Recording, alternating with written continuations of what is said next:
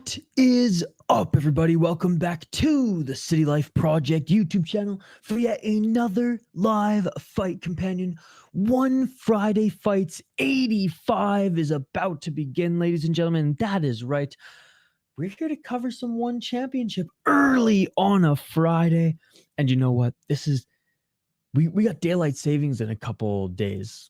I know there's some regions of the world, hell, some regions of North America that luckily do not have to get involved with daylight savings. This will be the last morning where on the East Coast it starts at 8:30 Central Time, where I'm at starts at 7:30. It's gonna be 6:30. It's gonna be 6:30 for me. It's gonna be 7:30 for you, Jay, and everybody on the East Coast moving forward. And not the busiest day of work. I got a couple little things I got to do, but no early meetings, which I've had to shoot like the last 4 or 5 weeks. So excited to be able to cover this. Yo, what's up, Jelena? Yo, I gotta see your fight, dude. You gotta send me the name of the promotion. We're waiting. Good to see you, buddy.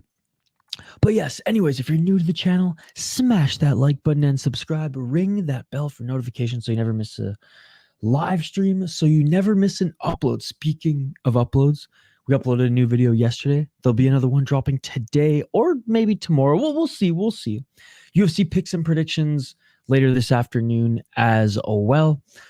But yeah, we got a heavy Muay Thai card as always. 2 MMA fights, but funny enough, they haven't been doing the MMA fights like right off the bat on the card like they used to. I would say the past 78, 79 out of the last 85 of these Friday fights. We're actually starting off with Muay Thai, which, hey, no complaints. Maybe they're realizing their YouTube retention gets a little bit better when they don't start MMA. No, I'm just kidding. Well, probably. But anyways, Jelani, how you doing, buddy? Yes, will do. Still trying to get a translations for the name of it. If you even just have like an email of it or anything, just like copy and paste it, and I can just straight up throw it into Google Translate and we'll find it. Or just ask them for the link. All right, Omar Drissi against Tomoki Sato is coming up next, ladies and gentlemen. Now, Omar Drissi, let's take a look. 24 years of age. This will be his second fight in One Championship. He beat another Japanese guy, Soichiro Arata, who he beat via knockout in the 3rd round at One Friday Fight 70 back in August. Looking at Tomoki Sato, who's making his walkout now. Okay, he's a Tiger Muay Thai guy. 33 years of age, 1-1 in the promotion, lost unanimous decision in his last fight at One Friday Fight 63, and at One Friday Fights 51 back in February, he won via decision. So this will be his 3rd Muay Thai fight under the One Championship banner in 2024. Each of them are hard hitters, even though Sato has not just flat out finished his opponent yet in this promotion. It's bound to happen with the small gloves soon, especially since he's, like I said, visibly done some damage to his opponents before. But I'm going to go Omar Drissi for this one. Younger, hits hard as well. Used to fighting Japanese kickboxers. Yo, what's up, Jay Jupiter? Yes, smash that like button if you haven't already. How's it going, Jay Jupiter? Yes, please do. About to get back into training as we speak. Nice. Hey, what's up, Mikey P? Good to see you. How you doing, Jay Jupiter? Good morning.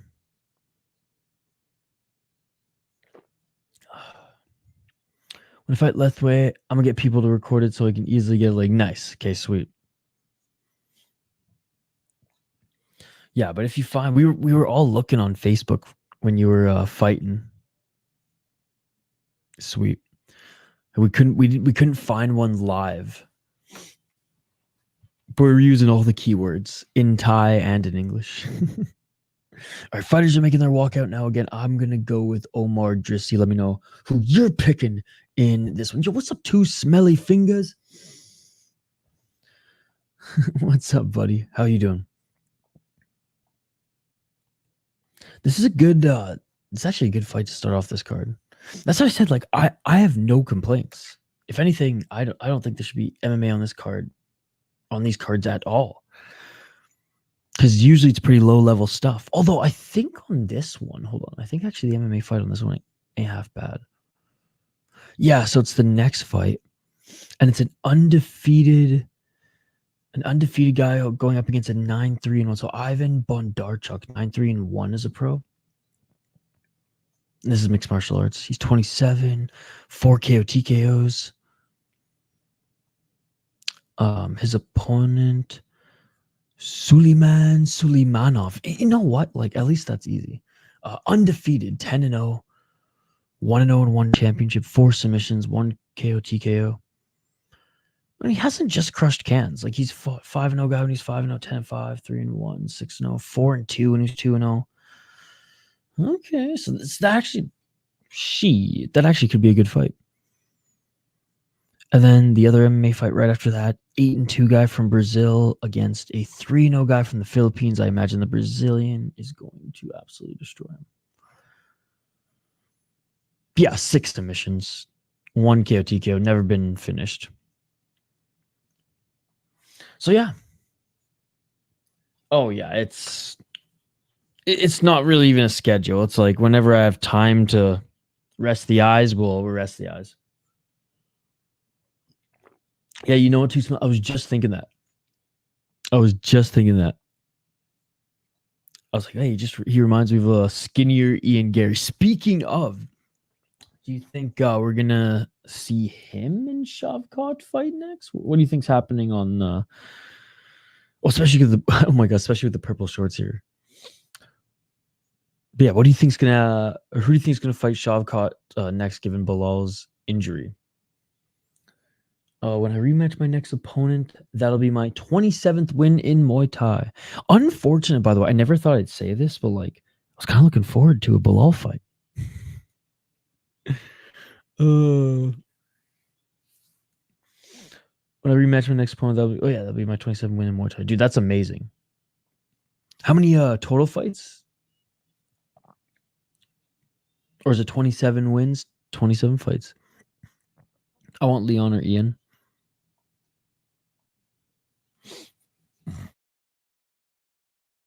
All right, ladies and gentlemen, fighters are being announced in the center of the ring. We have the play-by-play here momentarily. And again, I just woke up like 20, 30 minutes ago, so voice still warming up too, ladies and gentlemen. So don't mind me as I continue to rub some of the sleep from my eye, but we got a nice, warm, strong cup of coffee. We got the homies in the live chat. We got some Muay Thai here, ladies and gentlemen. Let's fucking go. But let's put this a balloon. 27, 5, and 3. That's not bad at all, but I have kickboxing and boxing and BJJ fights. Yep. All right, here we go, ladies and gentlemen. Round 1. 3 3-minute rounds. Round 1. Let's get it on in a low kick already by Sato.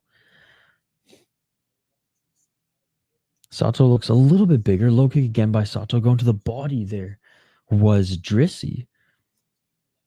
Sato with the left jab. Low kick by Sato. Right uppercut by Drissi. Each of them landed a low kick. Yo, what's up, Pick'em MMA? How you doing this morning, buddy? Honestly, not a bad weekend of fights. A lot of lower promotion stuff, but a lot of it. What are you covering this weekend? Yo, big shout out to Pick'em MMA. Yo, what's up, Dylan? Let's fucking go watch a few fights before work. Let's go. How's it going, dude? Check the schedule that we have this weekend, Dylan. It's a big one. A lot of good shows.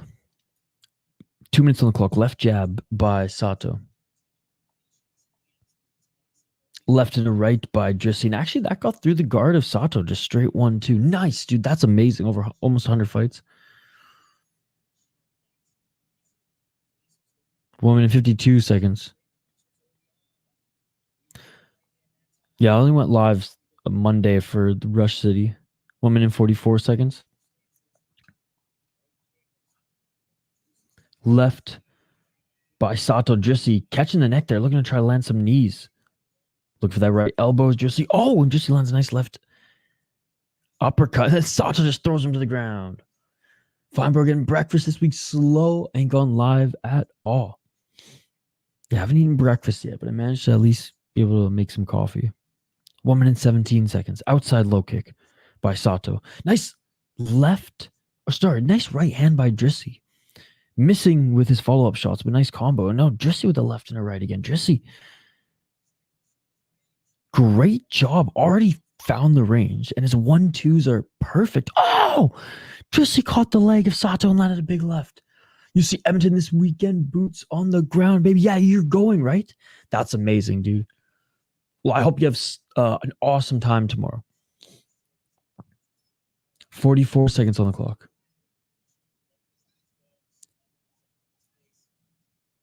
UFC could have picked a better spot to take those pictures, by the way. But no shame, Edmonton. 30 seconds on the clock. Let's go, Dylan. Dude, that's going to be so awesome. Canadians are going to do a lot better on that card than the Toronto card. People forget about the Vancouver card, too. People just have short memories. Recently, UFC, for at least for the Canadian success, and for just how good the cards have been as well. 1-1. Vancouver was awesome. Toronto was horrendous. Edmonton's going to be good too. Drissi did a great job in that first round. First round just ended there. Going for the tie clinch.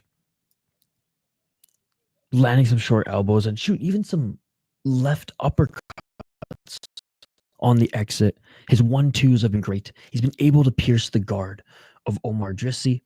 And his range, it seems like he's found his range. Round 2 coming up. 35 fights in Muay Thai, 12 Muay Thai fights, 4 boxing fights. I forget how many BJJ comps and fights I've been in. I'm praying for a Derek Lewis KO. Oh, me too. Been doing since I was a little kid. Yeah, they went 6-0 in Vancouver. Yeah, because everyone's just oh, the Canadians suck. Oh, the Canadians suck in Canada. Yeah, in Toronto they did, but Vancouver they were good. Now, at the end of the day, I probably care less than most Canadians. I want to see City do well because he just looked outstanding in his last fight. Round 2. Let's get it all. Jazz do vicious as well. Root for her, but I wasn't on the Mike Malott train. Seems like a good guy. Everyone was saying he was going to be a champion, and maybe he is someday, but still has some work. Anyways, each of them are trading the pocket right now. Left hand, left and a right. Step back left by Sato. Oh, left and a right by Drissi. Drissi, tie clinch. Drissi with some knees to the body. Drissi with another knee. Sato just trying to shake him off. 2 minutes and 25 seconds on the clock. They're still fighting in the clinch. The face-off promo pictures UFC took in downtown, and it just looked like an absolute dump. 2 minutes and 13 seconds on the clock. Oh! Sato just dropped Drissi. Sato just dropped Drissi with an overhand right. Drissi's hurt. Can Drissi get up? Drissi's wobbly. This fight is over. Sato wins. Oh my God. Danger zone. Nah, man, you ain't no sheep. Most UFC fans are sheep, though. I'll say this. Most UFC fans who aren't MMA fans, because there is a difference. UFC fans who don't follow any other mixed martial arts or combat sports, you got the fact that you're here right now means you're not a sheep. Those are the plebeians, man. Good to see you, by the way. Kickboxing. Dude, he's so good. Oh, man, I'm sorry to hear that. This is the time of year I feel like everyone, when the seasons change, everyone gets a little sick. So I hope you feel better. Should have gone to the River Valley. I know, dude. Like I'm saying, this wouldn't have happened in Calgary. This wouldn't have happened in Calgary. What a great fight, ladies and gentlemen.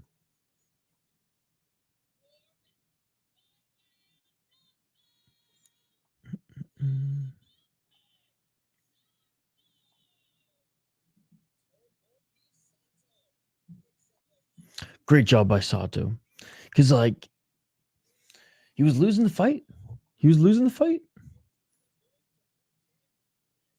Hey, what's up, Amberly? Good morning. How are you doing?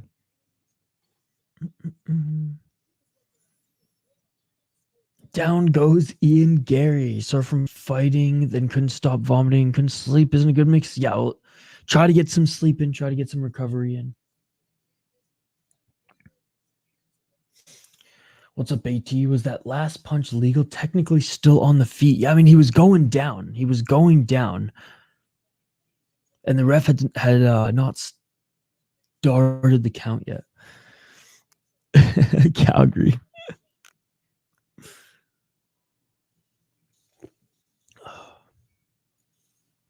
I mean, there's some spots there too they could have done.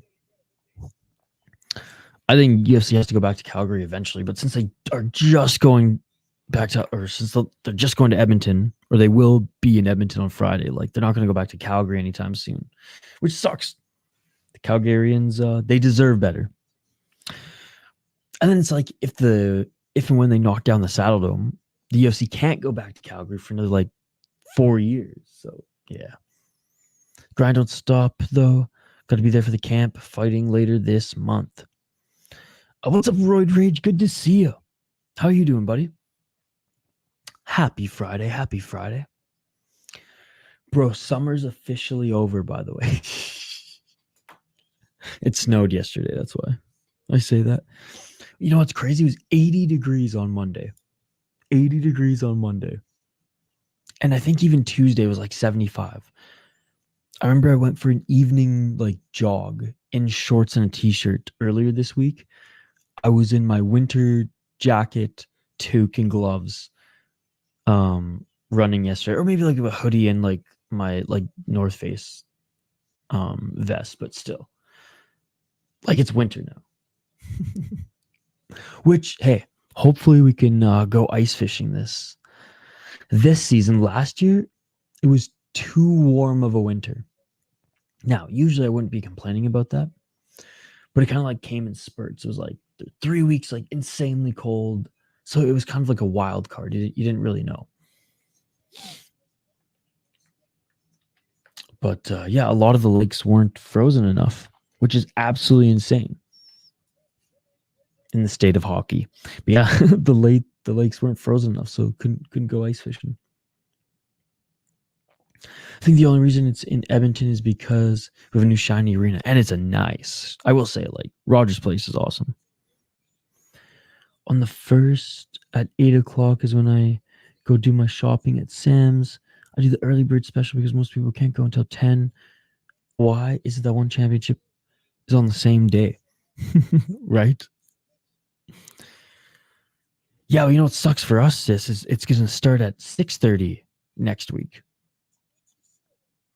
7:50 p.m. Bangkok time. Probably go train around 8. Nice. Yeah, you're like in the future. You're like a whole day ahead of us.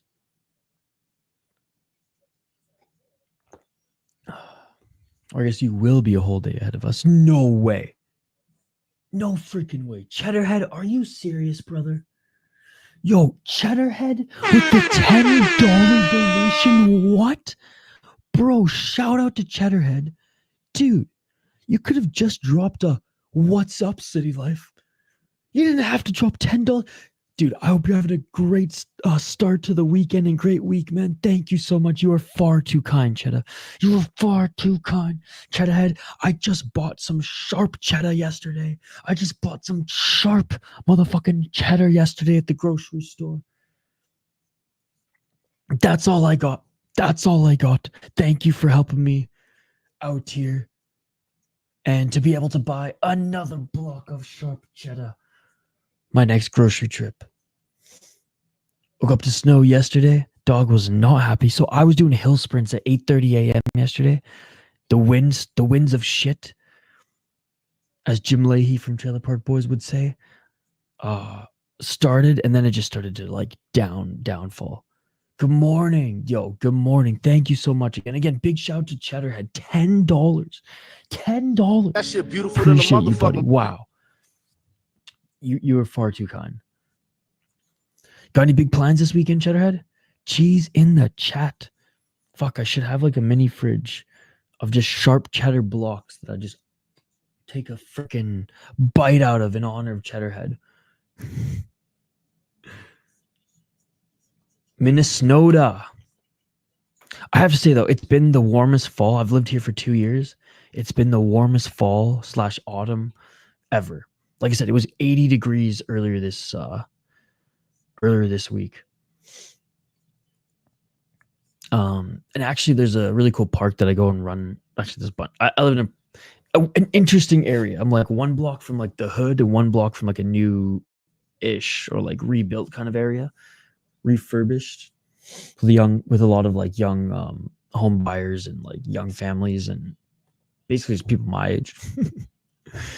And a few sweet parks and shit like that on one side, and then like the other side you just don't go to. But anyways, long and short of it, there's a park that I go and run at regularly, and literally like I have like I have a nice camera that sometimes I use, or I used to use for streaming, but now I just use this webcam, which is pretty good. And I was gonna go take just like some time-lapse video of just some of like the trees, and like there's a lake and like a tree in the lake there, because it was all like multicolored, still yellow. One tree was still green, one tree was like nice bright red, and I was like, oh, this is just like for B-roll shots or whatever. I can maybe use this, or I don't know, it's just cool. It's some artsy fartsy shit. And if you have a camera, you might as well take some shots, right? Literally yesterday,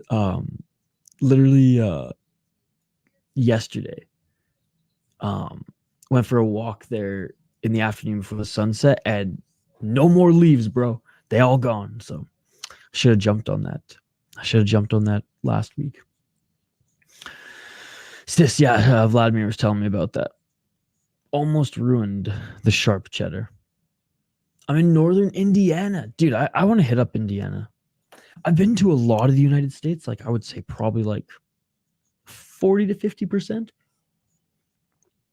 But I want to do a big country.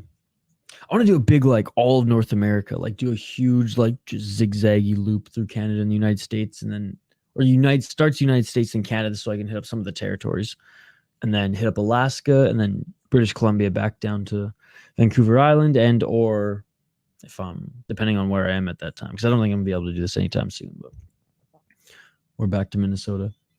Anyways, Suleymanov, ladies and gentlemen. He is 31 years of age. And again, this is an MMA fight. He won via submission in his first fight in the promotion. His opponent, Ivan Bondarchuk, 27 years of age, also got a win in the promotion via unanimous decision. So his opponent got a submission. Bondarchuk with a unanimous decision. And again, Suleymanov 10-0 as a pro. Ivan Bondarchuk 9-3-1, 4-0-1 no contest in his last 5 fights.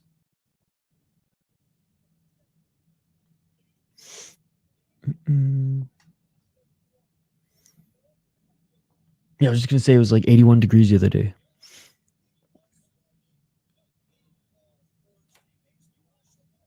The Great Lakes are round 1. Let's get it all. A rare one championship stream day, which is never gonna happen again, because 6:30 next week, where one of my roommates is already awake. The other one's still in a food coma and candy coma.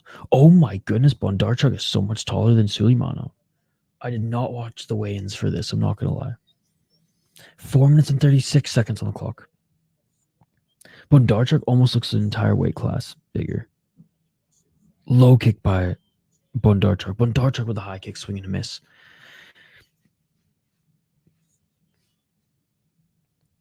Suleymanov looking for his entry. Light on his feet. Bondarchuk, honestly, pretty light on his feet as well. His back and forth movement is wide stance. Right hand by Suleymanov. Low kick by Suleymanov. Nice left jab by Bondarchuk. 4 minutes on the clock.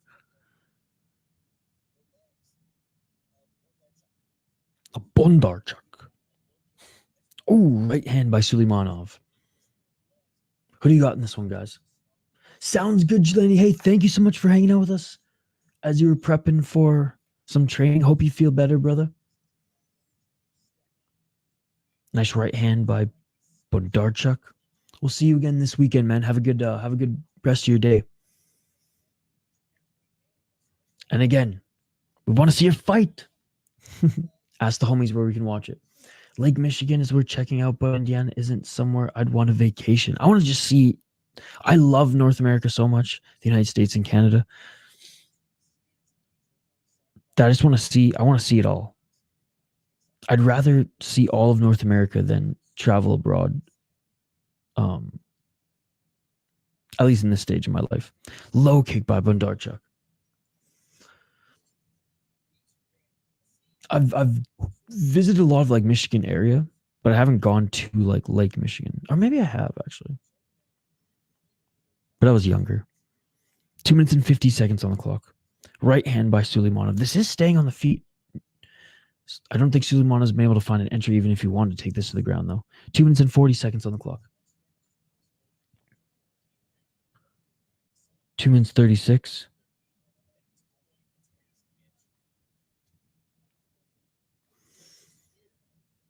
Yeah, there's a lot of really good fighters from the Middle East, Mo. 2 minutes and 23 seconds on the clock.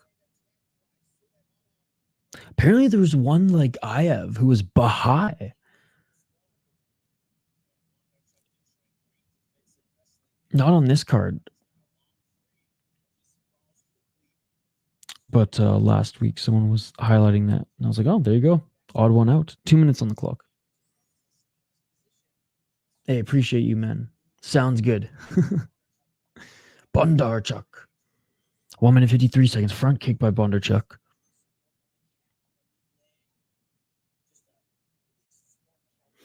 Ryzen's doing a really good job, by the way, signing some really good international talent from the Middle East and kind of the Caucasus area.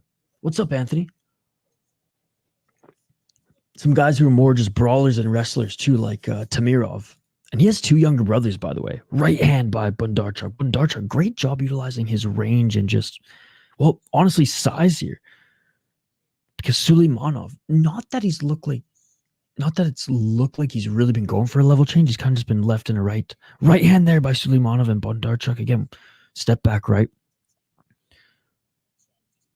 Suleymanov kind of telling Bondarchuk, that one was a little low, but we don't have to stop the action. Front kick by Bondarchuk. But yeah, overall, Bondarchuk doing a good job at controlling the range, and there's the takedown attempt there by Suleymanov. Great stuff by Bondarchuk. Suleymanov with the left single leg. Bondarchuk defending back up against the ropes. How much wood could Oh my God. How much wood could Bondarchuk chuck if Bondarchuk could chuck wood? Yo, what's up, Anthony? The Slims. 37 seconds on the clock. And Suleymanov cannot get Bondarchuk to the ground. Good morning, Anthony. How you doing today, buddy? 24 seconds on the clock in this first round. Not a bad round. It stayed on the feet, and it's still on the feet despite Suleymanov trying to take this to the ground.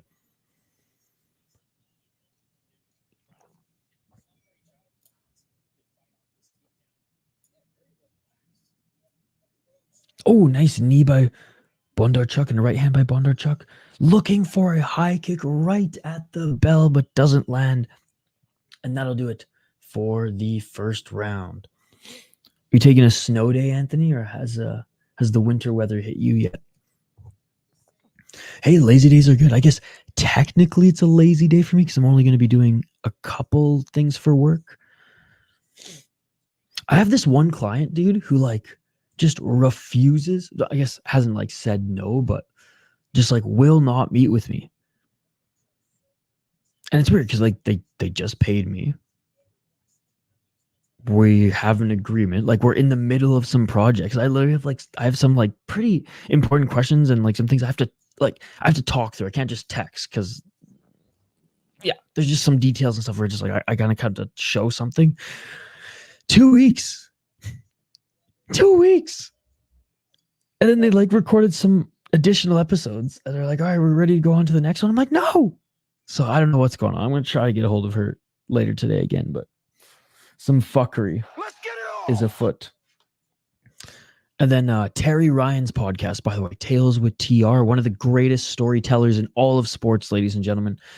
I was honored to be picked up again as his producer. I worked on his show, I think, for the first 30-ish episodes, and now he's on 300 something.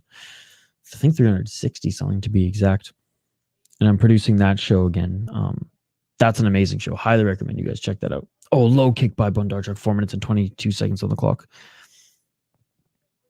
Yo, Mr. Grant. I was literally thinking of you today. I was like, I'm doing a one championship stream. I wonder if Mr. Greg Gregory would be here. How are you doing, man? It's been a while. I'm alive. How you been? I was honestly going to send you a message on Twitter if you didn't if you didn't drop by in the stream. No joke. Because I haven't done a one championship stream in a little while, and Mr. Grant hasn't been around in a little while. How you doing, man? I hope all is well. Hope you and the family are doing okay. It's good to see you, man. It's good to see you. It wouldn't be a one championship stream or a Ryzen stream even. Some sort of Asian combat sport without Mr. Gregory, the man, the myth, the legend in the live chat. Spamming kicks right now is Bondarchuk, by the way. Good to see you, sir. They're intimidated by your Riz, bro. It was storming past couple days. Oh, big right and left by Bondarchuk, followed by a knee. 3 minutes and 48 seconds on the clock. Is the Russian wearing Eagle FCG? Oh, big lefts by Bondarchuk. Suleymanov falls to the ground. Suleymanov back up to his feet. He might be. Dude, great job by Bondarchuk with the left.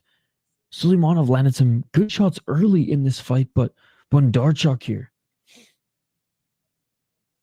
Low kick. Bondarchuk pressuring Suleymanov blitzing there with a few shots. It's alive.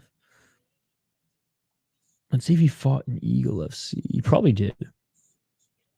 Oh, a nice left jab by Bondarchuk. It's honestly a pretty good fight. He's never fought in... He's fought in JCK, but he's never fought in Eagle FC. Desperately going for the takedown here. It's Bondarchuk, couple hammer fists. Or desperately going for the takedown here is, Suleymanov. Bondarchuk with some hammer fists defending the takedown. He's fought in Open FC, but no, never fought in Eagle. Oh, and a nice takedown by Suleymanov. One can hope, Mo. One can hope. But again, not for him. I'm not wishing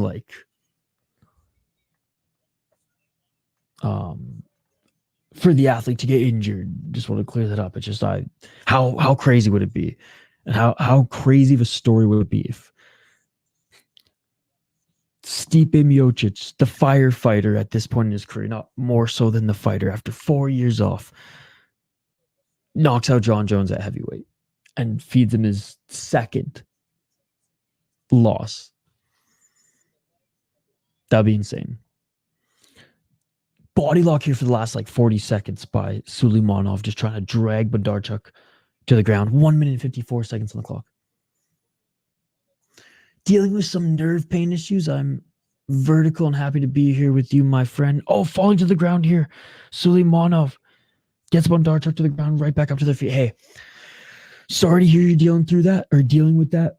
Sending best wishes, best vibes in recovery and or management of it. And I hope you feel better, man. But yeah, great to have you here as always, my friend. What cards are you looking forward to coming up, Mr. Grant Gregory, as we close out 2024? Always some good cards at the end of the year. 1 minute and 15 seconds on the clock. And yet I noticed that too. Cut off his fingers. Yellow. Oh, is he going to get a yellow card? Oh! Bring out the yellow cards. Bring out the yellow cards. Ivan Bondarchuk feet gets fed a yellow card. That was his second rope grab. If only UFC refs gave a fuck about cage grabs as much as one championship cares about rope grabs, the world would be a better place. World peace would be afoot. All of this Earth's problems would be solved.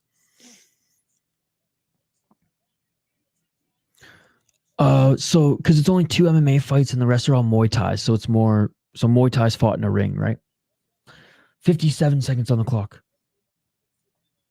You picked a good one to start watching one championship because like their Muay Thai shows are way better than their numbered shows these days. 48 seconds on the clock, and looking for the backpack here is Suleymanov. Suleymanov with the right hook. Suleymanov jumping on the back of Bondarchuk. Backpack, backpack, backpack, backpack, yeah! Again, both hooks are in. 30 seconds on the clock, pushing Bondarchuk into the corner. Trying to soften him up here. It's kind of forcing him to grab the rope again. I think it's his own logo, but it definitely reminds me of Eagle fight kits. The team had matching shirts. I was talking shit as usual. Oh, okay. Here I am, like looking it up. Oh. Choke's not quite in yet. But, saved by the bell, and that is it for the second round. Dude, honestly, Bondarchuk was saved by the bell there. That right arm was almost under the chin. I mean, if Bondarchuk like drops Suleymanov like twice in this round, then I do think he could win the fight. But I think, it's going to be interesting because Suleymanov did drop, I think. Bondarchuk did drop Suleymanov at one point in that fight, but then overall Suleymanov just, I think, got the better of him. It's tough because Bondarchuk did more damage. It was an elbow that dropped him. Did more damage, but like really like not that much overall, where you're like, well, like clearly criteria-wise, clearly he's up. It's like, it's close. But look at that right eye of Suleymanov. Anyways, these fights aren't scored round by round. They're scored as a whole anyways, but I think so far, Suleymanov, you can make the argument slightly up. First round close.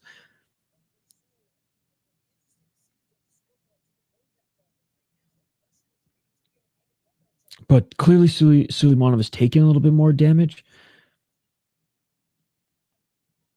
But he almost finished Bondarchuk. Looking for the spinning back fist with Suleymanov. Swing and a miss and falls actually to the ground. Looking for the single leg. And it's crazy because Bondarchuk will stuff the takedown. Suleymanov will grab the single leg and usually have success. But great job by Bondarchuk there. 4 minutes and 25 seconds. Swing and a miss by Suleymanov and left and right by Bondarchuk.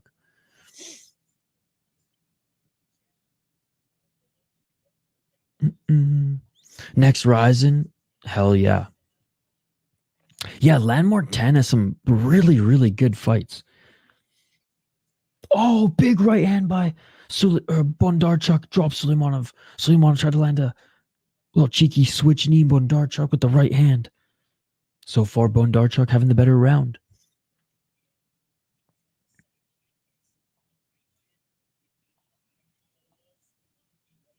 Oh, and again going for the takedown there. Suleymanov, 3 minutes and 43 seconds on the clock. Honestly, I left my house to go grocery shopping, and that is it. I wore a hockey jersey out grocery shopping for whatever that's worth, though. But I mean, I'm Canadian, so it's basically like a t-shirt to me. 3 minutes and 20 seconds on the clock, even if it was a Wild jersey. But nope, roommates and I didn't do anything. We handed out some candy, but we actually had quite a few kids in the neighborhood show up, which was nice, given it was the first snow day as well. 3 minutes and 8 seconds on the clock and a right. Trying to get that right hook in is Suleymanov to climb on the back of Bondarchuk again. This could go exactly the way the second round went, which, again, a hard round to score. Or I guess making it even harder to score this fight. I saw your costume, by the way. Great work. 2 minutes and 47 seconds on the clock.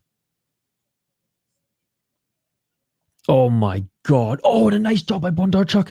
A reversal and he falls on top of Suleymanov.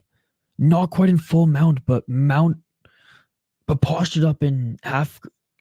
Yeah, postured up in half guard. Honestly, like, it would bring balance to the forces, the nerds would say.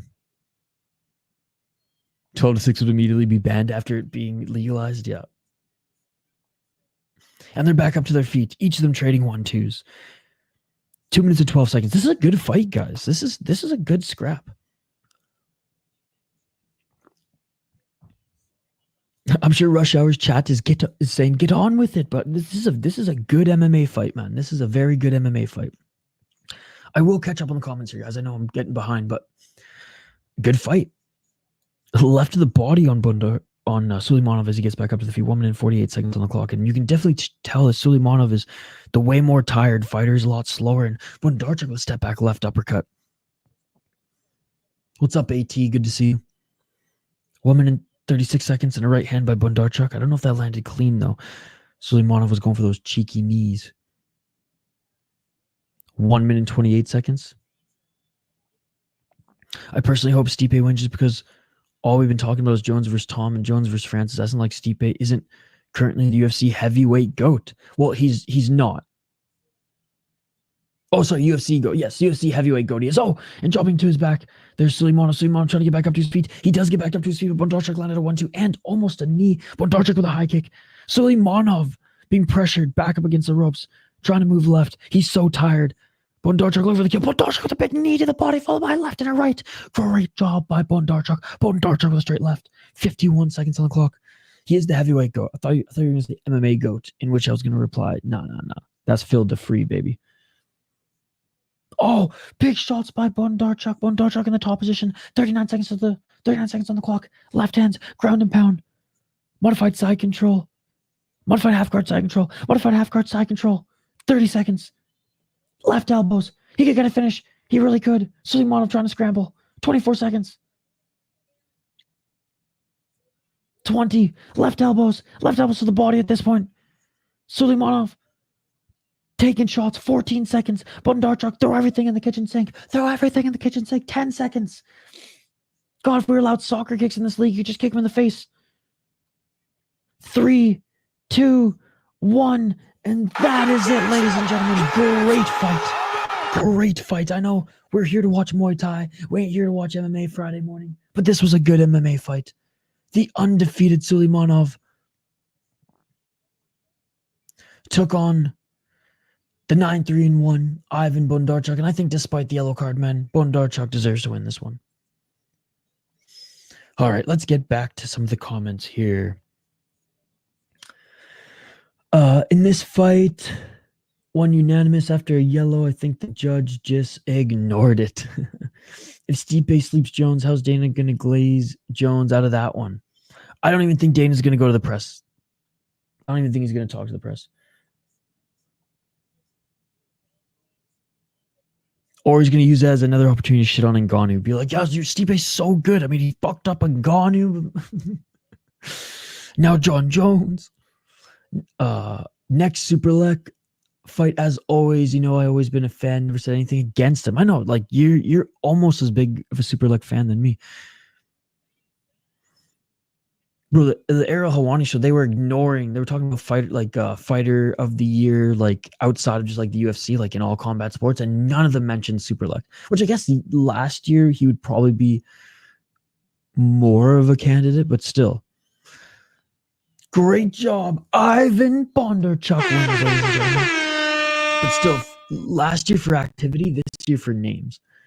Dana has always disrespected his former or less favored fighters based on whoever the flavor of the month was. There was a time he was calling John Jones scared of ducking Francis, and there was a time where he said Demetrius Johnson was the best in the world too. Wish I had that video. Wrestling up is a cheat code. Just know that getting up is harder than it looks. Oh, absolutely. That's another reason why I've always respected Derek Lewis. Now, he wasn't able to do it against Almeida, but now fuck Almeida. In the cage. Almeida outside the cage seems like a great human. In the cage, man, fuck that shit. I was happier, I think, than anyone when Curtis Blades hammer-fisted the fuck out of him.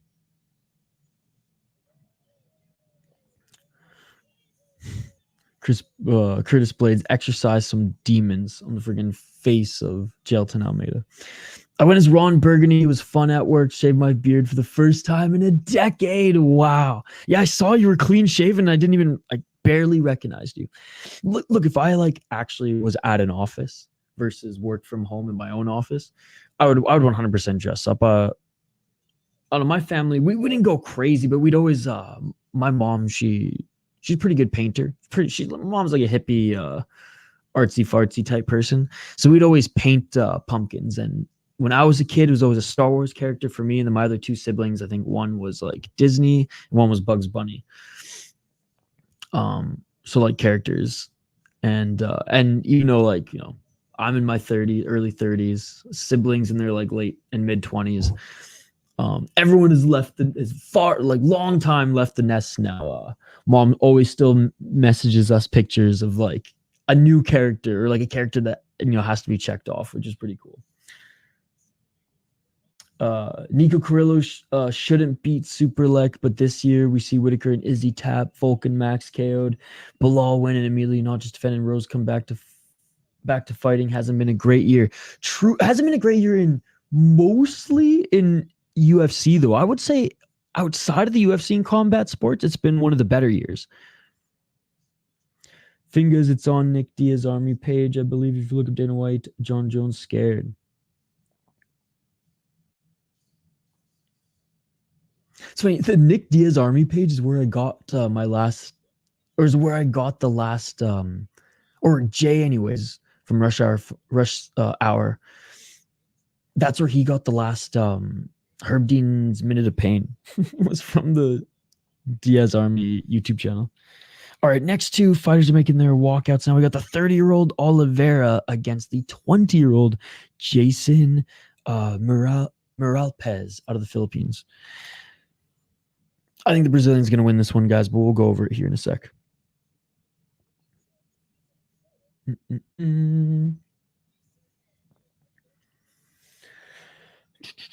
Rangy body shots. I was very selective and pointed in my title in order to avoid such arguments regarding Stipe. Yes, thank you.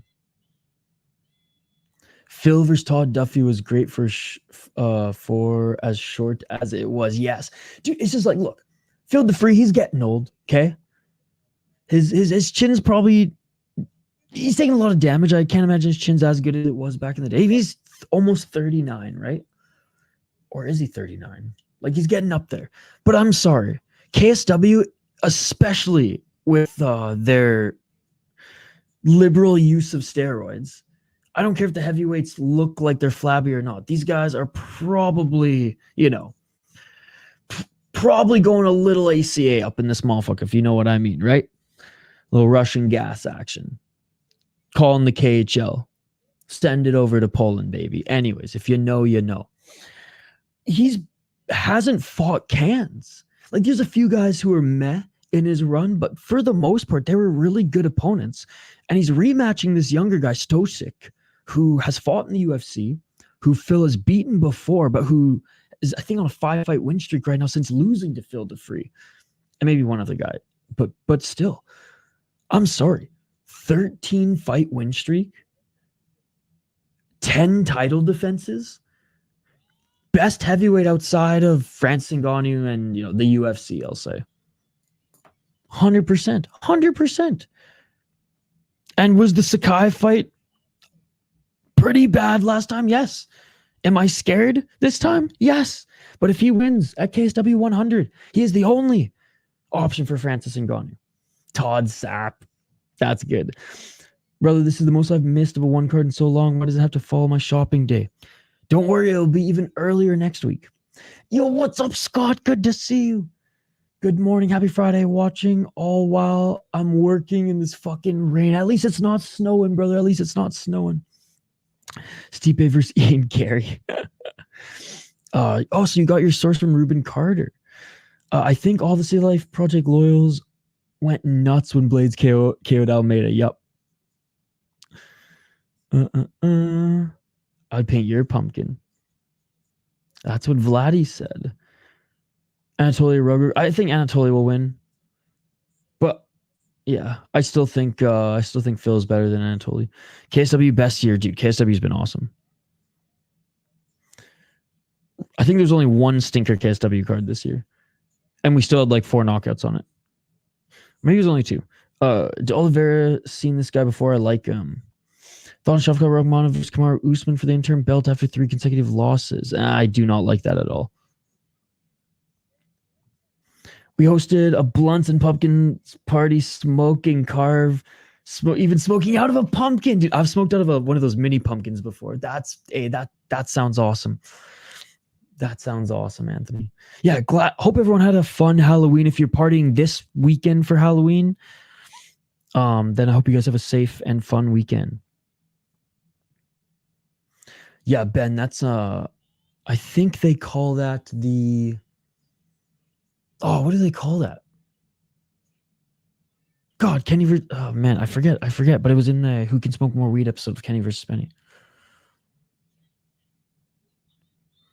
All right, fighters are being announced. I know, I was thinking that too. Why does Oliveira look like he's Elvis Brenner's uncle? The Tokyo Tent, that's what it's called. The Tokyo Tent. He'll get cut and be here soon. Is a good matchup with the Monkey King. Smokes and Blumpkins better than Pumpkin.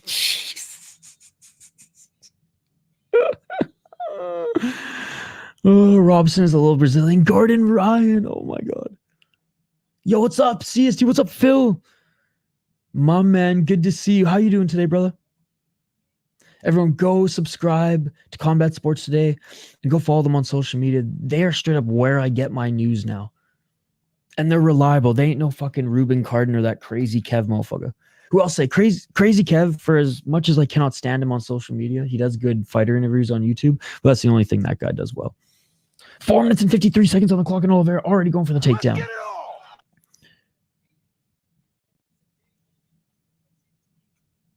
And Oliveira, again, 8-2 as a pro, looking for the single leg. 31 years of age. He actually trains out of Vietnam, funny enough. I guess he's half Vietnamese, half Brazilian. That's a new one. 4 minutes and 28 seconds on the clock. Still can't get Moralpes to the ground. But 6 submissions for Oliveira. 1 KO, TKO, 1 decision. 3-0 in AFC. 1-0 in 1. He was actually a champion in Lion Championship and AFC. Great job by Moralpes here with the takedown defense. Oh, grabbing the rope. Grabbing the rope is Moralpes. That was a full-on wrist grab, too. Cut off his hand. Cut off his hand. Not just a finger. Cut off his hand. Oh, he's getting an automatic yellow card. Oh, dude, these refs ain't fucking around. These refs ain't fucking around. Emotional damage. Dude, the UFC could take notes, bro. The UFC could take notes. Anyway, Jason Moralpes, 3-0 as a pro, 20 years of age out of the Philippines. And again, Oliveira goes right back for the takedown. Oh, yeah, this guy's beaten a 1-0 guy, 1-1, and 0, and a guy making his debut. Oh, knee to the body on Oliveira. I know, Captain Awesome made that very clear. Which, like, hey, I have nothing against Karate Combat. I love supporting them. Inside control, here's Oliveira. He did get Moralpes down, by the way, 3 minutes and 36 seconds on the clock. I just want Ryzen to start building up their heavyweight division. I feel like it was a swing and a miss by Barra, assuming he didn't reach out on a guy who would just be such a big, like, novelty and beloved by the Japanese people. Oliveira in full mount. Oliveira in full mount, I imagine, going to try to set up an arm triangle or push up to land some ground and pound. Munkin wins head kick. I don't think he's not fighting today. Rubilis versus Alvey on the way. Herb Dean usually wanted to give yellow cards fast. Full mount here. Oh, look for an armbar. Good little scramble by Moralpes. Oh, and Oliveira stays in full mount. But anyways, he will dominate in Karate Combat given his setting up a reverse triangle. Dude, Oliveira's sick. Oliveira's nasty. Reverse triangle from mount. Fucking A, bro. Setting up a reverse triangle from mount and now landing some shots. This is like crucifix, reverse triangle, and full mount fucking pressure here, ladies and gentlemen. He could even go for the armbar if he wanted. This is absolute domination. And he does go for the armbar. He does go for the armbar here. Oh my goodness. Now just triangle. Armbar. This is over. He's going to tap. Oh, scramble. The triangle's still locked in regardless, though, here. I mean, when's this guy going to tap? I clearly felt the tap. Oh, is he scrambling out of it? 2 minutes and 7 seconds on the clock. He does scramble out of it. Great job by Moralpez. Still in danger here as Oliveira is still holding on to the arm. But 1 minute 59 seconds on the clock. Popped out. Wow. No finish. Boring. Alvi gonna be Robella. Gonna beat Robelis. Oh, still. Oh, now looking for an armbar. There's Moralpez, but he escapes. 1 minute 40 seconds on the clock. And Oliveira right back up to his feet. Looking for the takedown. Knee attempt by Moralpez. 1 minute 37 seconds on the clock. So he has a black belt with red stripe tatted on his arm. What do you expect? Oh, got you. I thought you were talking about Jerry Brooks. Bacon, a blunt, and some shopping. Eating bacon, smoking a blunt, and going shopping sounds like an amazing Friday. Nah. Dude, watch Sam Alvey actually beat him. Nice takedown by Oliveira. But no, Robelis' style will fit karate combat so well. And I'm sure Robelis will start doing some jiu-jitsu competitions because I know he said he wanted to because he wanted to get better in that, but didn't have time upon being signed to the UFC. 53 seconds on the clock. Definitely should have gone through. Oh, come on. Knee to ground of the opponent. Let's see some superior rule set action. Come on, Oliveira. Knee him in the face. Knee him in the face. Come on, Oliveira.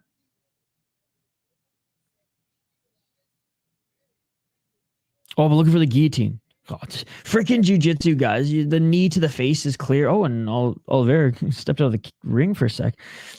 Freaking knees to the head were clear. There was a clear lane to kneeing your opponent to the head, and instead you go for the guillotine? Bruh. I know. Big fucking sigh, especially when there's an opportunity for some superior rule set action. Technique-wise, mid, but he's got the death touch. And he can take a punch, too. I'm joking, I never have a kid. No one wants to reproduce with me. Making some chili today in true MN fall fashion. Nice. You know, I was gonna do a roast or make some stew. My favorite stew to make, it's pomegranate, walnut, onion, chicken stew. And it's amazing. And you put it over rice. Oh my God. It's so good. You roast the walnuts and then you grind them up. You put them in like a food processor and basically into like a dust. And then you fry some onions and chicken, like just brown them. Then you put them with some pomegranate molasses, some chicken stock or beef stock. It doesn't matter. Onion, the chicken, the pomegranate molasses, and the walnuts, and you just and you let that just simmer for about 6 to 8 hours. Oh my God, the chicken gets all shredded. Oh, looks like I have an alarm. One sec, guys. Round 3, by the way. Round 3. Oh my God, that's loud. Oh, sorry. Round two. This is the Ish, if you're not awake, get the fuck out of bed alarm.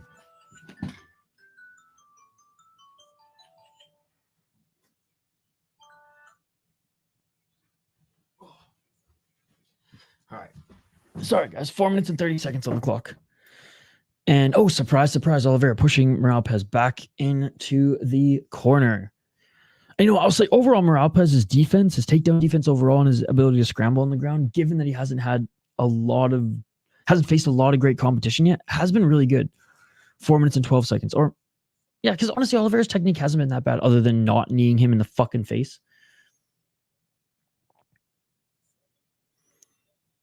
I think Francis would absolutely destroy him. Both, or either in the striking or just like taking him to the ground and pounding him. It's crockpox season, son. Absolutely. I don't like Oliveira in this anymore. Tuesday's going to be fun. Sounds bomb, almost like chicken wild rice of a different region. Yes. 3 minutes and 36 seconds on the clock. And look, I want to be very clear. I wasn't one of these guys who said that Despain was going to be a heavyweight champion or anything like that. I very much was like, okay, we got to see what he's got in the UFC. especially since his first fight was like kind of fluky. Not fluky, but you know what I mean. It went the same way as like his regional fights, which were just like we didn't see a lot of fight, right? Never went past I believe the first round, and if he did, maybe there was like that one fight that was like early second. I don't recall, but and he was signed when McMahon was probably a couple beers in at the Fury event, looking for some new talent. Look for the arm triangle choke. Here's Oliveira as he gets into the full mount of Morales again as he finally was able to take him to the ground. It was still a interesting.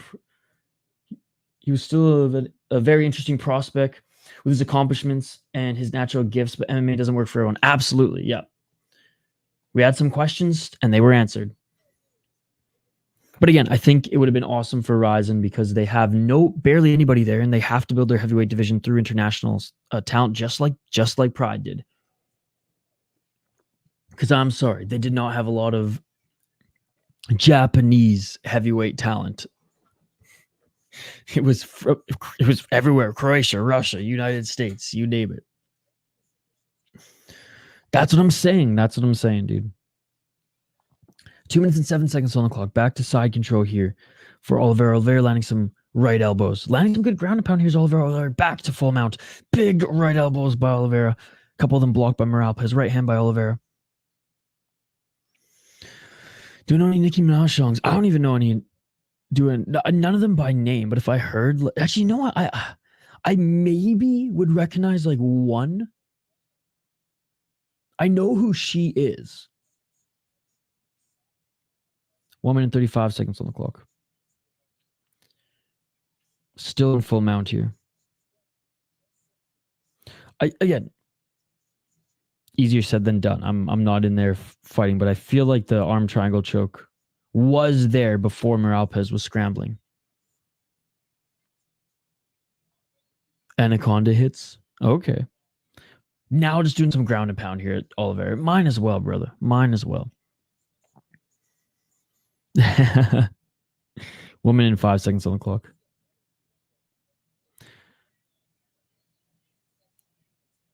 $59 seconds. Oh, looking for the reverse triangle again. Looking for the reverse triangle again. Dude, now he just gets not quite in the triangle position here. Rolled into it. Oh, a nice left elbow by Morales, but Oliveira, this is tight. This is tight. He might go out. Is he out? Is he out? No, he's not out. Okay, I thought he was out for a second. Whew, 33 seconds on the clock. I don't blame them after that prediction. There's always two MMA fights. Honestly, this hasn't been a bad fight either. It's been more of a grapple fest too, but Oliveira at least has some slick moves, and Morales has decent defense. The first MMA fight was actually really good though. But this is the last MMA fight. Then we're back to Muay Thai. De Ridder has sick Muay Thai, but he's gonna get what the fuck? Another alarm? I guess I just snoozed it.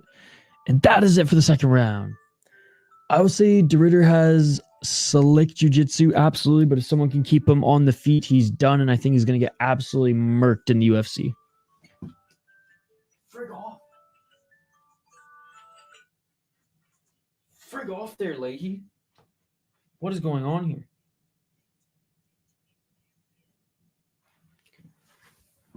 Sorry.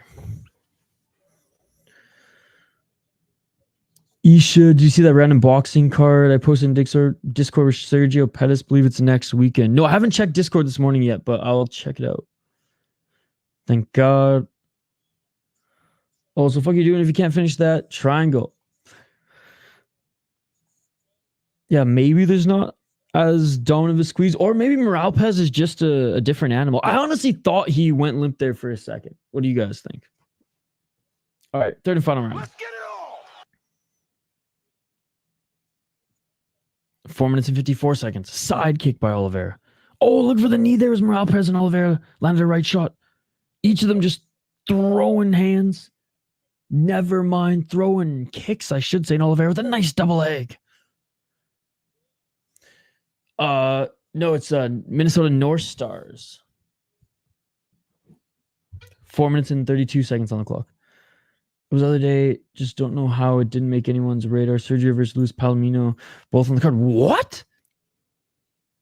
Yeah, no one's talking about that. I missed it too. 4 minutes and 20 seconds on the clock. What card is it? Rolling, looking for an armbar. There was Oliveira and Morales with a nice scramble. Morales in the top position. Throwing takedowns. It was very close to him being out. And another takedown by De Oliveira. By the way, big shout out to everyone joining us here today. Appreciate you guys. Don't forget to smash that like button. Fuck, we don't even have a poll question up. I should get a poll question up. 3 minutes and 42 seconds. Full mount again here by Oliveira. Finish him. Nice elbows by Oliveira. Like, Oliveira's having a good fight. It's just like, for how good of a fight he has been having, like, he should have finished his opponent by now. Guys, let's try to get to 40 likes on the video. Let's try to get to 40. There's 40 of you watching right now. If all of you smash that like button, we'll hit our like goal. Nice reversal by Morales in the full guard of Oliveira. 3 minutes on the clock. Yeah, Morales, man, scrambling, explosive, and seemingly has good cardio.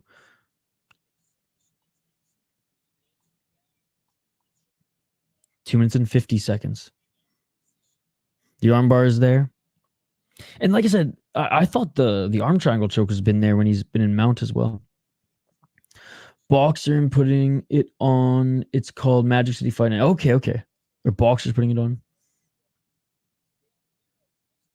Reverse from De Ritter. If Johnny Bravo and Gordon Ryan had a kid, this would be it. Exactly that. Getting in the top position here again is Oliveira. Oliveira looking to try to get the back of Morales, but Morales able to scramble. Morales with the takedown. Are you fucking kidding? What is this sport, ladies and gentlemen? What is this sport? Morales with the reversal. Morales with the takedown. Morales now looking for the rear naked choke. Morales now looking for the rear naked choke. You gotta be kidding me. What the fuck is this sport? What the fuck is this sport, ladies and gentlemen? Oh my god, is Morales gonna tap him? No, he's not. He's gotta get a hook in. Oliveira fighting the hands. Oh my god, he's going for it. And a knee by Oliveira as he gets out of it. 1 minute and 46 seconds on the clock.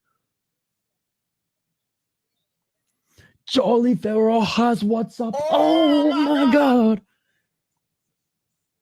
And a nice knee by Oliveira. It took him 3 freaking rounds to realize he could knee his opponent in the face. And Oliveira with the takedown again. Oliveira. So, like, changing. Oliveira can go from side control to half guard easily. Couple right elbows by Oliveira. Finishing this round strong.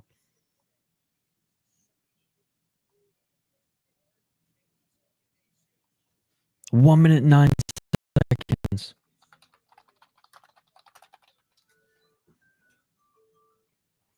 One minute full mount here for Oliveira.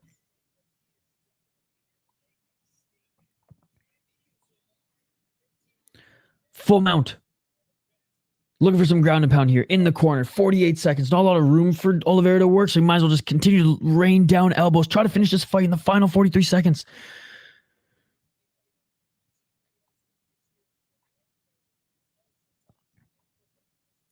Still in full mount.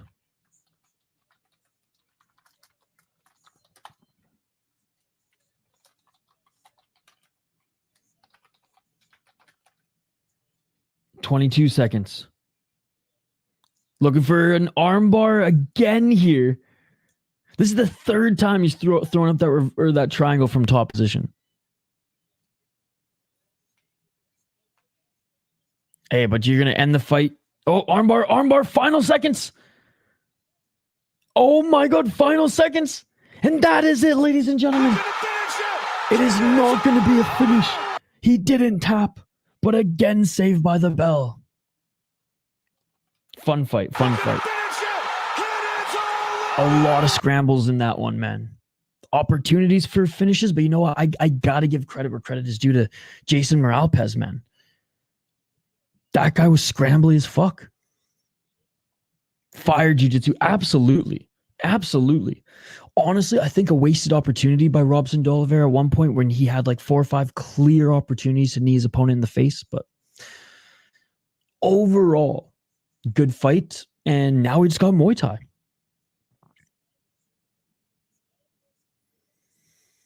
I think overall he did a good job. He was on the defense the whole time. When it gets good, this blonde guy just can't have it be fun. I don't know. He was always trying to go for a finish. It's there. Just go empty the tank. Kind of cool. Anglicuz is in town for the Ignite card in Cattenbury. He is not decorated, but has been around the block in MMA world for sure. Armbar was so deep, he got so lucky his arm would have broke. And Robson de Oliveira. What's up, buddy? I gotta disagree, bro. He was in so deep on stuff. He really should have finished. Well, twice it was saved by the bell, too. You gotta remember that. If there was 5 more seconds on the clock at the end of the first round and at the end of the third round, Morales would have been out. Good, dude. Good. We've only had 3 fights, but 3 good fights so far. I think Morales was holding on for dear life the entire fight. Yeah, oh yeah, me too, me too. Look, should have Oliveira finished one of those triangles? Sure. But he almost finished him 3 times. And then dominantly won the fight as well, so I can't really be too critical. And I'm more impressed with Morales' defense than anything. All right, catchweight Muay Thai next, ladies and gentlemen, against Junior Fairtex.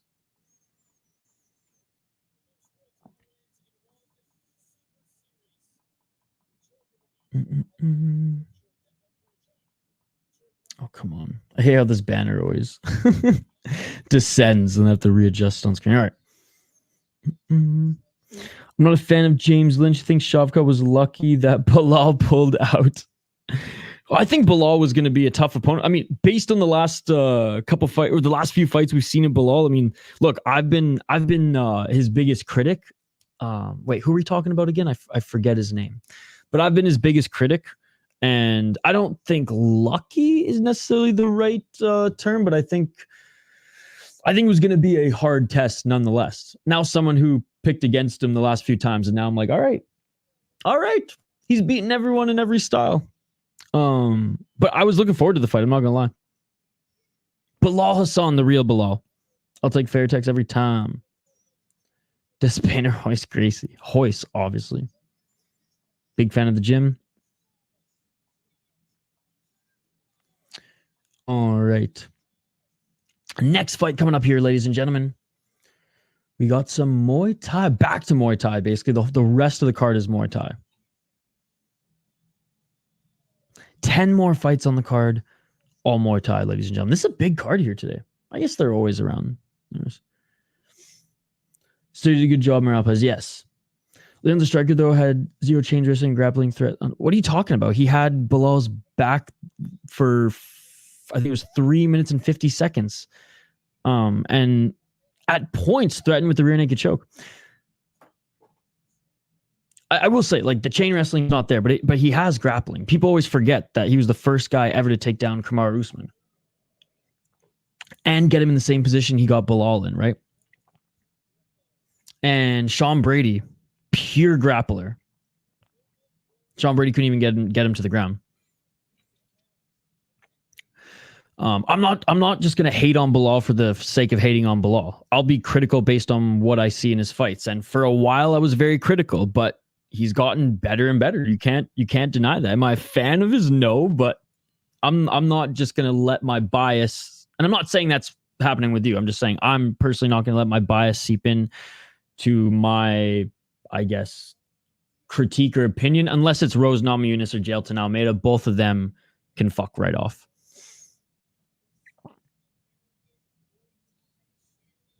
Yeah, I didn't say otherwise, dude. I didn't say otherwise. I had that guy beating Shavkat. To be honest, can't remember his name, but I had him beating Shavkat. I'll donate if someone wins via head kick. I'll probably be asleep soon, though.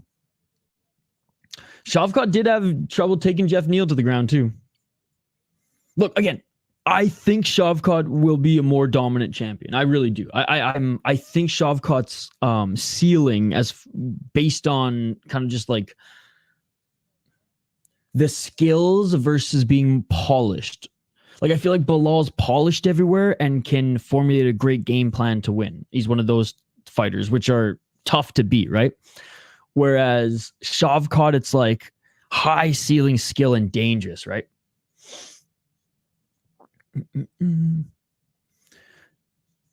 Yeah, again, I feel like you're trying to create an argument between us when we're on the same page.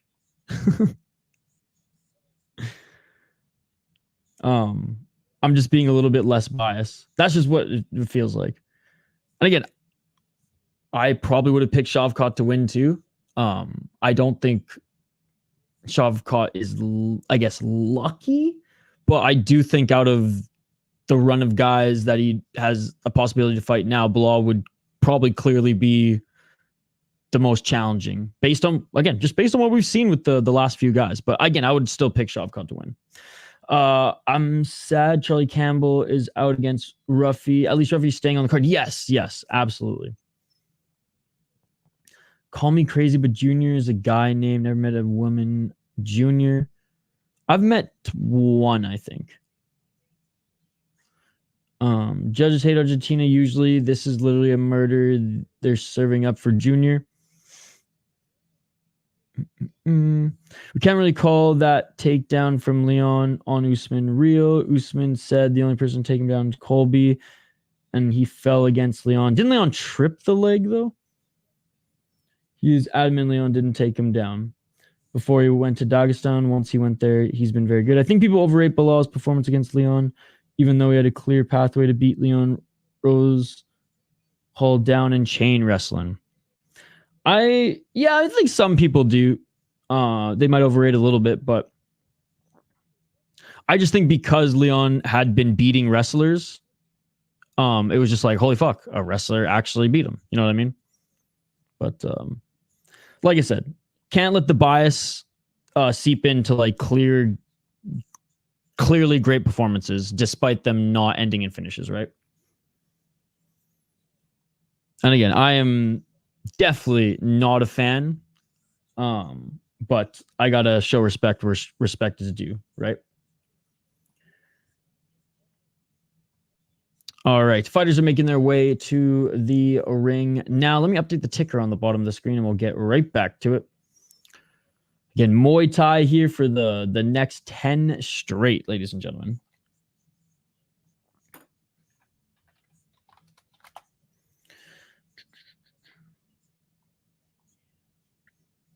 Yo, what's up, main card minute? Good to see you. What cards you covering this weekend? He outboxed Leon, homie. You can't outvalue that. Yo, I know that's what's crazy too. Respect to Bilal though. Hope he heals up, but we need shelf covers. JDM, Usman, or Gary for the interim strap. Not Usman. Usman does not deserve the strap at all. I hate when the UFC gives guys who are coming off losses fucking title shots. It actually, quite frankly, makes me sick. Like, most regionals don't even do that. Only Japan, but base Japan. But yeah, no, I think JDM I think JDM, isn't JDM still injured? I think, again, as much as I'm not a fan of Ian Gary really either, his fighting style is a little bit more exciting than Bilal, except for the MVP fight. Give Ian Gary the shot. Give Ian Gary the shot. Leon Dev took the fool down and Bilal beat Leon on the feet. No. AJ's not a troll, sis. I've known AJ for a while. Gary doesn't deserve a title shot. AJ is one of my homies from the MMA holes. I'll be doing a watch along for UFC Edmonton main card. Nice. Volk over Diego for the title is wrong too. Yep, agreed. Again, Volk coming off a loss. Why is he getting a title shot? Makes zero sense. Early engaged personal life, but it's hard to say he's not champion level if you watch him. Yeah, he's very good. I feel like they will still give it to Usman though, because it's short notice. He could sell main event pay-per-view because they gave to undeserved Colby. True. But Colby wasn't coming off a loss, was he? I mean, I know it was to Masvidal, but he's still coming off a win.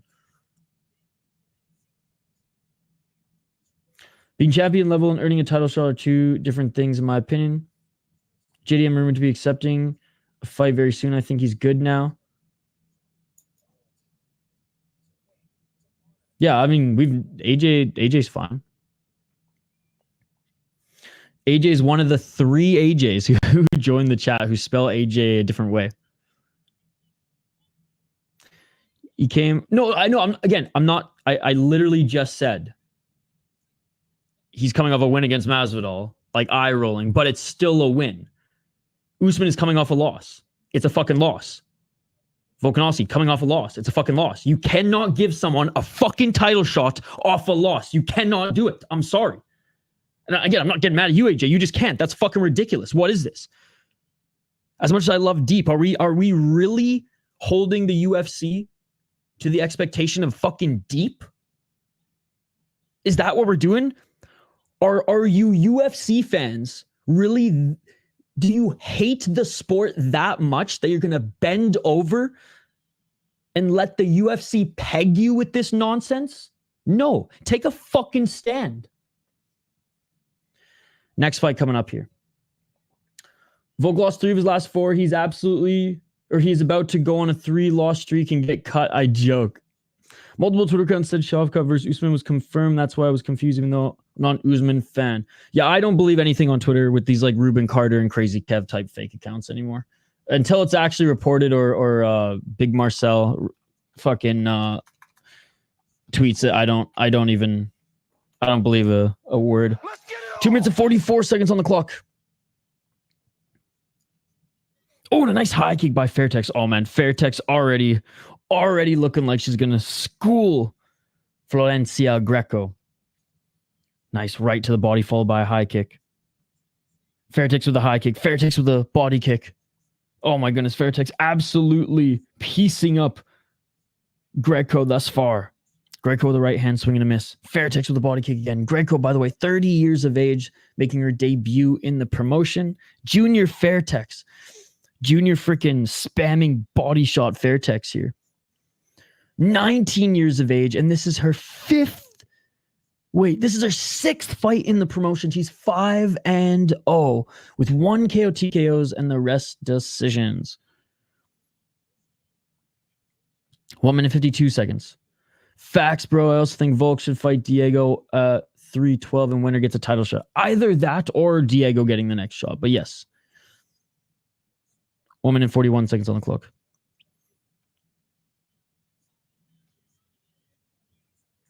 Yeah, but he's a content creator, dude. He has just as many sources as I do, and let me tell you how many sources I have. 0. I have sources for Japanese MMA. That's about it. Right hand by Greco. Kenny does not have any sources, dude. He is not a reporter. He's a content creator. Right hand by Greco. Low kick by Junior.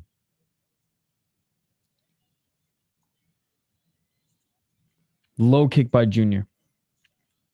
And again, you guys might be right. Like it might be rumored 100%, but like I don't believe shit until it's reported. We live in a day and age where it's like you can't believe any of that shit. Right hand by Greco. Greco's starting to actually throw some hands here. 51 seconds on the clock. Step back left by Fairtex. Fairtex still winning this round in my opinion, but Greco, when she gets in the pocket, is landing some good 1-2s. There's a nice left jab by Junior.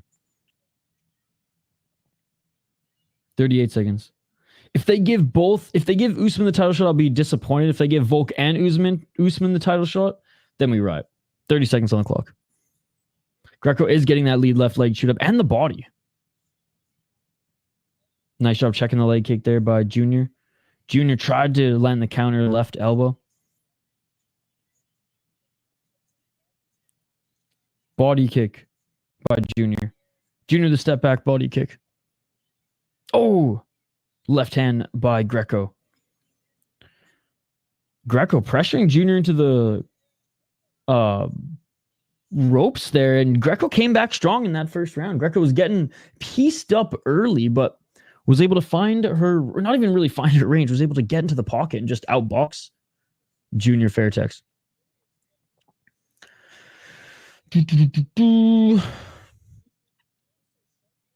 Big Marcel the GOAT. Yeah, he's good shit, man. Usman probably get it, unfortunately, knowing the UFC. For Usman, Shavkat's happening because they called Alex and he wasn't ready to fight. Can confirm Alex isn't ready from solid people. Yeah, if Alex is not ready, I really hope he doesn't take the fight. Stamp Jr., not typical Fairtex shorts, but I don't hate them. I mean, when you see Fairtex versus anyone from Argentina, you know it's only going one way. Greco leg getting chewed up. Kenny so miserable to block him. Do you think Leon versus Shavkat? If it's for a title, no. If it's not for a title, sure. If it's not for a title, sure. 2 minutes and 47 seconds on the clock. And I do think it's more suitable. But only if it's not for a title. I don't want to see no interim title bullshit. 2 minutes and 37 seconds on the clock. 2 minutes and 31 seconds on the clock. Right hand by Greco. Alberto, you're a smart guy, dude. You're a smart guy. 2 minutes and 20 seconds on the clock. Walking Jr. down. Here is Greco. Greco with the left. Greco with the right. 2 minutes and 8 seconds. Greco with the right hand. Again, Fairtex doing a good job with the kicks. Low kicks, body kicks, but in the pocket, man. Greco's outstriking her. Oh, a nice right hand by Greco. 1 minute and 57 seconds on the clock. Low kick by Greco. Greco having a good start to the second round. Oh, a nice counter right by Junior. At the end of the day, though, AJ, who gives a fuck about the UFC? We got Rise and Landmark 10 coming up, and that's all I care about.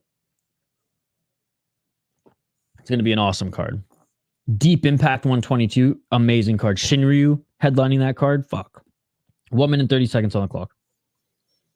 Really, for the remainder of 2024, I could care less about the UFC. We're going to cover it, we're going to watch it, we'll talk about it, but man, there's so much other stuff that's way more exciting. 1 minute and 18 seconds left on the clock. KSW 100, like, fuck, man. New Year's Eve. Oh, high kick by Junior. 1 minute and 6 seconds. She's getting tired and outboxed. The pressure by Greco's insane. Greco's been walking her down this entire round. This is a clear Greco round. Oh, beautiful left and a right by Greco.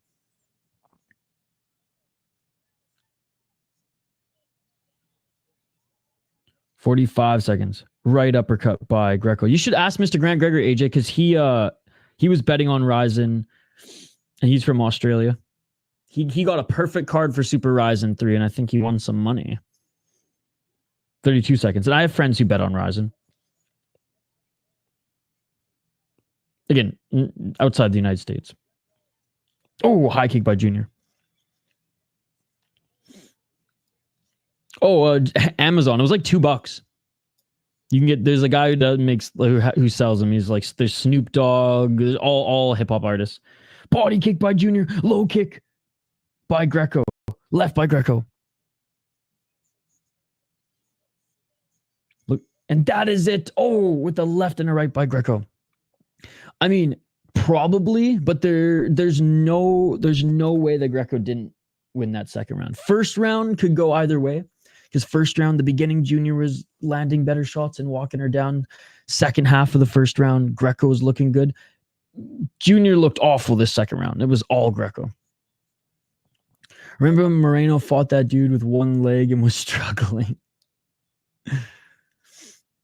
Volkan Usman are going to be the next Anderson Silva. I mean, everyone thinks Silva's downfall was like super dire. It wasn't even that dire. Like, he still put on some entertaining fights and didn't get like beaten up in all of his fights. Like BJ Penn and Tony Ferguson, way worse.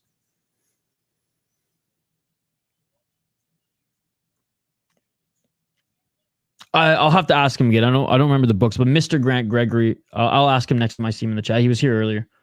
1-1 in my opinion, but 2-0 in Thailand. Round 3. Let's get it all. Yeah, look at the left eye of Junior as well, and Greco continuing just to push forward, and Junior trying to land some high kicks, spamming some kicks to the body. Here's Junior, but catching one of the kicks here is Greco. Greco with the knee. Junior with the right hand and a counter right by Greco. So Guzi's grappling match coming up, and I asked him what the game plan is. He said, I don't know about it.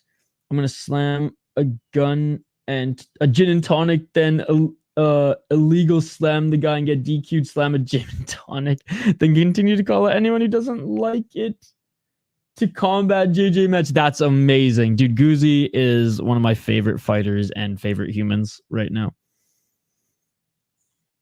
Vote's going to be the next Tony Ferguson if he rematches Ilya, right?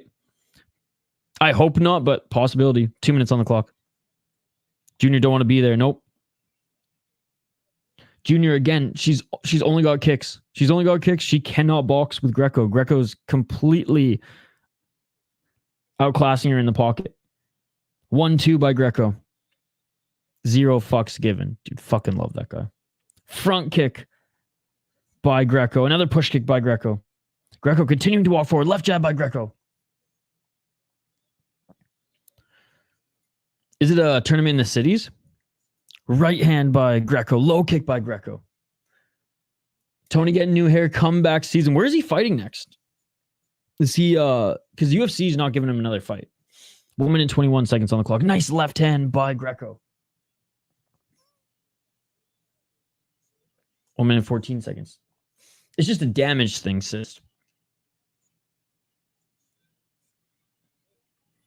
I'm not sold yet that he's the next Tony Ferguson or BJ Penn, but if he gets brutally knocked out again in similar fashion, then it's just like, all right, like we seen that with everyone. I mean, I guess except for Silva.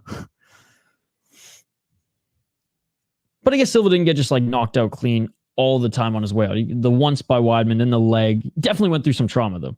46 seconds on the clock. I don't know how you can give that to Junior. Yeah, 30 seconds on the clock and Greco continuing to walk her down. 1-2, low kick, blocking those body kicks now. Yeah, that right elbow's a little... That right arm by Greco is probably going to be a little sore, but it has been blocking a lot of those shots. 24 seconds. Front kick by Greco. Tony fighting Shavka for the interim. I seen it on Twitter. Yo, what's up, Francis? Ngannou Medov. Good to see you, buddy. Good to see you. The one fall off must be studied. Each of them trade body kicks. Right hand by Greco. Final seconds of this third round. And Fairtex with the push kick in. That is it, ladies and gentlemen. Fairtex, again, maybe won the first round, but it was close. That's it. There's no way she won the second. There's no way she won the third, but we'll see how corrupt these Thai judges really are. I forget where the grappling match is. It's supposed to super match at some spot your way. I'll get the details. He does have a date in January for a fight, though. No pony yet. Same location. Dude, LFA 200. Guzi's going to be on LFA 200. How fucking amazing is that? Because LFA 200's in Minnesota. Tony has a fight for a company with 11K fans in Russia. I thought it was a troll, but Tony was posting it to his Instagram. What's it called? I would pick Diego to KO Volk. That would be a fun matchup. Diego, like, still dangerous, but more dangerous, kind of like Ortega, more dangerous in submissions, in my opinion, despite having power. I guess Ortega didn't have that much power, but more dangerous in his submissions, but tough and can throw like brute force. But I think Volk, his footwork's good enough to dodge some of those brute force shots by Lopez. Oh yeah, these Thai judges are fucking corrupt. That is pure robbery. I don't use that word often. That was pure robbery. Junior Fairtex did not win that fight. Junior Fairtex did not win that fight. That's horrendous. That is absolutely horrendous.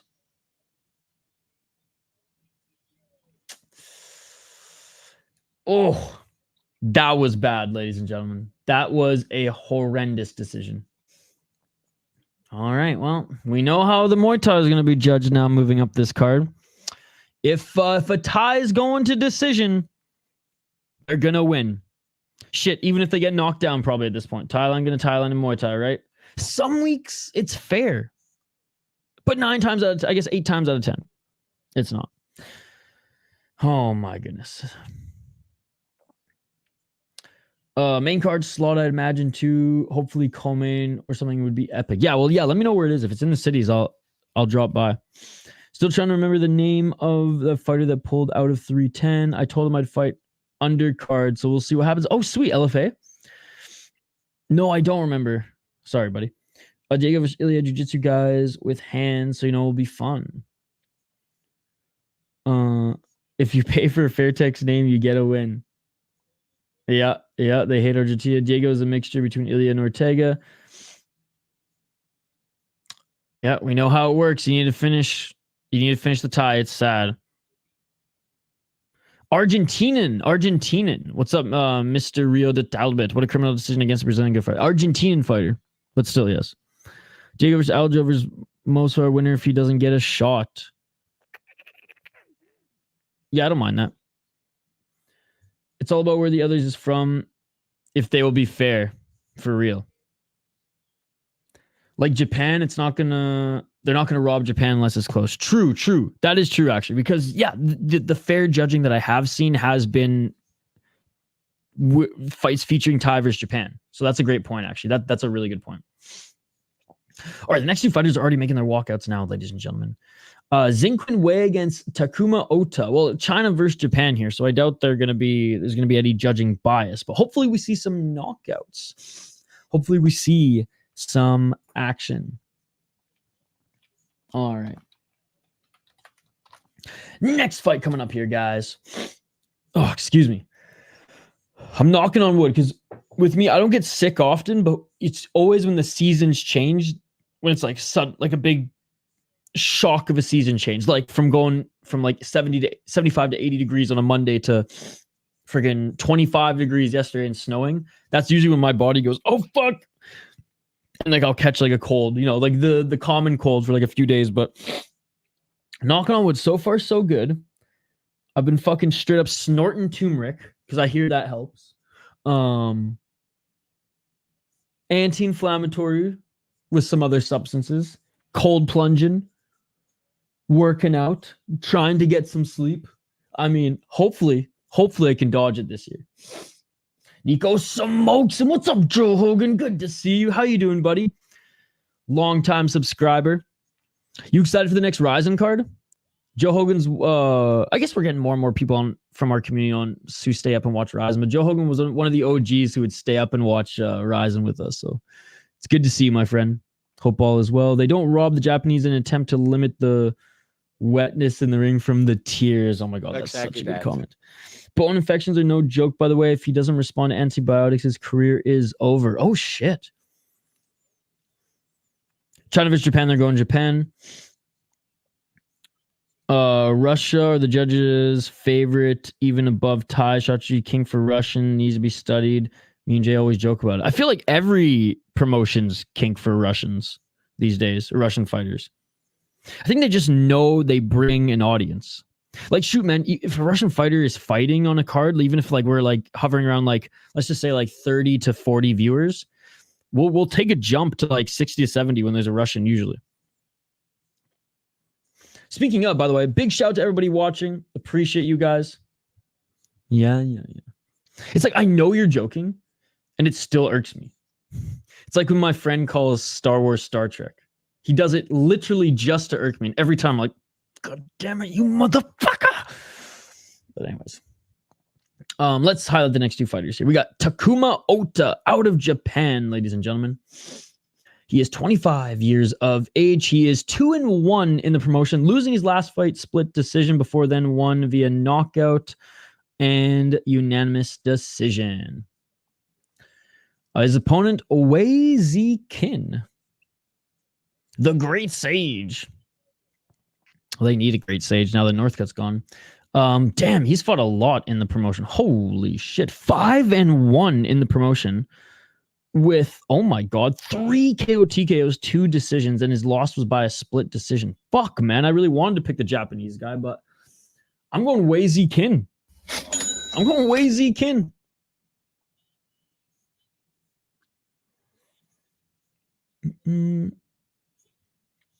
Honestly, popularity could be huge. Yep. What's Ryzen? Oh man, you really need this dissertation. All right, fighters are being announced in the ring now. After this fight, I'm gonna grab another coffee. Coffee has been made. So I just need to pour another cup. Oh, that's a really cool poster. White Shark Fight Training Camp. Dude, that is a cool fucking logo. It's like a shark emerging from the water with the sun behind it. That's fucking sick. He still can't remember the name, is on a 6-week IV antibiotic regime and can't do physical activity. Not Bilal Hassan. But yes. Yeah, I mean, that is a scary injury, a scary and unique injury. And, you know, again, all bias aside, I hope he has a positive, healthy, and quick recovery. Round 1, ladies and gentlemen. Let's get it on. The fighter who I just can't seem to remember his name. Guys like forgetting the hospital, we're clowning on them. 2 minutes and 40 seconds on the clock.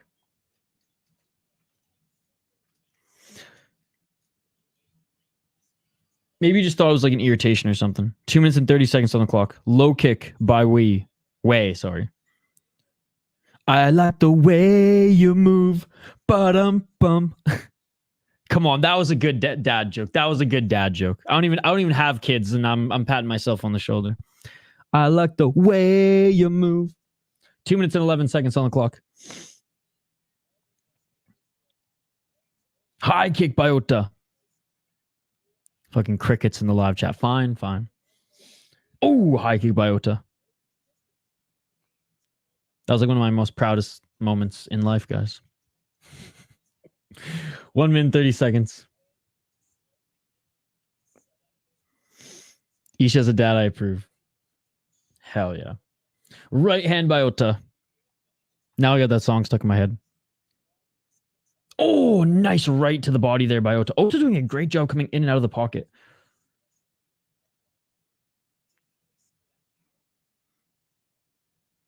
Everything reminds me of Vladdy. That's why I was silent. Oh, a nice right hand by Way. Oh, I forgot this was Muay Thai for a second. Nice takedown by Ota. Back up to their feet. 1 minute and 12 seconds on the clock. I was adding applesauce to my raisin, date, and walnut oatmeal, doing dad shit. Hey, I love oatmeal, by the way. Definitely not as granola as some of my homies and family members out in Western Canada, but the granola, the custom granola breakfast, that's my shit. 47 seconds on the clock. When I used to go camping, man, like I would make the best fucking granola mix. Protein heavy ones too. Good berries, peanut butter, some whey. No, I'm just kidding. 25 seconds on the clock. Knee to the body there by Ota as they're clinching in the corner. Another knee by Ota. Another knee by Way. I like the way you move. 15 seconds. And ref separates them. 10 seconds left.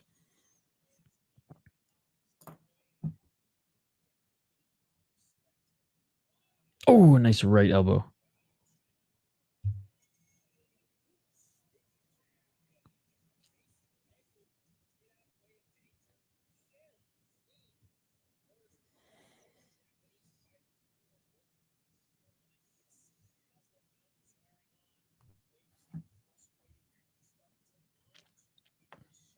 Oh, right to the body.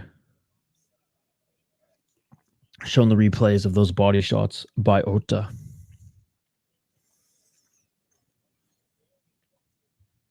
All right, going into the second round.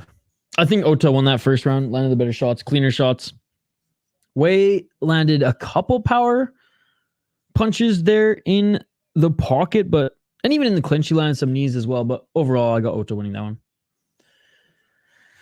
That hurt too. He had to bring the hand down after even. All right, round 2. Let's get it on. High kick by Ota. 2 minutes and 54 seconds. Do you think they should go back to traditional Muay Thai 5-3, or do you like the 3-3? Man. I mean, I have no issues with the 3-3. I would like 5-3 though. Just more fighting. 2 minutes and 28 seconds. Right. 2 minutes and 23 seconds. Back at center. Left jab, swinging and miss by Way. High kick by Ota. Blocked by Way. High kick by Way. Blocked by Ota. Ota with a nice ducking of the right hand by Way. And Way comes back in the clinch. And Ota throwing Way to the ground again and try to break free. They reset. 2 minutes on the clock. Push kick by Ota. Looking for a short left elbow is Way. 5-3. They had a lot less early KOs. They always use the first round to feel it out, though. In small gloves, it's still dangerous to feel it out, but true. That's what I said. Like, I have no issues with the 3 rounds. Would I smile a little bit if they changed it to 5? Sure. 5 2 minutes for Muay Thai would be epic. I love the action in those rounds. Bring in BK. True. I have no issue with 3 rounds in kickboxing and Muay Thai. I think it's perfect. Knee to the body. I still think it incentivizes like action because you don't have a lot of time to work and big moments can win you the round. Oh, nice big body kick there by Ota, but then a counter right by Way and Ota falls to the ground. Yep, absolutely. Absolutely. 57 seconds on the clock. But I mean, Muay Thai fighters usually are just savages anyway, so regardless of the rounds, like, they're going for it. Like, I don't know if you guys have watched some of those Fairtex fights with the big gloves. Bro, some of those are 5 rounds and, like, guys are throwing, like, step-in Superman fucking style elbows to start the fight. Fuck this round time talk. Let's get some custom rules Muay Thai in an elevator. Also, taking point for takedowns and throws, they're illegal for a reason. 24 seconds on the clock. Getting a warning was Way there for the throw. A couple knees to the body by Way. They're in the clinch. Each of them landing knees to the body. 17 seconds on the clock. Another knee to the body by Way. Another knee to the body by Ota. They break. 10 seconds on the clock. Oh, nice left and a right by Way. Knee by Ota in the clinch. They separate. 5 seconds. Oh, Way with a 1-2. Oh, Ota with the left. Knee by Ota. Closer round. Ota, I definitely think won the first round. Second round, a lot closer. What do you guys think?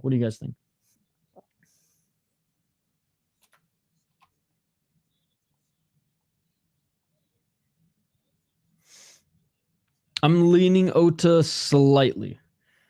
Wraps or made gloves, beats gloves though. Yeah, but like honestly, like, do I like the small gloves in Muay Thai? Absolutely. But dude, I watch so much like regional Muay Thai. The big gloves, it doesn't matter. They're still knocking each other out. It's wild. Maybe they got rocks in their gloves. I don't know, but it's wild. And then turn the lights on the crowd and tell me what a knockdown is because I have no idea. That's true. Sometimes it's like, is a slip is a knockdown. Sometimes they'll kick each other in the legs and they'll go down and it's not a knockdown. I got a 2-0 Japan. Definitely a closer round there in the second, but I'm leaning 2-0 Japan as well. Round 3, ladies and gentlemen, 2 minutes and 51 seconds on the clock. And is this a hoedown or a throwdown? They reset. Body kick by Ota. Ota with the right hand. Way walking forward. Way with the jab. Nice knee to the body there as Way goes for the clinch.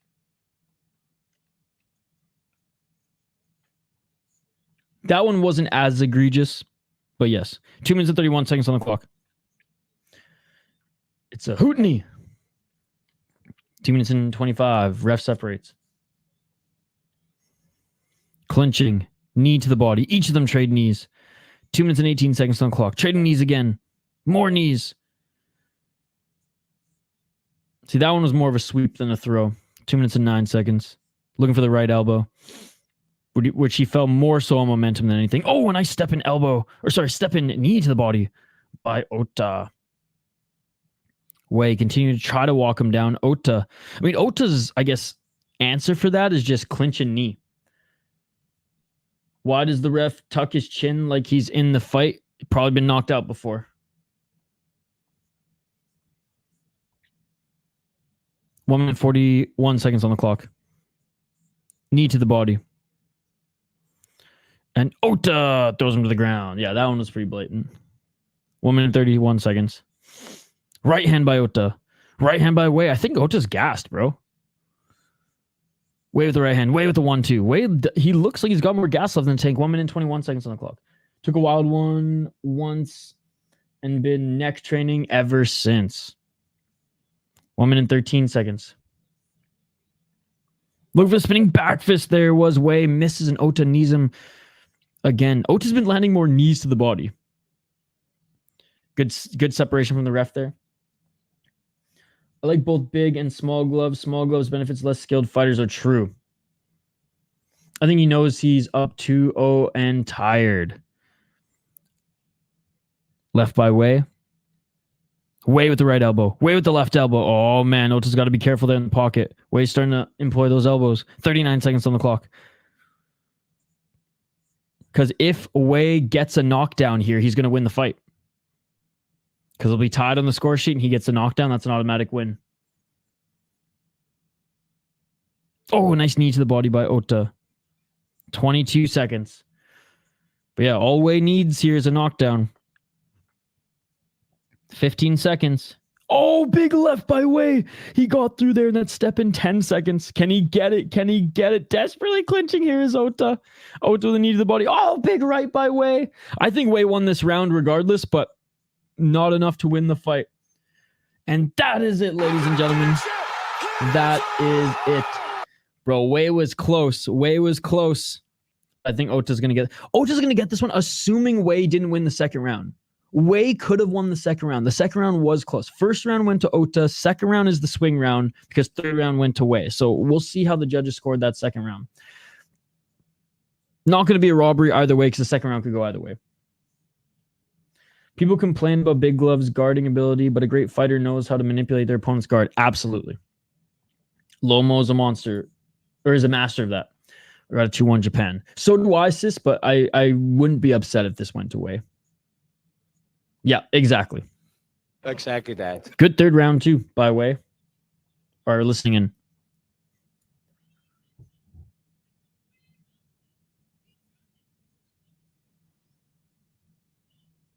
Okay, all three judges.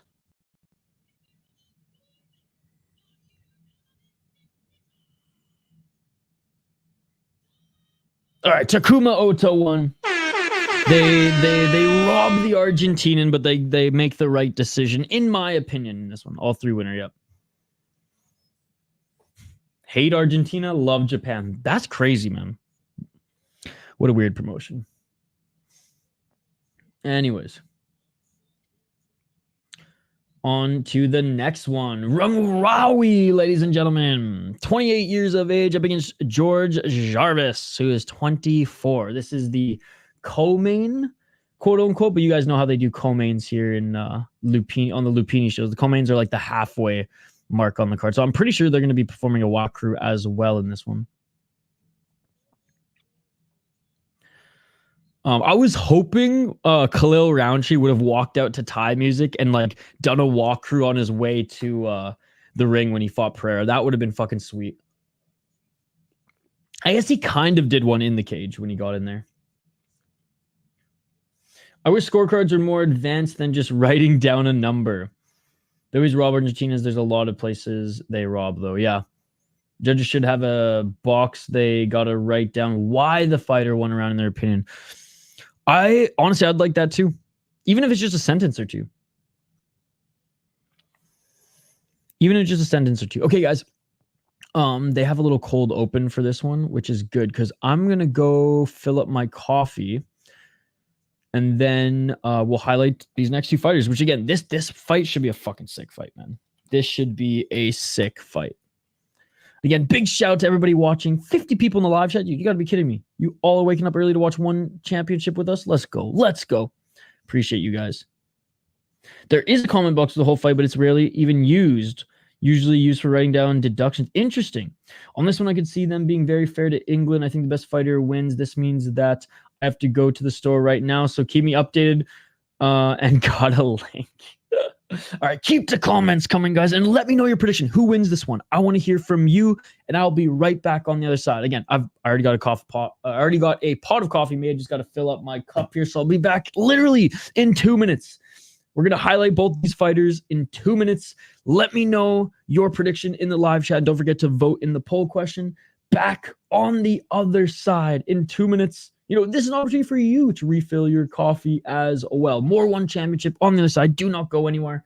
Back live here in just a moment for One Friday Fights 85 as we get to Rungrawee versus Jarvis in this next sick Muay Thai fight. Don't go anywhere. We'll be right back.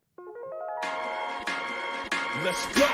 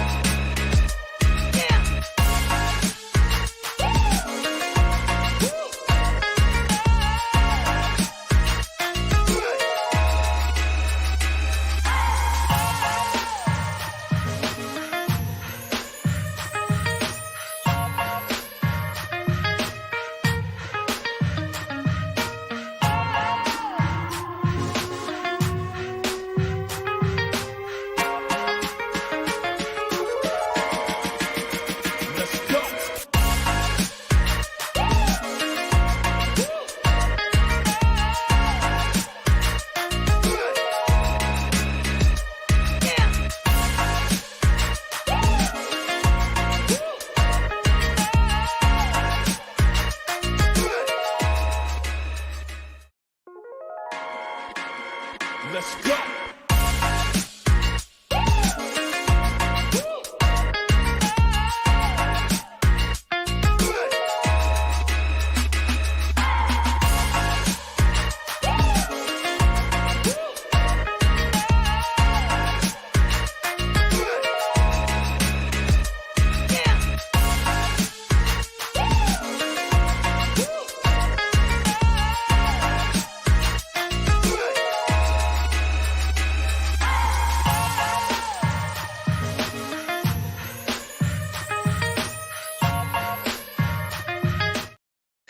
And we are back live here on the City Life Project YouTube channel for yet another live fight companion, One Friday Fights 85. And we have Rungrawee against Jarvis. Coming up next, ladies and gentlemen, Rungrawee making his walkout now in front of the Thai crowd. And I appreciate every single one of you who are joining. If you're new to the channel, smash that like button and subscribe. Ring that bell for notifications so you never miss an upload, so you never miss a live stream. We do live play-by-play, commentary, reaction, and of course, live interaction with all you amazing folks in the live chat. So don't forget to vote as well. For a second, you scared me. I was like, wait, the stream ended? All right, let's take a look at these fighters, ladies and gentlemen. Jarvis. G-Unit. 24 years of age. He is 2-1 in the promotion, losing to Chanajon Senshai, no shame in that, split decision no less, and then was able to beat an Iraqi fighter and an Argentinian, both unanimous, or Argentine unanimous decision, so probably a robbery. No, I'm just kidding. He actually soundly beat him in split decision against Takriti. He's good. I remember being impressed with Jarvis even in his loss. Rungrawee, though, man, what an absolute savage. 28 years of age. He is 5-1 in the promotion. 5-1 in the promotion. 1 KO TKO, 3 decisions, 1 split decision. And his only loss was a knockout loss to Dmitry Menshinkov. Again, no shame in that. He's also beat Takriti and Shumrarov. Beat Chirillo, beat Gabov. Oh, he beat 2 different Takritis. That's hilarious. I wonder if they're brothers. They must be both from. He beat Shakir Al Takriti, beat Mustafa Al Takriti. That's funny. Anyways. Muay Thai next year, ladies and gentlemen. Muay Thai next. Come on, one banner. This one banner thing has a mind of its own and pisses me off. See? All right, there we go. All right, get your comments in the live chat if you haven't already, guys. or get your predictions in the live chat if you haven't already. I'm going with Rungrawee. I do think Jarvis does have power. And I know Rungrawee got starched a couple fights ago, but I don't think he has the same power as Minshenkov. The elbows though are nasty. He's a little lanky. Anyways, fighters are being announced. No walkthrough. G unit. Tell me he walked out of some G unit. Tell me he walked out of some G unit. I was pouring my coffee when he was walking out. All right, here we go. Can't wait to hear the crowds cheer here for their boy Rungrawee. Legatron. 157 wins, 47 losses for Rungrawee, man. Unbelievable.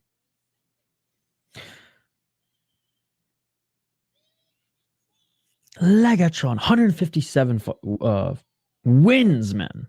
Not just fights, wins, bro. Over 200 fights. Or we got a Canadian judge and 2 UK judges. Yeah, this probably ain't going the Thai's way if it does good decision. 3 countries.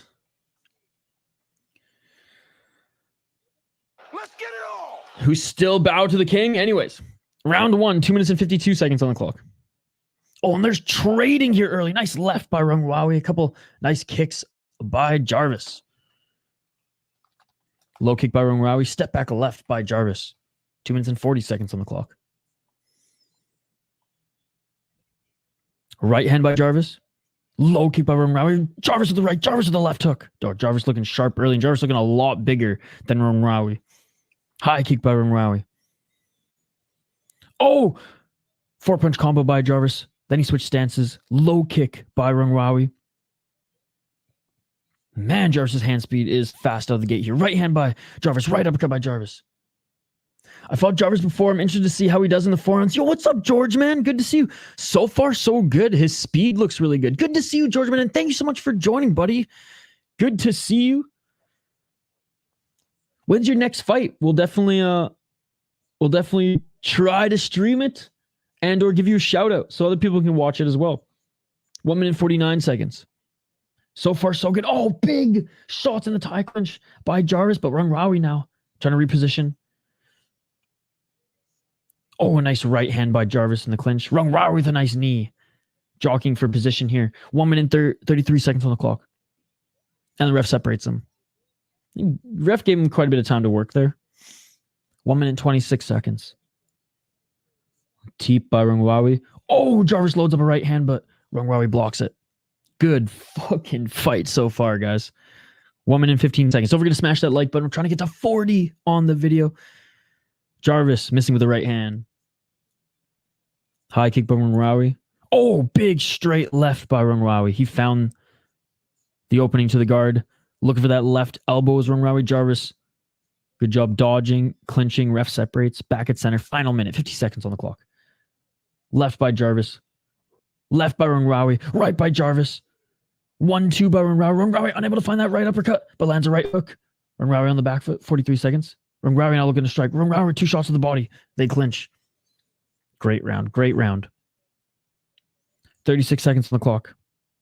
Man, sis, you went to the store at the wrong time, brother. 25 seconds. Oh, Jarvis to the right. Jarvis a spinning elbow. Didn't land clean. 22 seconds on the clock. And Jarvis throwing Rungrawee to the ground. Back up 15 seconds.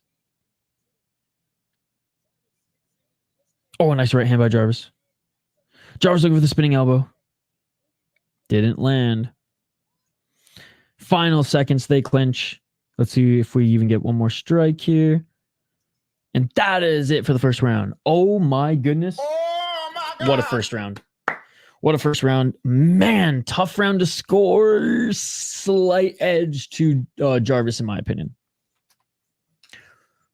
Started off strong. Rungrawee, it felt like it took Rungrawee like a minute to start settling into the fight. And in that minute while he was settling in, Jarvis was like landing some big shots. So I don't think Rungrawee looked bad in that round by any means, and he did land some good shots.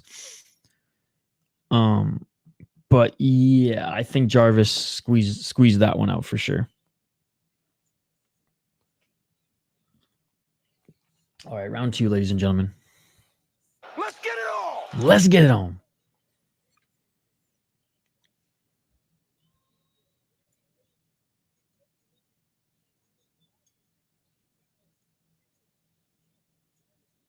Oh, and Jarvis refused to glove touch and went right for a left hook. It's a little bit of a bitch-ass move. Rungrawee with a kick to the body. 2 minutes and 48 seconds. Low kick by Rungrawee. High kick by Rungrawee, swing and a miss. Tried to follow up with the heel there. That would have been crazy. 1-2 by Jarvis. Knee to the body by Rungrawee.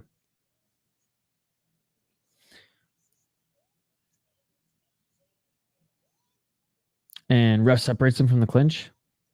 I'm not saying everyone has to touch gloves, man, but like just shake your head. Don't just go right for the hook. Show some respect. 2 minutes and 20 seconds. Oh, look for that spinning elbow again. Was Jarvis. That one almost connected. 2 minutes and 14 seconds on the clock. Nice knees by Jarvis in the clinch. They separate on their own accord. Oh, swing and a miss with the high kick by Rungrawee. Jarvis continuing to move forward. Each of them exchanging knees to the body. 1 minute and 52 seconds. Ref separates. 146. Left in a high kick, swing and a miss by Jarvis. 1 minute 37. Ooh, 1-2 by Jarvis, connected with the right hand. Knee to the body by Rungrawee. I guess a little... I don't want to say like conservative round, but definitely not as action-packed as the first one. Oh, nice right, left, and right by Jarvis, which means whoever lands the bigger shots in the last minute 15, they could win. Yeah, right on cue. Whoever looks the best in the final minute likely wins the round. I think Jarvis, with the pressure so far, is winning. But if Rungrawee lands like a really big shot, he could steal back this round for sure. But I think it should go Jarvis. I think it should go Jarvis's way. Oh, Jarvis with the left elbow. Yeah.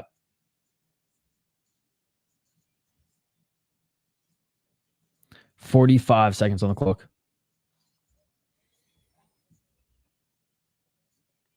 A couple knees in the clinch there by each of them, but they reset, and some nice elbows by Rungrawee, but a nice left and right by Jarvis. 34 seconds on the clock.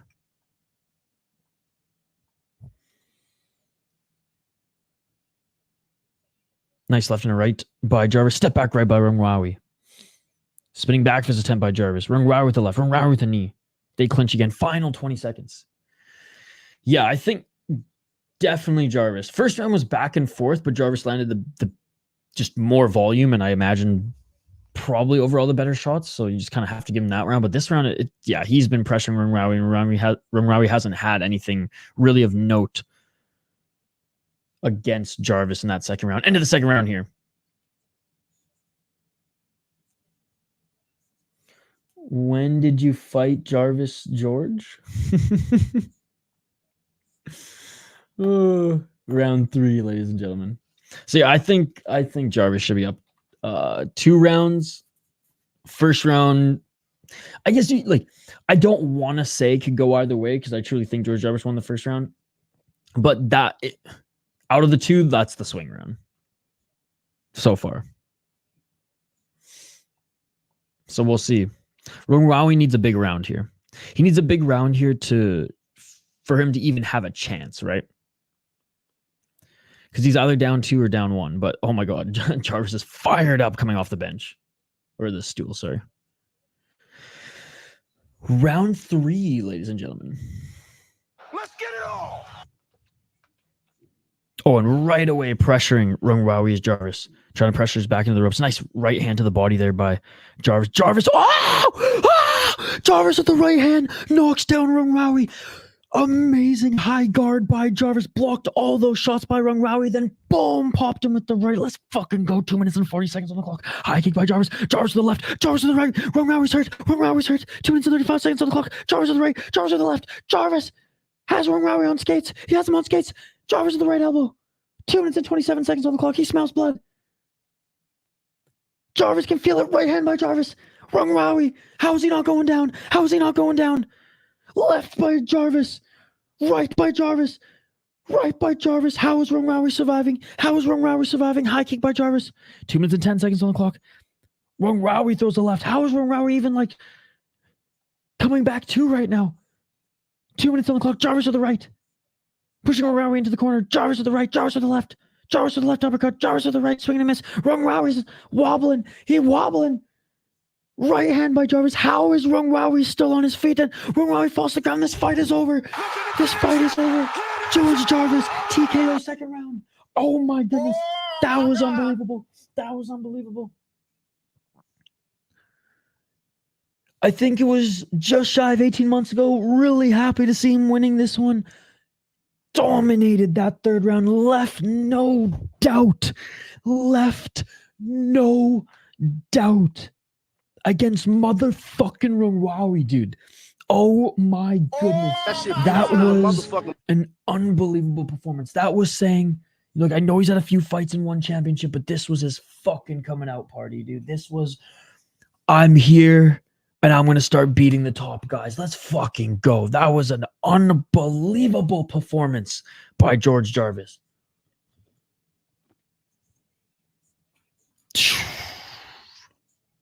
Oh, wow. That was awesome. What a fight. What a finish, but what a fight. Well done, Jarvis. That was another robbery if it goes to the judges. Well, again, the judges, 1 Canadian and 2 UK judges. So, honestly, Jarvis was going to win regardless. Because they showed who the judges were at the beginning of the fight. And it was a Canadian and 2 UK guys. So all 3 of them bowing to the fucking king.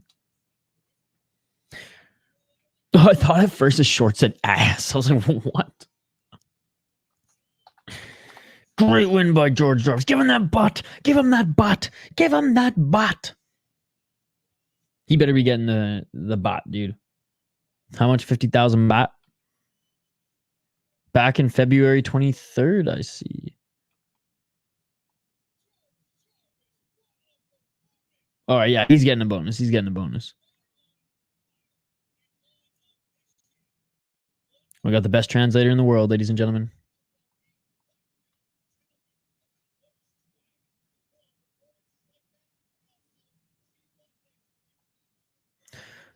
All right, so Chilson's asking him who he wants next.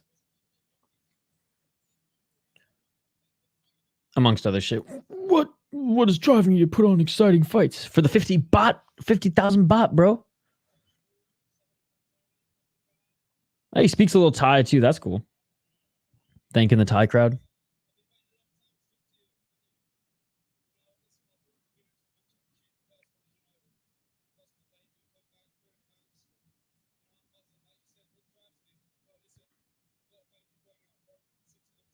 Saying he's a kid now, so that's what drives him. Not an automatic bonus. I mean, it seems like it, but I don't think it's automatic because I've definitely seen some before where they haven't given it out. But I guess it's rare. I guess it's rare. UFC's not giving enough bonuses. They're a gazillion-dollar company. One championship gives out bonuses left, right, and center. Losing, bleeding money. Interesting. No, I just say that because it's ironic that like one championship is eventually it's going to go down because it's just going to run like there's going to be no more investors, right? And funny enough, they give out more bonuses than the UFC. If the UK judges favored their own, one would come down hard on them. I think it would be fair. Like in all seriousness, I think so too. It's just we've seen a clear robbery today. Fairtex did not deserve that win, and that was horrendous to watch. Hey, he's getting a bot, baby.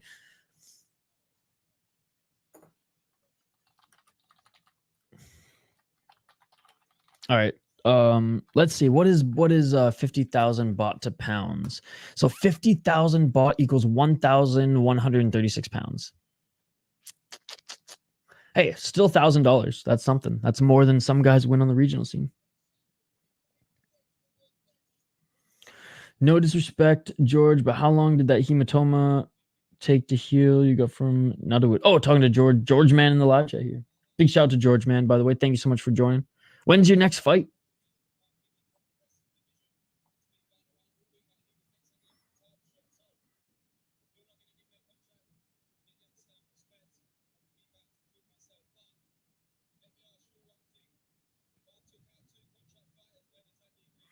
Hey, George, I like this. He's like, look, Rungrawee was saying that if he won this, he was going to get a title shot. But he's like, whether you want to sign me or not, that's fine. He's like, but let me tell you this. I just beat 2 contracted fighters.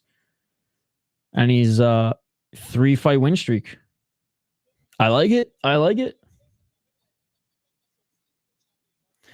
I didn't see you here, but the Robbie, I was wondering what he was talking about with the comment above. Makes sense now. I'll have to watch the fight. Yeah, it was pretty bad. Like Fairtex probably won the first round, but then the Argentinian Greco won the second and third pretty freaking clearly. And shoot, you could even make the argument that she won the first. It was like a half. Like Fairtex started off strong, and then I don't think Fairtex faded in the first round, but her opponent started to come on a little bit. Whereas Fairtex was fading in the second, faded hard in the third.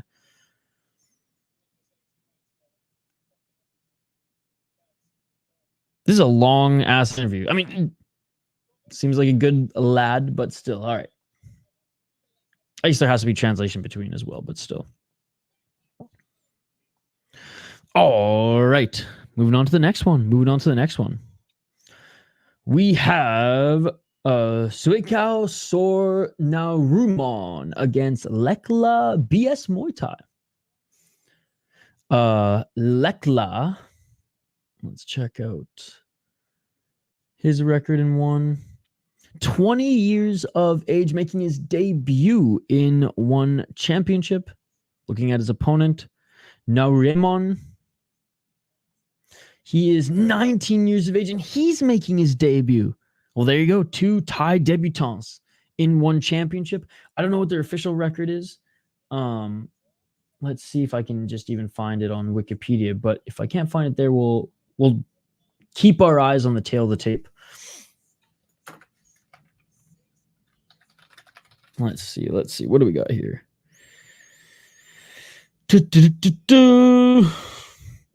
Yeah, sometimes there's like, if they've had quite a few fights, there'll be like a Wikipedia write-up on them. UK is making a good push into Muay Thai and kickboxing last few years. They're a new school Dutch KB wave. Yes, and I mean, it's cool to see now like legends like Liam Harrison with his league and really developing and putting some resources back into UK Muay Thai, right? Giving back, which is pretty cool. Hematoma took a few weeks, but it was all good. I just wish one showed my positive highlights, not just my hematoma. I'll be back in the ring mid next year. Prepping starts now. Nice. Well, hey, please keep us updated because we wanna support you, man. The City Life Project got your back. As this channel continues to grow, we'll get you more pub and shit, man. Hopefully even some more sponsors if we can. We'll create some buzz. We'll get you. I mean, shout out your if you have social media or anything that you want to shout out here. I know we don't have the biggest crowd, but just something I can read regardless. But yeah, always love supporting our own who fight in the community, man. Denial's friend, and I guess my friend now too. Goozy Hines fights in LFA, MMA. Our boy Jelani fights professional Muay Thai. He's actually in Thailand right now and just won a fight a couple days ago. And then we got a few amateur fighters in our community as well. I never fought MMA or anything pro, but like I used to do fighting competitions when I was younger. So we support our own here, man, and one of us. I've never had one on the head, only under the eye, and now it's more superficial than actually a problem, but never had a chance to ask anyone before. Excited to see you back in the ring, man. Yeah, for sure. Big George Man fans in the Say Life Project. Absolutely, dude. Or if you ever want to jump on for like a little podcast interview, 15, 20 minutes max, you're always welcome, buddy. before your fight.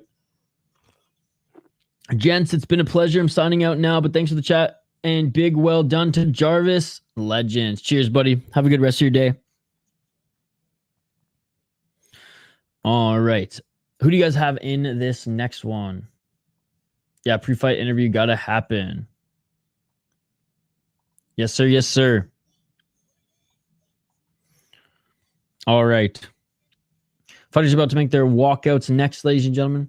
What are you guys looking forward to this week? We got a lot of good fights. All right, I'm just bringing up the community tab. Even today, I think, what are we doing today? I might skip Shudo Brazil. By the way, heads up, guys, for those who are, we'll see. I think I doubled or tripled up on friggin' shows today. I do have some work to do. I think I can get it done before Shudo Brazil, but if not, I'm going to skip Shudo Brazil so I can squeeze in a workout today, but we'll definitely do Lux tonight. Lux starts a little bit earlier. Usually Lux has been starting around like 10 p.m. Central, 11 Eastern, but tonight it's 7 Eastern, so interesting. So anyways, we'll see. If we have time, we'll do Shudo Brazil because that starts 2 hours earlier. If not, we'll just do Lux. Early start anyways. And then if I'm not doing Shudo Brazil, I'll do UFC picks and predictions earlier than later today. So we'll either do UFC picks and predictions before Lux or after Lux. Tomorrow, bright and early, Cage Warriors, then UFC. We'll watch the Sueakhao versus Foster fight, the rematch, if it's still on after UFC. And then I'm pretty sure it's just Fury FC 98 on Sunday. Because early Monday morning, I think 1 a.m. Eastern is Deep 122, if I'm not mistaken. So we'll see. When is Deep 122? It wasn't on Kaposa's schedule, but I believe it was officially announced like literally a couple days ago. So it is, November 4th. So it is Monday. Oh man, it's gonna be an early one. It is officially Monday at 5 a.m. Holy motherfuck. All right, we're going to stream it, but goddamn. Makoto Shinryu in the main event. Mando Gutierrez.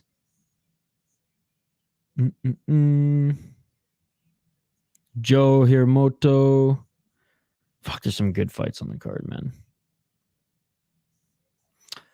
It's not a heavyweight title, but a fun heavyweight title against fun heavyweight fight featuring Ryo Sakai and Ken Hasegawa. Anyways, I'm nerding out on Deep, but yeah, Deep Impact 122 coming up. Yeah, ACA also. I had to decide if I was going to do Cage Warriors or ACA. I've been doing a lot of ACA over Cage Warriors. I do like when ACA is on Friday versus Saturday because I did a lot of ACA over one championship too because Jay would be doing one championship and then I would do ACA. I do like ACA. Hate Kadyrov, like ACA. Call me a hypocrite, whatever. But hate the Akhmadov side of it, but I liked the ACB side before the merger. But anyways, ACA, high ceiling, low floor. ACA cards are either amazing and I'm swooning or they're absolute dog shit. Denial hates ACA.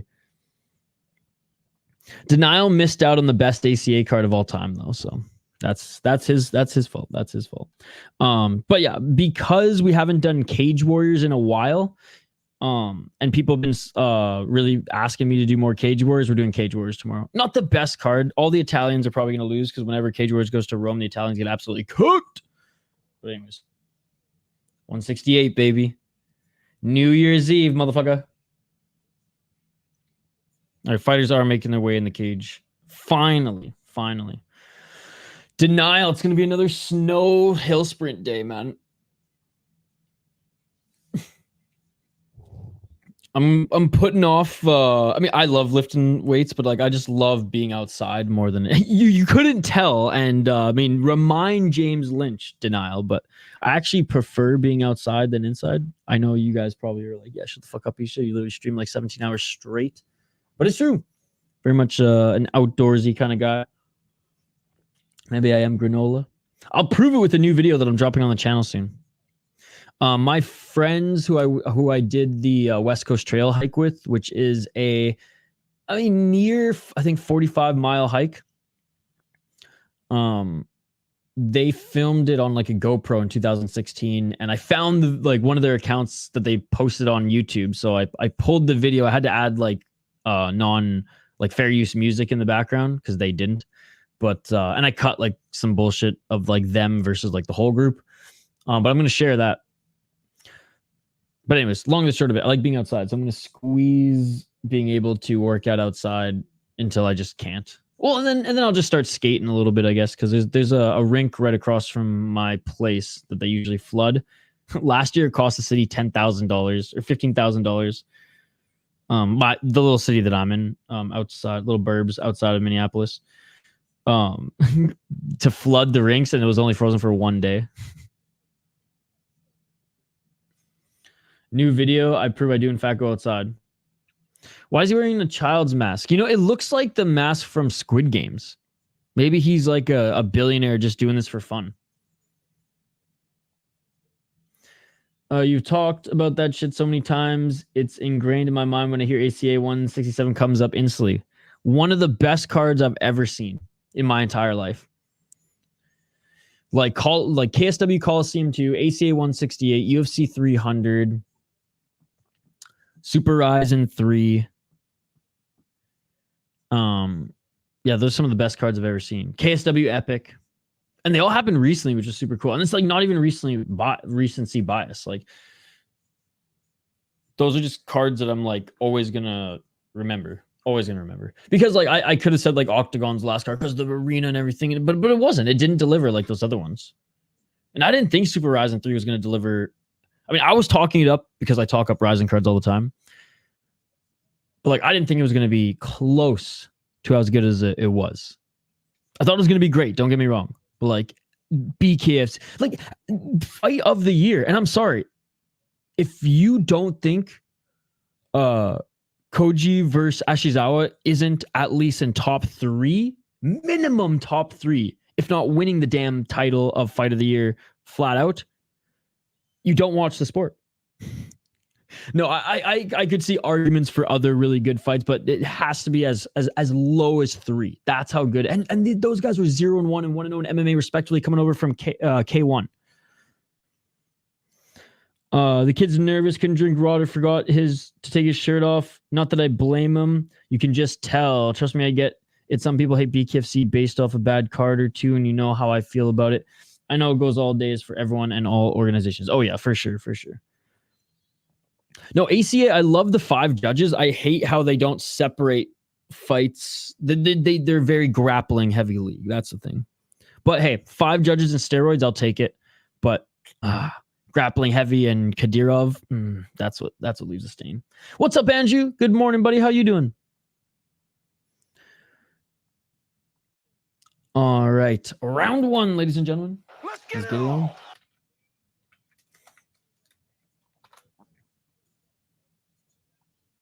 2 minutes and 52 seconds on the clock. Both of them making their debut, by the way. I agrees too much. Right hand by Lekkla. Lekkla in the blue. Sueakhao in the red. Oh, nice counter right by Sueakhao. Good, Andrew. 5 judges, open scoring, and no testing, and grounded knees in soccer is a dream organization. Yep. KSW is getting closer and closer. No, KSW only has 3 judges. If anything, it sucks. I wish there was one organization that was just perfect. Nice right hand by Lekkla. Lekkla with another right hand. 2 minutes and 15 seconds. But yeah, nothing's perfect. Hey, good to have you here, Andrew. The card's been good. Ooh, low kick by Lekkla, catching it. Sueakhao with the low kick. Sueakhao with the 1-2. 2 minutes on the clock.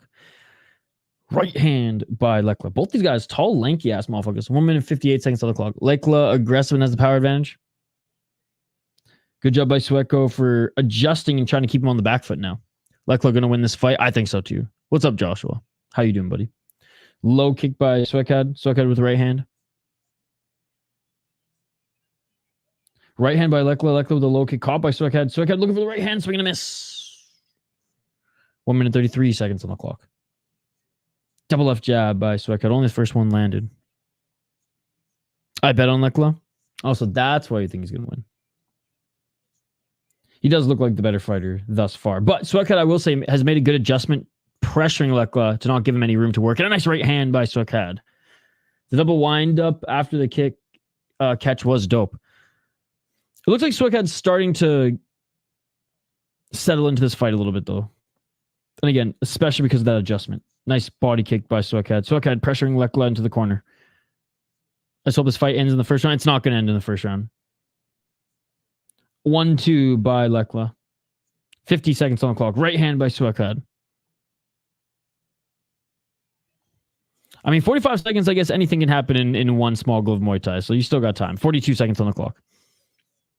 They're clinching right now, though. 35 seconds. Separate, 35. I kind of hope that this ends with a big blow right now for Joshua to win some money. Right hand by Lekkla. 30 seconds. Right hand by Lekkla. Sueakhao swinging and miss with the 1-2. I guess Lekkla, yeah, he's throwing fucking monster shots here. So if one lands, it's good night Jim Kite for Sueakhao. Right hand by Lekkla. Lekkla was looking for the knee. High kick by Lekkla. 10 seconds on the clock. Nah, so found his confidence after the first couple good exchanges. And 3, 2, 1. That is it for the first round. So I think first round definitely should go to Lekkla. But I really like Sueakhao's adjustment. After kind of maybe shaking off some of the nerves, he was like, hey, I cannot be on the back foot. And he started to be the one walking forward, which is a good adjustment. Round 2, going to TKO. Fair point. I'm out for the day, but had to come back to share this. What's up? What's up? I think Sua maybe thought he was going to lose too, but found himself. Like it for sure. Oh, the knee, man. It hit the chest, didn't hit the chin, but still. All right, round 2, guys. Round 2.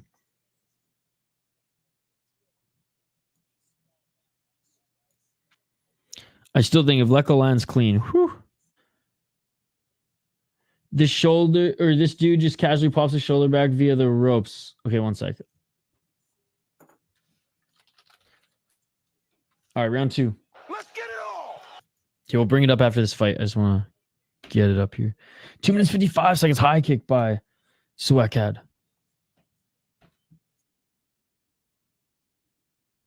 And Sueakhao pushing forward, eats a right by Lekkla. 2 minutes and 42 seconds on the clock. Jockeying for position here in the clinch. Thai Fight League. Oh, okay. We'll check it out after this. That leg kick hurt.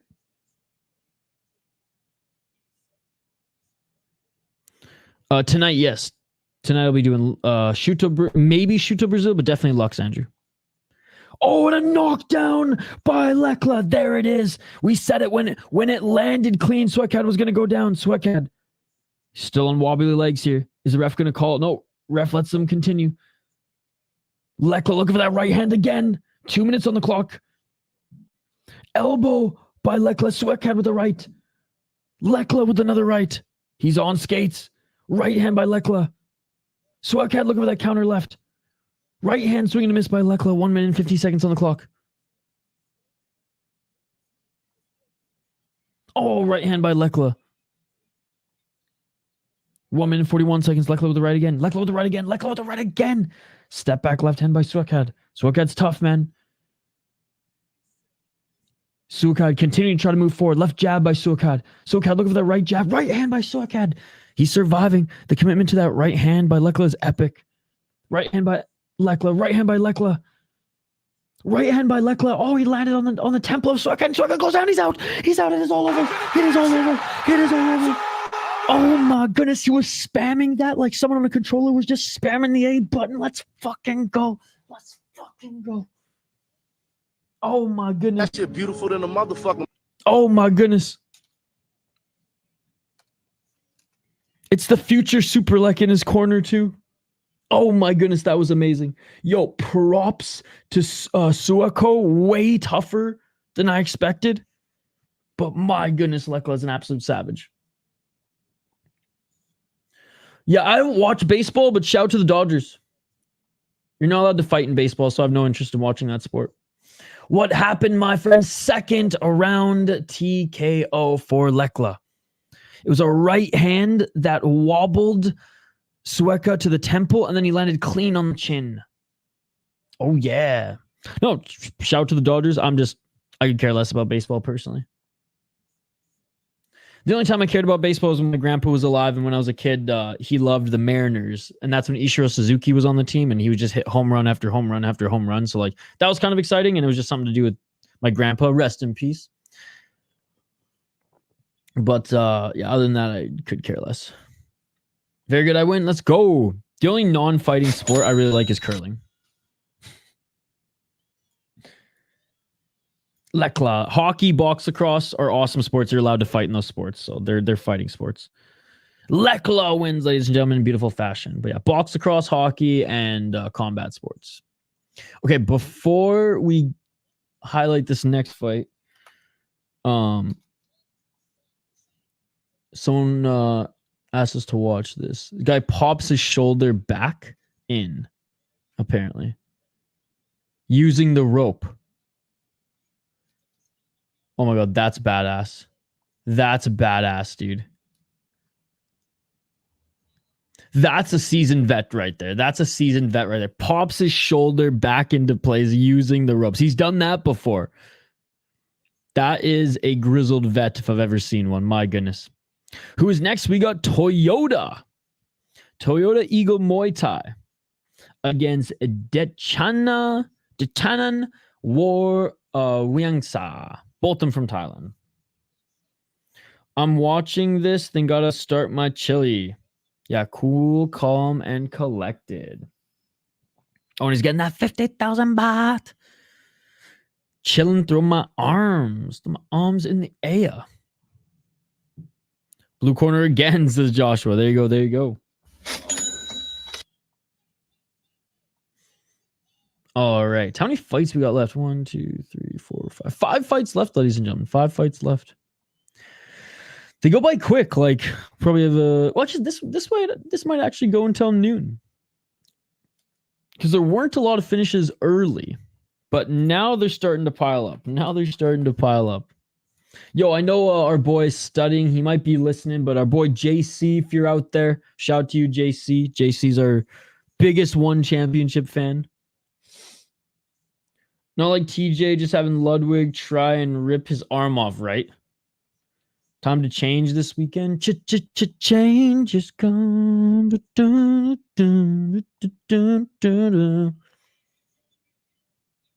Wait, what's going on? What's going on?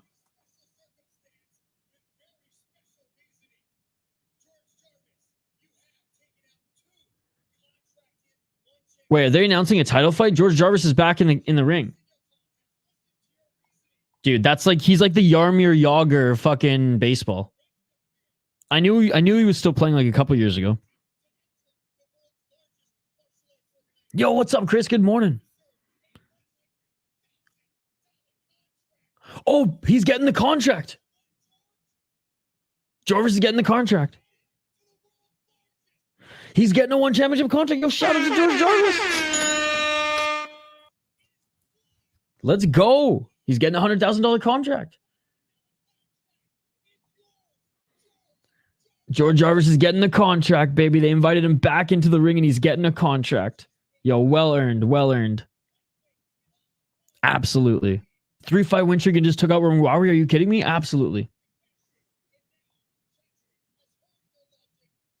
Shotri apparently, he was listening in. He was like, yeah, you know what? We got some new investors. Fuck it. I'm going to burn some of their money. No, he deserves it. He deserves it.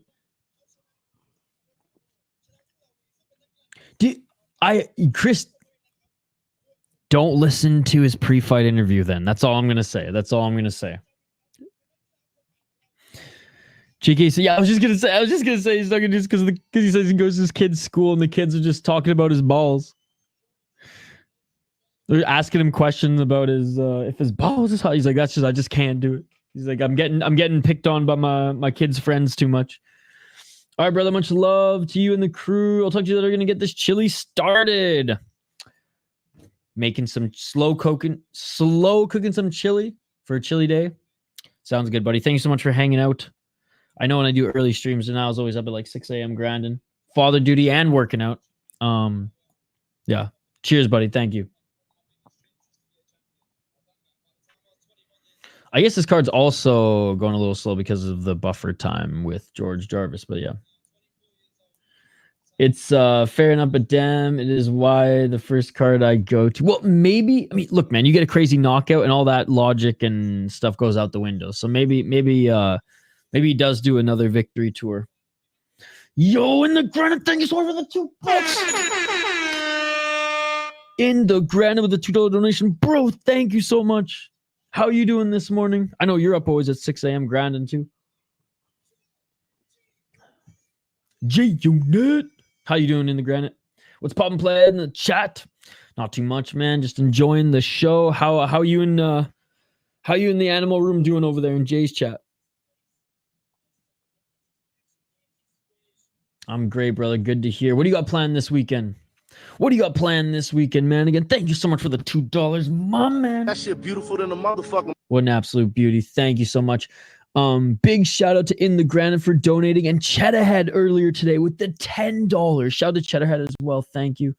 Good to see everybody in the live chat today. We're gonna do another membership stream on Sunday. By the way, guys, we're gonna do another membership stream on Sunday. Thank you all for joining on the last one. It was a lot of fun. By the way, new video that dropped on the channel. Please check it out. It's a fun one. It's a fun one, ladies and gentlemen. I think you all will enjoy it. All right, next fight on the card here, we got Detchanan, who is 17 years of age, up against Toyota. Now, is he a Camry? Is he a Tacoma? 23 years of age for Toyota. Album's coming dope. Mushroom buds growing well too. Nice, dude. Yeah. How many more tracks do you have to record? Or are you just in mixing stage right now? My buddy Kyle, the co-creator of the channel, does a lot of stuff behind the scenes these days, but he's recording his third solo album. I'll share the link to Kyle's music, by the way, guys, is in every single description of every single video on the channel. So highly recommend you guys go check out some of Kyle's content. But the newest video that we posted on the channel was about this crazy freak show fight league in Poland last weekend. Bro, this guy looks like he's fucking 17 years old. Looks like he's in his friggin' prep school friggin' shirt. But he's fighting to help support the family, so attaboy, attaboy. All right, let's get to this next one. We got Detchanan, who's 17 years of age, ladies and gentlemen. 17 years of age, and he's making his one championship debut, going up against Toyota, who's had a few fights. 23 years of age, or I guess just one. He beat Finochor Ketwina by knockout in the first round at one Friday Fight 73. So 23-year-old up against a 17-year-old. 17-year-old making his debut, Toyota. Only one win in the promotion. Let's see if Toyota, how seasoned is he at 23 years of age? Let's see. Does Wikipedia even have a page? Nah. Okay, so he must not be that. Anyway, we'll tune into the tail of the tape here. We'll tune into the tail of the tape.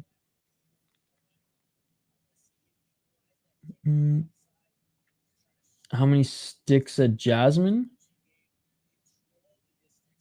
Like, how many strikes does she get in the fight? I think she's gonna win. I've seen him. He's talented. I play bass and sing metal too. Nice. I think she's gonna win against the Queen of Violence, and I think that's gonna be a savage fight, man. I absolutely love Jasmine Jaszovic. I think she's one of the better Canadian fighters out there right now. It's like, and she was late. She started, I think, at 26 or 27, and it's like, look, most Polish technique, not in every area. But like she's good everywhere, and she's an absolute savage and actually brings the fight. So I really respect Jasmine Jaszovic. Who did I pick? I'm gonna go with Toyota. I just saw my membership. I'm upgrading technology, so I'll rejoin. Oh yeah, no worries, and thank you, buddy. Thank you. You don't have to, but I appreciate you, my man. Glad the album's going well. Can't wait to listen. Hey man, my boy fights in Toronto in less than 12 days. He wins. He goes right to the UC. What is he fighting in? Unified? What league is he fighting in? Travis the Outlaw Demko. I remember you talked about him before. Yeah, she's one of my favorites on such a dog. Absolutely. I'm going with Toyota in this one. I just think he's more dangerous. All right. Crazy neck tattoo as well. Jeez. All right, here we go, ladies and gentlemen. I'm going with Toyota. Detchanan, just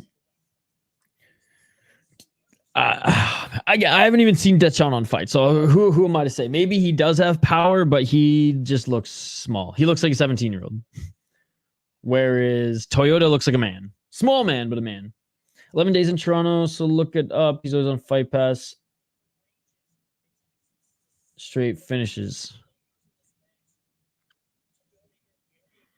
All right, making his way into the cage now. All right, Travis Demko. All right, he's 8-1. Oh, it's boxing, not MMA, right? Oh, BTC. November 16th. Yeah, Luke Roberts. That's a good fight, actually. That'll be a 3-fight win streak. Beat a 4-2 guy before. Dude, yeah, BTC is a good league. 9 straight finishes, yeah. Yeah, dude, BTC is a good league. Ryzen just signed a flyweight from BTC. This hick-ass, mullet-wearing, beer-drinking hoser of a Canadian, which I love. He's fighting on Landmark 10, and if he wins on Ryzen Landmark 10, I imagine he's going to be in the Grand Prix. Nice.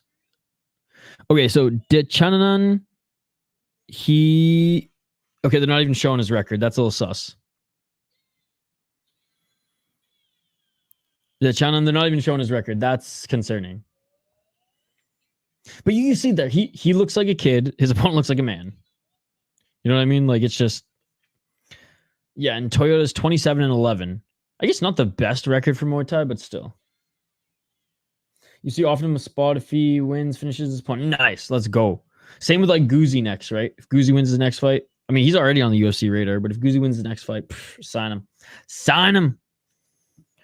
He'll do better in the UFC than Despain. Just saying. Anyways. Again, super honorable by Detchanan, and I hope he just has that skinny boy death touch. We shall see. He changed to the Lozons. That's super cool. Fucking love Joe Lozon. High kick by Detchanan. And a low kick by Toyota. Round 1, ladies and gentlemen. Yeah, Joe Lozon was one of my favorites growing up.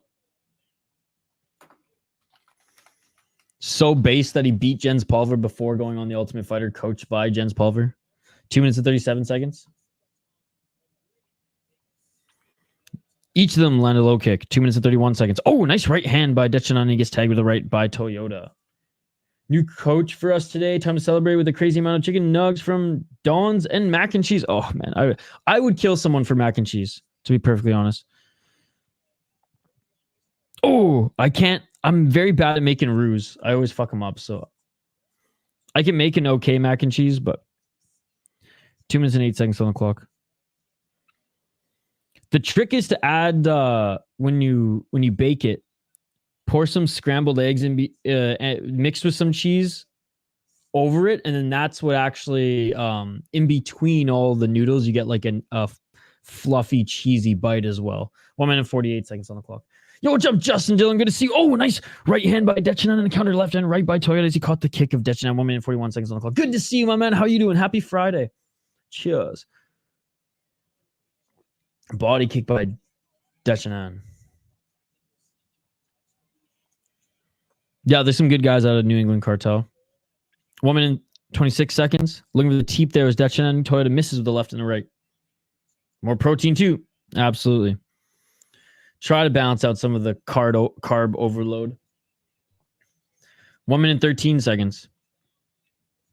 Low kick by Detchanan. High kick by Toyota. Detchanan doing a good job at pressuring Toyota here.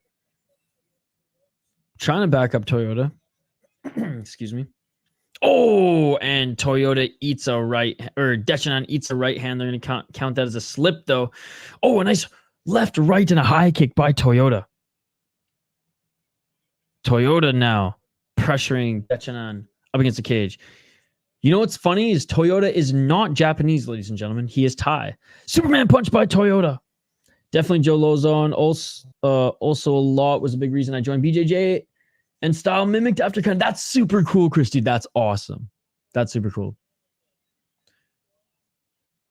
Hey, you're the man in the granite. Thank you. Oh, a nice right hand by Toyota. The non-Japanese Toyota, ladies and gentlemen. My friend, what is the update about the fight? Toyota's winning this fight. 10 seconds on the clock. He's landing the better shots here. Pressuring Detchanan. Detchanan looking for a right hand. Gets eaten by a left uppercut. Right hand by Toyota. For every shot that Detchanan lands, Toyota's got an answer with a combo. Detchanan looks in there. He's still in there. I guess he still has a chance, but it just looks like Toyota is just too much for him. Too much for him.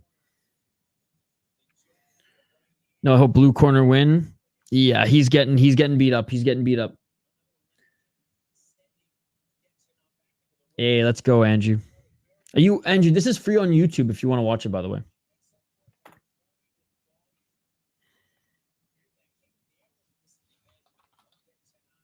All right.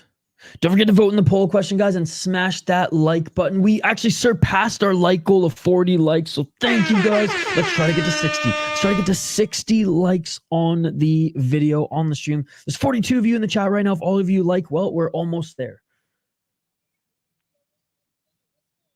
Toyota wins this. I think so too, buddy. I think so too. All right, round 2, ladies and gentlemen. Let's get it on. What a nice right and left by Toyota.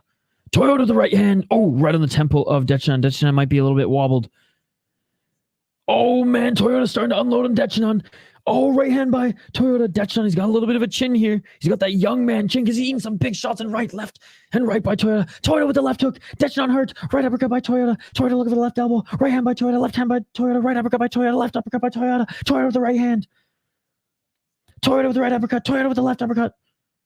How is Detchanan eating all these shots? Right hand by Toyota. Right, left by Toyota. 2 minutes and 22 seconds. Detchanan with the right hand.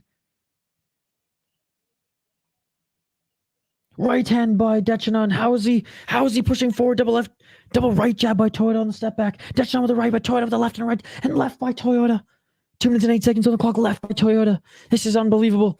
Knee by Detchanan. Detchanan just eats a straight left by Toyota. Left and right by Toyota. Detchanan's taking so much damage. Thank you so much for the super sticker. Let's go. 1 minute and 55 seconds on the clock. Right hand by Toyota. Left by Toyota. Left right uppercut by Toyota. Left by Toyota. Right by Toyota. End this fight, ref. End this fight, bro. Left by Toyota. 1 minute and 46 seconds on the clock. Right by Toyota. Left by Toyota. Right by Toyota. Left by Toyota, dude. Ref. Toyota. He's 17. End this. Left by Toyota. Left by Toyota. Left by Toyota. Detchanan, though, still walking forward, but my God, right by Toyota. How is Detchanan still in this? He's a zombie. He's a zombie. He's a zombie. This is crazy. How is Detchanan still standing? Left uppercut by Toyota. Left by Toyota. Right uppercut by Toyota. Left elbow by Toyota. Right uppercut by Toyota. Oh my God. 1 minute on the clock. Ref separates.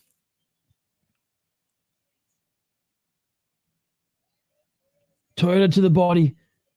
Oh, sorry, Detchanan to the body. Detchanan with the right elbow. God, I hope Detchanan just lands a lucky punch. Not a lucky punch, but just like a one shot and just ends. That would be crazy. Left and right by Toyota. Toyota, those are big shots, guys. Detchanan swinging to miss, but he misses.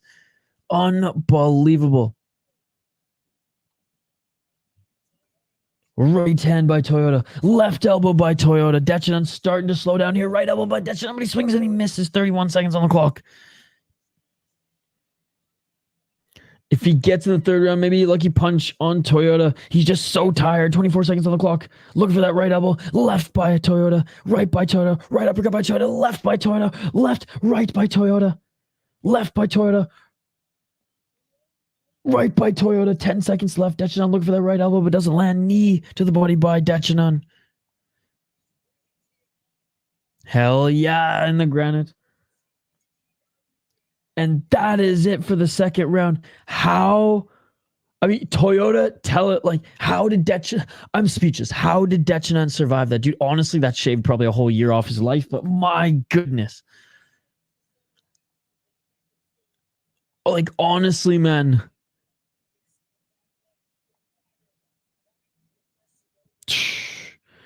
You know, shout out to like this 17-year-old has a crazy chin. They don't have quit in their mindset. No, not at all. But I mean, most of these guys don't quit in Muay Thai. Most of these guys get knocked the fuck out. But like, his chin is insane, man. Because Toyota landed some big elbows there too. Thank you so much for the super sticker, my man. Appreciate you. Third and final round. I mean, it's just sounds at this point. No. Toyota's up 2 rounds. I mean, and that second round was a 10-8 round. Let's get it Round 3, ladies and gentlemen. And Detchanan moving forward. I cover the up-and-coming younger Muay Thai warriors, no problem. Holy smokes. 2 minutes and 46 seconds on the clock. High kick swinging and miss by Detchanan. Step back right by Toyota. Body kick by Toyota. Yes, they're Atomweight. True, but Atomweights and Flyweights still have power. It's relative power at that size, right? Someone with power at Atomweight or Flyweight can knock out someone with a Flyweight or Atomweight chin, right? Just like a heavyweight can knock out someone with a heavyweight chin, welterweight can welterweight. But obviously, if a heavyweight or welterweight probably like punched a featherweight or Atomweight, they would literally knock their head off. They're very fast. 2 minutes and 8 seconds on the clock. Soon. Well, like I had to pivot. I had to cancel it because I thought Hockey from Home didn't actually piece out, but now she re-pieced out. So, fuck, I could probably launch it tomorrow. So that doesn't mean shit. Detchanan pushing forward here. 1 minute 58 seconds on the clock. Toyota not landing as many shots as he did in the second round. Right hand by Toyota. Right hand by Detchanan. Toyota gassing. And you know what? I don't blame him for gassing. He gassed out his arms in that second round trying to finish Detchanan, and actually Toyota's slowing down here. Detchanan has a chance to maybe knock him down. Oh, and a liver shot by Toyota. It's all over. It is all over. Detchanan's not getting back up to his feet. Detchanan's not getting back up to his feet. It is all over. Toyota with the body shot. Toyota with the body shot. And he's laying on the ground. He's laying on the ground. That's a little sus. Toyota with the body shot. Toyota with the body shot. It is all over. It is all over. Oh my goodness. Pinpoint accuracy. Pinpoint accuracy. Liver shots down, body, every organ. Stacking bodies. That was crazy. Do a cop when we get back on the island. Let's go. Peace. Yeah, it's just gonna say peace. I'm out with that logo on the back. Fuck, sorry, my connection. I had like perfect connection all morning, and now it's like shit in the bed a little bit. What the fuck's going on here? Okay, we're good. We're good. We're good.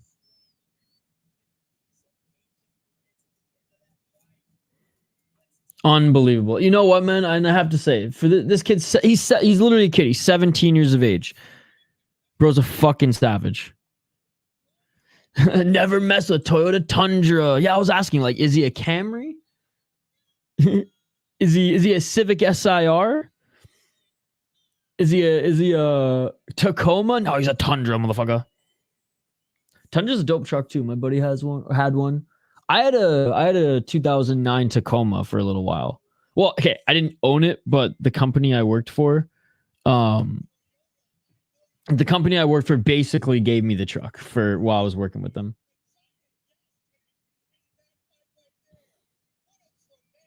Unbelievable. Unbelievable. All right. 4 more fights on the card, ladies and gentlemen. And this next one should be a good one, man. This next one should be a good one. Jutmangnon against a Senchai. Let's fucking go. 2 great gyms. Two of some of the best Celica's, Tundras, Land Cruisers. Yep. Expensive cars, not to maintain because they just hold their value so well. But I've owned so many Hondas sorry, did I say Civic? Toyota's not a fucking Civic. Jesus Christ. That's Honda. Sorry. But anyways.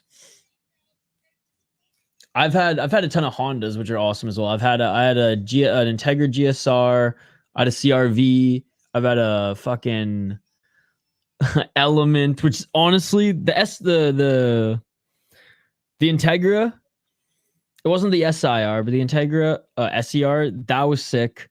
That was fun to drive. I think I got it up to like 240 horsepower.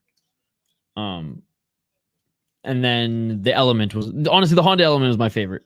I had that shit standard too, which was hilarious. Driving this box. We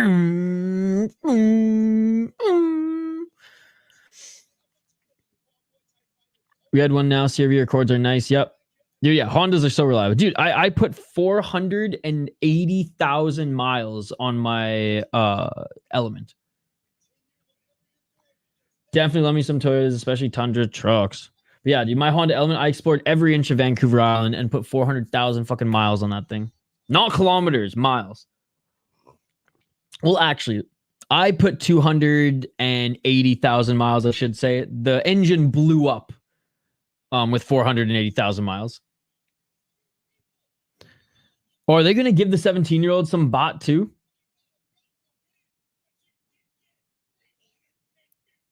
$350,000 bought for the 17-year-old. Dude, that is amazing because he just needs money to help his family. Unbelievable. You know what? I'm glad, bro, you missed. Oh my. Honestly, I feel bad telling you, but you missed all the finishes and the best fights. I'm sorry. I'm just going to give it to you straight, my man. You missed war after war, knockout after knockout. So glad that one gave the 17-year-old some money, man, because he got, look at him. He got his fucking ass kicked. Tough as nails, but he got beaten up because he wasn't knocked out. I'm a Ford man, but I love Land Cruisers. Hell yeah, dude. Especially the generation that you're going to be buying now are actually pretty good with that digital display from like, wait, no, the Civics are nice. They're reliable. Easy to work on.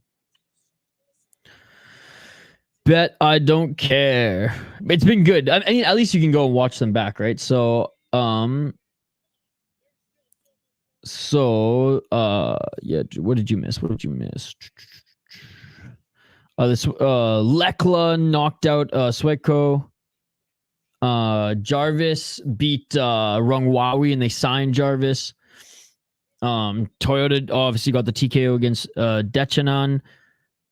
So actually, you only missed 3 fights. Who are you picking this next one? The next one, we'll get to it in one sec, buddy. I'm just a piece of shit because I sold little Timmy's PS5. I couldn't put my kids through college. Mikey P, holy fuck, boys, I'm hungover. What's up, Mikey P? Did you go to a Halloween party last night? How you doing, buddy? Wait, when you commented in the live chat a few hours ago, were you going to bed at that point? I miss Toyota. No. Dude, Toyota, it took him he couldn't knock out the 17-year-old. He had to hit him in the liver to put him down. The 17-year-old just kept walking forward like a freaking zombie. It was wild. It was a wild. All right, let's get to the next one here. We have Petsimok Senchai. Petsimok. 28 years of age. He is 0-1 in one championship, lost via knockout to Yuki Kasahara at One Friday Fights 59. Got knocked out in the first round. His opponent, Pethuahin, he is Jitmangyong. 1-1. Beat Pong Siri, which honestly is a good win. Beat Pong Siri back in 2023, though, One Friday Fights 29, and hasn't fought since 2023. So this is his first fight in 2024 as he lost TKO against Aslamjan Ortikov in the third round. So he's won 1 fight via decision, 1 fight loss via KO TKO. Let's see if I can find their full records here. I know these guys are a little bit bigger names. Let me know your predictions in the live chat, guys. No, that guy's not on Wikipedia. Again, if they're big enough, there'll be like a little wiki page on it because there's not really a Muay Thai or kickboxing database like there is. No, this guy doesn't. Like there is a box rec for boxing and Tapology for MMA. Although Tapology does track some Muay Thai and kickboxing fights, it doesn't. It can't track like 147 to 200 fights that some of these guys have. I'm going to go with Pethuahin. Pethuahin. I don't remember commenting in the live chat. Oh my god, you were the first commenter, Mikey P. But probably. Has it been confirmed? I've seen rumors. I don't believe rumors. I don't pay attention to any of that fucking Ruben Carter, crazy Kev, all that fucking bullshit. Until it's confirmed by the UFC, I don't believe it or even pretend that it's real at all, because it's not. Until it's signed and reported. Blue Corners having themselves a night. Good morning. Yo, what's up, Base Goddess? What it do? What it do? How you doing? Man, we've had some good fights these last run. Have you been up watching them? By the way, guys, go check out fellow content creator, better content creator if you ask me, MMA Based Goddess. Check out our YouTube channel, UFC previews, breakdowns, original content. It's the good shit. Pereira's making $2 mil minimum to $3 mil ish per fight. So I'm not surprised he wants to fight Ankalaev. If he takes the fight and makes $3 mil, he'll made more than John Jones' career earnings. The thing with him, if he's injured, like if he's injured bad enough where he like in a perfect world would, or I guess regularly wouldn't accept the fight. I guess he fought with a broken fucking toe though. If he's too banged up, I don't see him taking it. But if he's just like a little weathered, well, shit, Ankalaev, he just fought too, so like he's probably dealing with something small as well, even though it wasn't a crazy fight. Even if he loses, he gets another $2 to $3 mil for a rematch. Oh, for sure, yeah. Because if he would have lost, if he loses on short notice, they're definitely giving him a rematch. All right, tail the tape. Senchai, they're not even giving us the tail of the tape on him. That's a bad sign. That's a bad sign. Whenever they don't show the record, it's either because it's bad or there's not enough fights. It sucks that the MMA is so far from what it used to be, Base Gotti. Like 2-3 years ago, you could make the argument that like One Championship's MMA roster was like as good or better than Bellator's, right? Which like Bellator was the clear second then. Now they refuse to give their fighters fights. They lock them up in Shottery jail. I mean, Quan Wan Il, you probably don't even know who that is, and that's a fucking shame. Because if he was in North America, he would be a fucking star. Andrade as well. Like it's just disgusting how they've treated their MMA fighters, and I fucking hate Shottery for that now. I hate it. It's disgusting. But their Muay Thai every Friday is unbelievable. Round one, ladies and gentlemen. And he said my 1FC game up. Definitely catching up on Bunton versus Maxen. Let's go. Yep. But now the MMA is pretty much non-existent, but their Muay Thai is awesome, so I'll give him credit for that. 2 minutes and 34 seconds on the clock. Like Quan Wan Il, I imagine probably has like 2-3 fights left on his contract. We're never going to see him probably fight again. 2 minutes and 26 seconds on the clock. What a wasted prime. And oh, they're just throwing in the pocket here right now. Each of them 1-2, 1-2 in the pocket. Pressuring. Petsimok is Pethuahin. Low kick by Petsimok. And they need to get Gary Tonin back. 2 minutes on the clock. Yeah, all the MMA guys are just sitting on the shelf because one can't pay them. They can pay these Thai guys peanuts. Again, what was it, like 350,000 baht, or was 100,000 baht is only like $1,000 or 1,000 pounds or something like that? I think 500,000 baht was 1,000 pounds or something like that, 1,300 pounds. You know, it's only like a 1,500 to like 2,500 in, you know, USD, pounds, Canadian, you know, Australian dollars. 1 minute 30 seconds on the clock, they're clinching. They still have investor money. Quan Wan Il, Base Goddess, he has some of the best promos after his wins. 1,000 baht is like $30, right? Like, what the fuck? 1 minute 13 seconds. I know, and it means a lot for those in Thailand, but that's what I'm saying. They can pay them cheap. You can't pay a top MMA fighter that much, especially when you promise them a lot more upon signing. 1 minute on the clock here. Nice left hand by Petsimok. Yep. 50 seconds on the clock. They separate. Qatar Investment Authorities, how one is still in business, right? But Qatar said they're embarrassed with their investment, and I doubt they're going to get much more funding. 34 seconds on the clock. And I don't know how that's legal, but there's a takedown by Pethuahin. Oh, a nice right elbow by Petsimok. It's honestly been a pretty good first round. They separate from the clinch on their own accord. Nice step back left by Petsimok. Right hand by Pethuahin. Back to the clinch. Knee to the body by Pethuahin. 10 seconds on the clock. Nice right elbow by Pethuahin.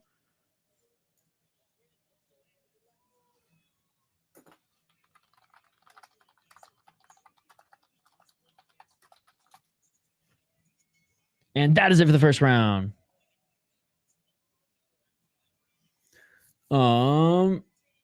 Here, hold on, base goddess. Check this out.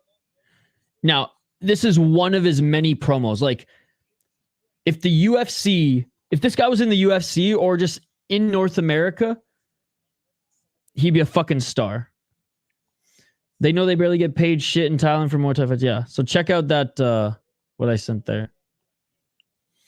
Kwanwano cuts the best promos. Korean fighter who speaks English. Like, imagine the fan base that the UFC loves their Asian fan base. I'm just saying. But anyways.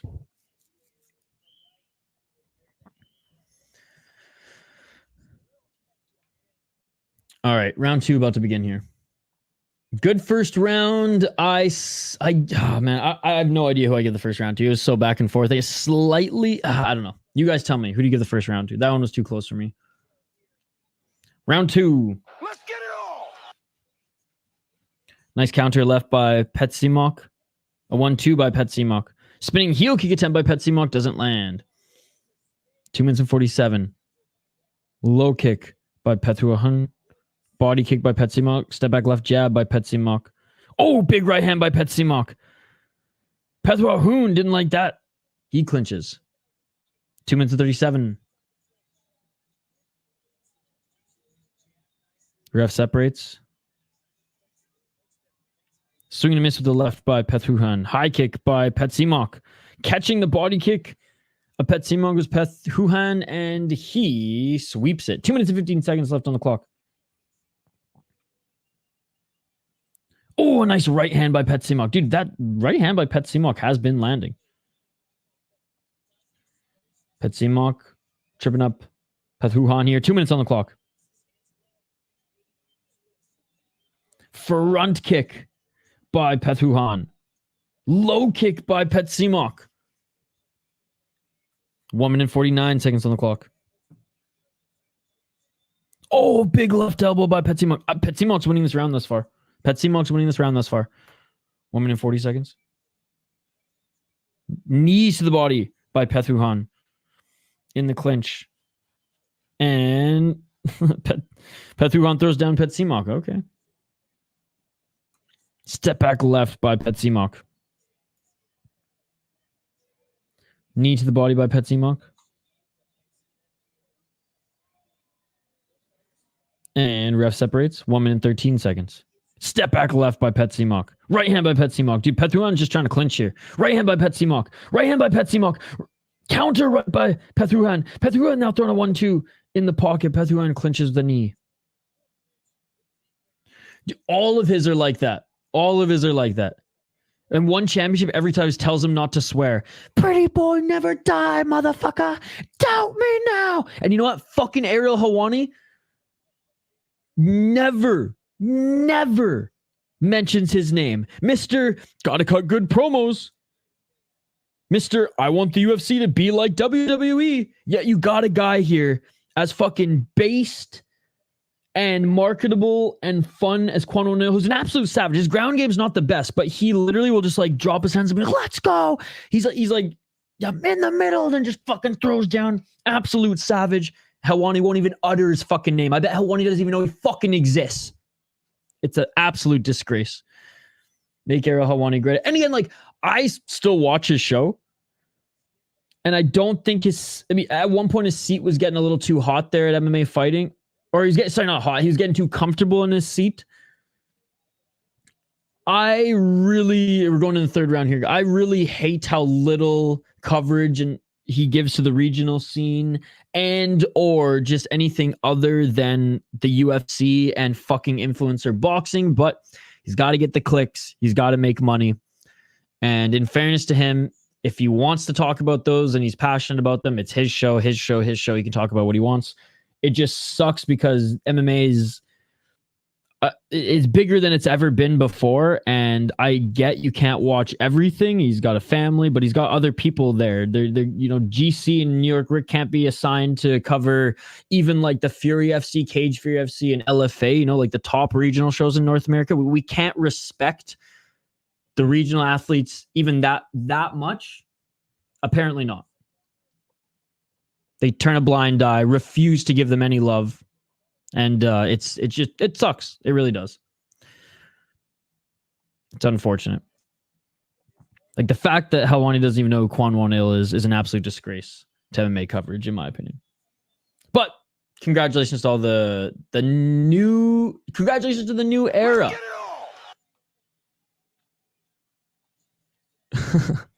My nose is even as big as his too, so there you go. It's because it's been shattered like 10, 20 times. I used to have actual normal size nose, but when you break it like more times than you can count, it gets fucked up. Right hand by Pethuahin. 2 minutes and 26 seconds on the clock as he clinches again. The Air Helwani of the smaller leagues. There you go. I even got the bobbleheads. Different brown, but still brown. Half Canadian, half American. Actually, it's actually scary now that you think about it. Too many similarities. 2 minutes on the clock. 1 minute and 57 seconds. Don't subscribe to your religion, though, so. Ain't Jewish. I guess that's the one stark difference. And I think I have cooler glasses, but that's just me. 1 minute and 40 seconds on the clock. I'll give this to Helwani, though. Oh, nice left by Pethuahin. Nice right by Pethuahin. He's got a better hairline than me at fucking 40, so I'll give him that. 1 minute and 30 seconds on the clock. Petsimok just desperately holding on for dear life. Honestly, first round, too close for me to call. Second round, Petsimok. Third round, Pethuahin is actually doing better. 1 minute and 17 seconds on the clock. By the way, like I said in the chat here, if you guys haven't already, go subscribe to MMA Base Goddess. Awesome channel. And fast growing channel as well. 1 minute and 5 seconds on the clock. His hairline is never ending. I know it sucks. I bet he still can grow a fucking sweet head of curly hair. If I was him, I would, like I said, I'm like losing. The hairline's going. I basically look like Vegeta from Dragon Ball Z. But like I'm gonna keep that shit until it's gone, until this looks too silly, and then we'll go full Bic, and I'll go beard and Bic opposite.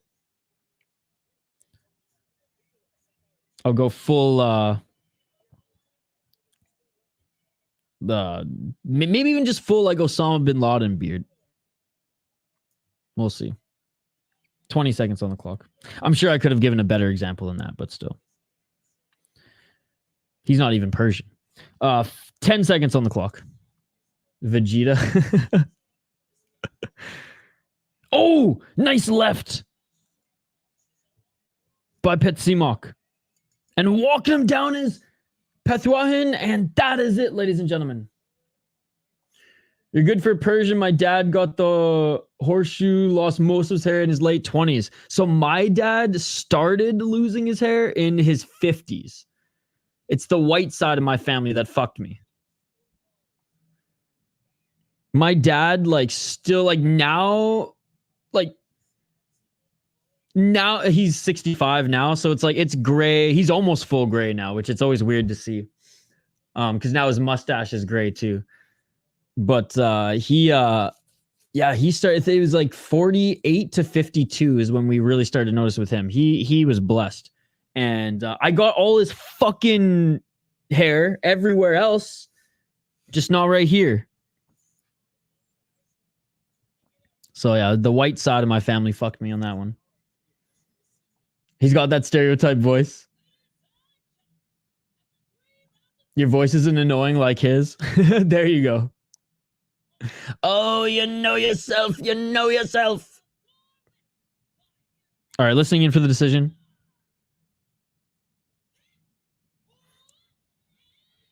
Pethuahin wins unanimous decision. And honestly, he's got Sencha in his corner. I imagine he won the first round and third round, so I'm okay with that decision. Damn, elite Persian. My dad is somehow 6'4", so he beat one Persian genetic and lost the other battle. Yeah, my dad was I think 6 or 6'1", but he shrunk a little bit now.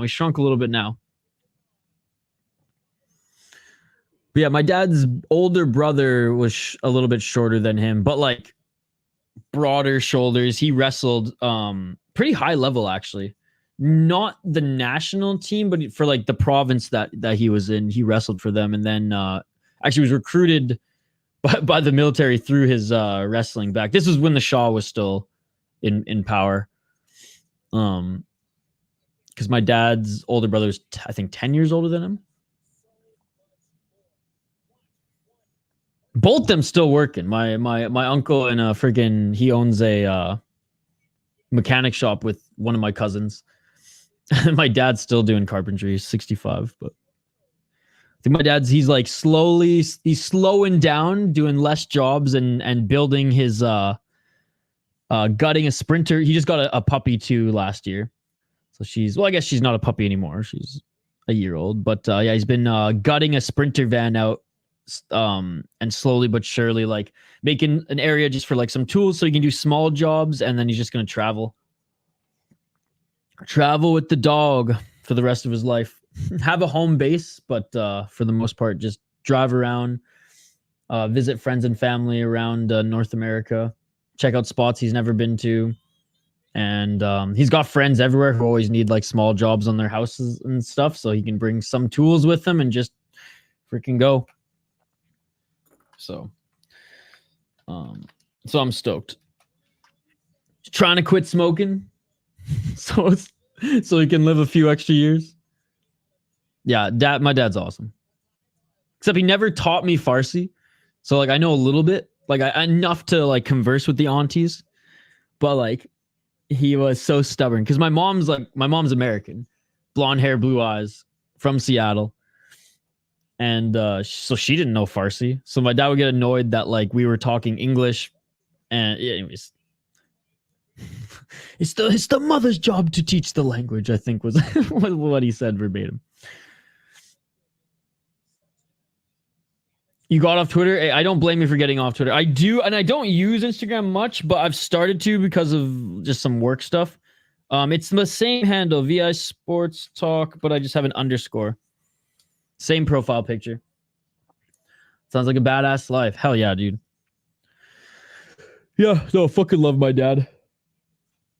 And he's not like, you know, he's been in Canada more than way like triple the time he was in Iran. He escaped Iran when he was 18 during the 79 revolution. So he's escaped, went to Mexico, spent 4 years in Mexico City, almost went pro in soccer there, hurt his back, moved to the States, didn't get American citizenship, tried Canada, they gave him citizenship, and I think that was in 85.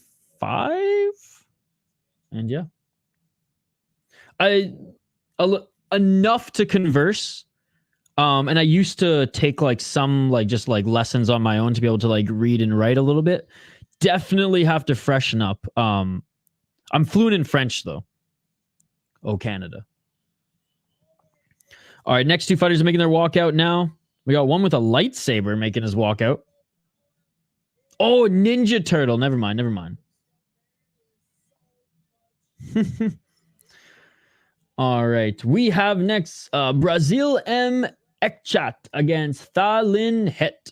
Oh, we got Myanmar up in this. Yeah, that's when my parents escaped. My dad is the same age as yours. All these years in America, still says Thursday for Thursday. Oh, 100%. There's always some words that my dad will say that I like. Well, my dad's third language is English. His second language was Spanish, right? So I mean, he can read like crazy in English baseball. He fired through like series of books. Doesn't matter what it is. I remember him and my sister are big like fantasy readers. So I think like Aragon, for example, that series, he read through that entire series in 8 days, in just over a week. He read all the he averaged a day for the Harry Potter books. He literally like did, I think it was like 18 to 30, between 18 and 36 hours, depending on how big the book. So it's crazy how good he can read, even in English. But yeah, there's still some words where I'm like, Dad, are you fresh off the boat still? Like, what is this? Oh, sorry. Yeah, wrong fight. You're right. We have, it looks like it's Samingdam there as he took off the max. Thank you so much, AT. Yeah, that's unfortunate that fight must have been canceled. So we're already at the co-main. It's a little bit different how they do it here, but thank you for that. I just kind of noticed that as I was reading chat, and I was like, wait, that's not that's Samingdam there. Anyway, Samingdam making his way to the cage now. Did you ever bust out a random Spanish word when he can't think of it in English? He used to, but because he doesn't like speak Spanish much anymore, I think like kind of like with me in French, I have to kind of like think about translating words unless I'm like actually like conversing with someone, and it kind of just naturally comes back. Like I've started like going out of my way to like read in French just a little bit more, just to kind of like get it back. But my dad every now and then will just start speaking Farsi, and I'll just look at him. I'm like, Dad, and he's like, oh, sorry. He'll like be speaking English and then start speaking Farsi. Akif, by the way, he is 16-2 as a pro. Yo, what's up, Striking Ace? Good to see you. The fights have been good, and thank you, AT. Like even the other day, I was talking to my dad on the phone, and he just like, we're talking about fights, and he starts just like speaking Farsi. I'm like, Dad, he's like, sorry. The generation before us were a bunch of badasses. Oh, 100%. Dude, my dad just like casually escaped a war and revolution, whatever. 42-8, by the way, for Samingdam. With him and his 16-year-old cousin, Jimmy Carter cuts ties with the States while he's in the air, lands in New York, not allowed to come into the States to seek refuge, sent to Mexico. And his life begins there, just randomly in Mexico City, not knowing the language, with a 16-year-old punk cousin who ended up staying there and making a Persian carpet business, of course, which he made millions off of, by the way. I completely forgot this stream was going on, but at least I caught some. Yeah, 2 more fights left. All right. Round 1, ladies and gentlemen. Let's get it. By the way, base calls, I took my roommate to a Persian restaurant the other day for lunch. I cook really good gourmet sabzi, really good fesan jun, so I didn't get that, but we had gourmet sabzi, kashke bottom jun, kebab kubide, of course, and juje kebab, and he was in heaven. 2 minutes and 40 seconds on the clock. Little hole in the wall in the hood of Minneapolis. It was amazing. 2 minutes and 35 seconds and a 1-2 by Samingdam. I can cook almost every single Persian dish excellent. I think my fesan jun is better than most restaurants, but everything except for gourmet sabzi. That one, I can't seem to get it. Oh, a nice 1-2 by Guluzada. Guluzada on the back foot here. Samingdam, 1-2. Guluzada, a little bit taller than Samingdam. Each of them trade kicks. Low kick by Samingdam. Guluzada with the high kick. Samingdam is walking him down, though. Left jab by Guluzada. Again, out of Azerbaijan is Guluzada. Samingdam, obviously Thai. Outside low kick by Samingdam, who's just a thick bitch. You know what I mean? And I say that in the most endearing and complimentary way. 1 minute and 45 seconds on the clock. Nice checking of the kick by Guluzada. Oh, Guluzada looking for the switch knee. 1 minute and 36 on the clock. Oh, a nice right hand by... Oh, Guluzada just dropped Samingdam. Guluzada just dropped Samingdam with the right hand. Oh, my goodness. Samingdam's getting the count. Yo, I'll get to your comment in a sec. Based goddess. Guluzada might finish this in the first round. Oh, front kick by Guluzada. 1 minute and 18 seconds on the clock. I know Samingdam can recover well. He's got a pretty good chin, but my goodness. Low kick by Samingdam and a left hook by Guluzada. Nice high guard by Samingdam. Guluzada looking for that big shot again, and a left shot by Guluzada. He rocks Samingdam again, and a high kick by Guluzada. 1 minute on the clock. Dude, this guy's an absolute savage. Absolute savage. Low kick by Samingdam. Guluzada with the left. Double left. Oh, knee. Right hand. Guluzada. 48 seconds on the clock. Spinning heel kick to the body. Guluzada with a knee. Oh my goodness. Right hand by Guluzada. This fight's going to be called. This fight's going to be called. Left hand by Guluzada. Drops Samingdam again. Samingdam's getting another count. Dudes, I cannot believe Samingdam recovered from that. He looks okay, though. He looks okay. 30 seconds on the clock. Can Guluzada finish this? If he gets one more knockdown, it's over. Guluzada with the left to the body. Guluzada with the right hand. Guluzada with the knee. Right hand by Guluzada. It is all over. It is all over. Azerbaijan. I cannot believe this. I cannot believe this. This is the biggest win in his career. This is the biggest win in his career. He just fucking beat Samingdam. He just fucking beat Samingdam in the first round TKO. Are you kidding me? Oh my God. Are you kidding me? Wow. He is fucking dangerous.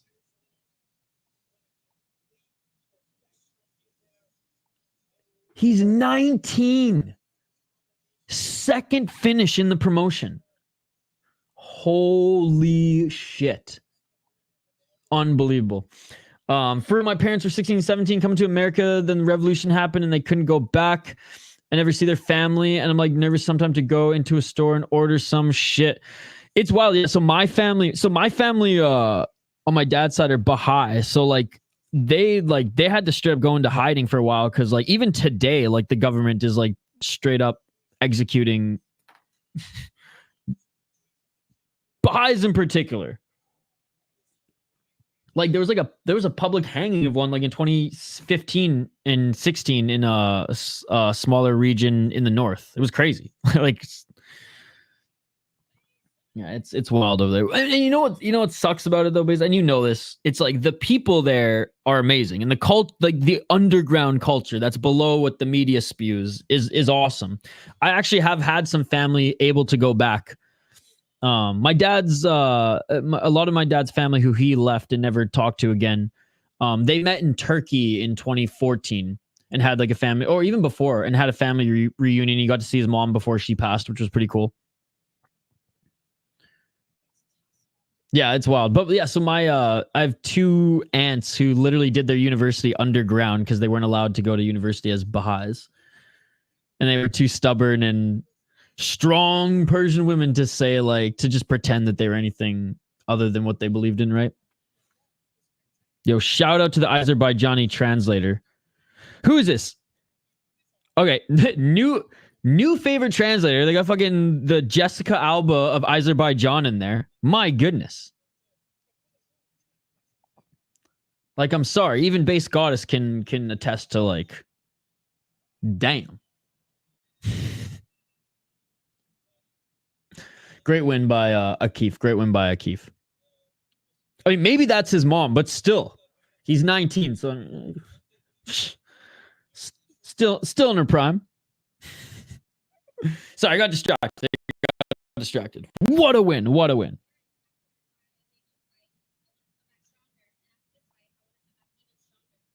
All right, main event of the evening coming up next, ladies and gentlemen, should be a tremendous flyweight fight.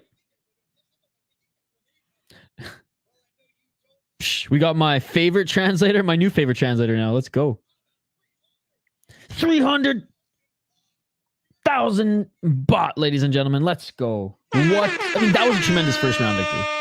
It really was.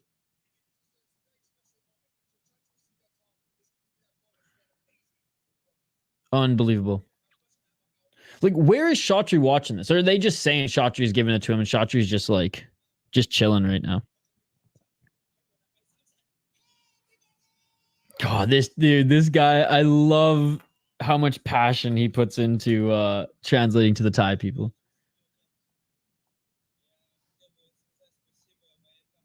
All right.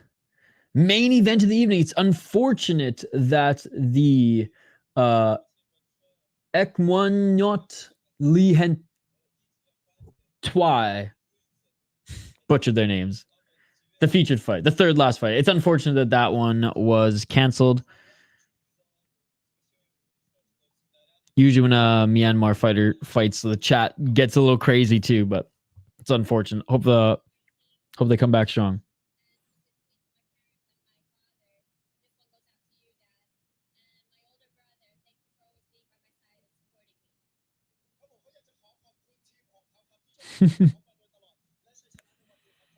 Awesome win. Awesome win. All right. We'll go over this next one here, guys. We'll go over this next one here. And shout out to the Azerbaijani Jessica Alba. Great new addition to the One Championship team. All right. Let's get to this final fight, ladies and gentlemen. You are familiar with both of these absolute savages. We have Yodlekpet up against Banramba. Let's highlight both of them here right now. And again, big shout out to everybody joining us in the live chat. If you haven't already, don't forget to like and subscribe. Don't forget to vote in the poll question as well. So in the promotion, Yodlekpet, he's 29 years of age, by the way. In the promotion alone, he is 5-3. 2 KO, 2 KOs, 1 knockout, 1 unanimous decision, and 1 split decision. He did lose his last fight to Kongsuk Fairtex before then beating Kamot. In his entire career, though, he has gone 88-34 with 3 draws. 88 wins, 34 losses, 3 draws in 125 fights. His opponent, Banramba, also out of Thailand. He,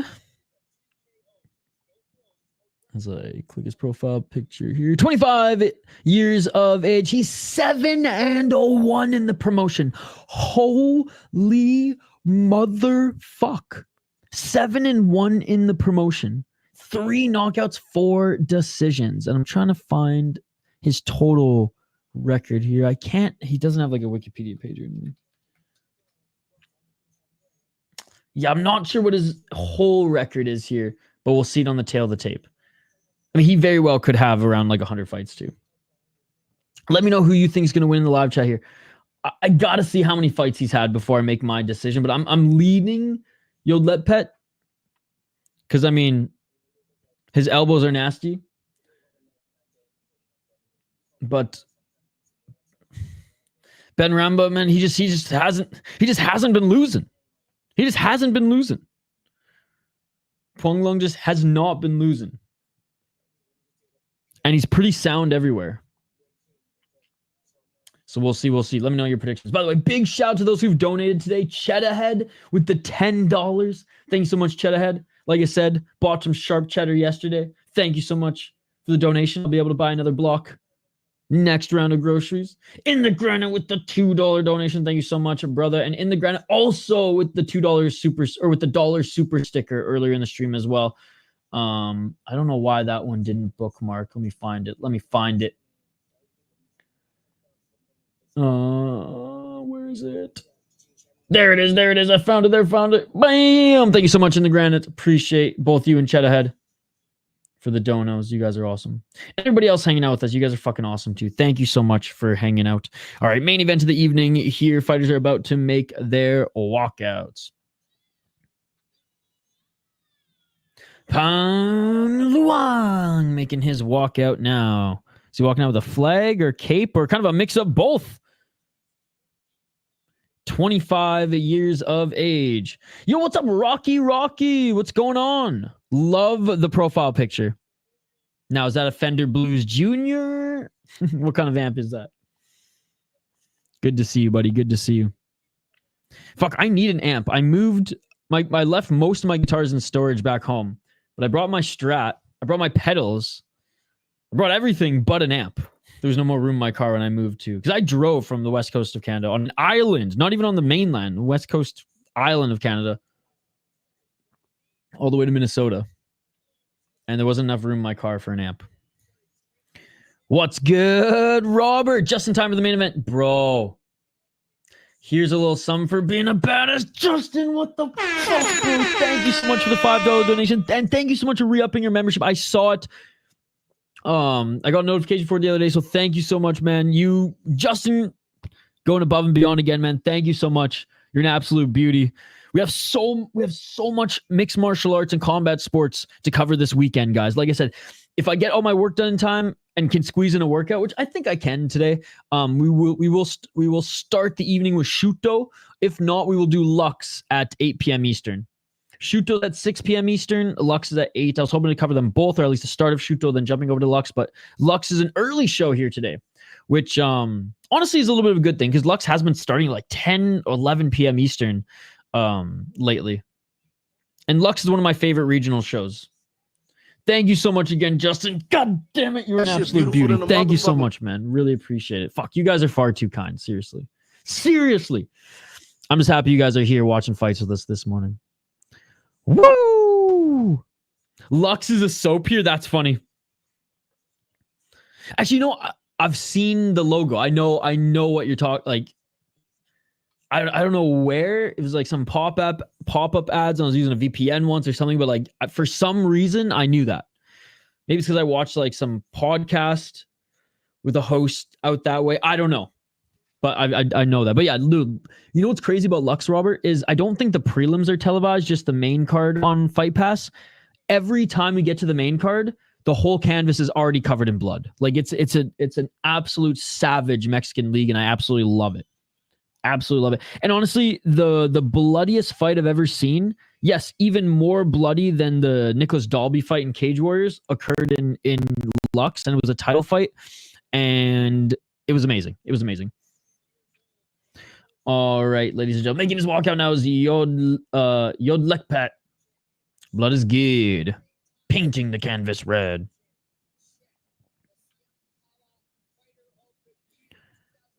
All right.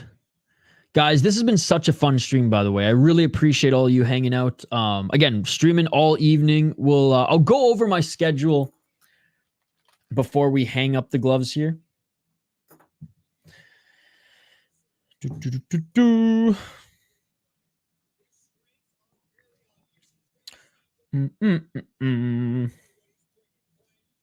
But yeah, we got a lot coming this week. We got a lot coming this week.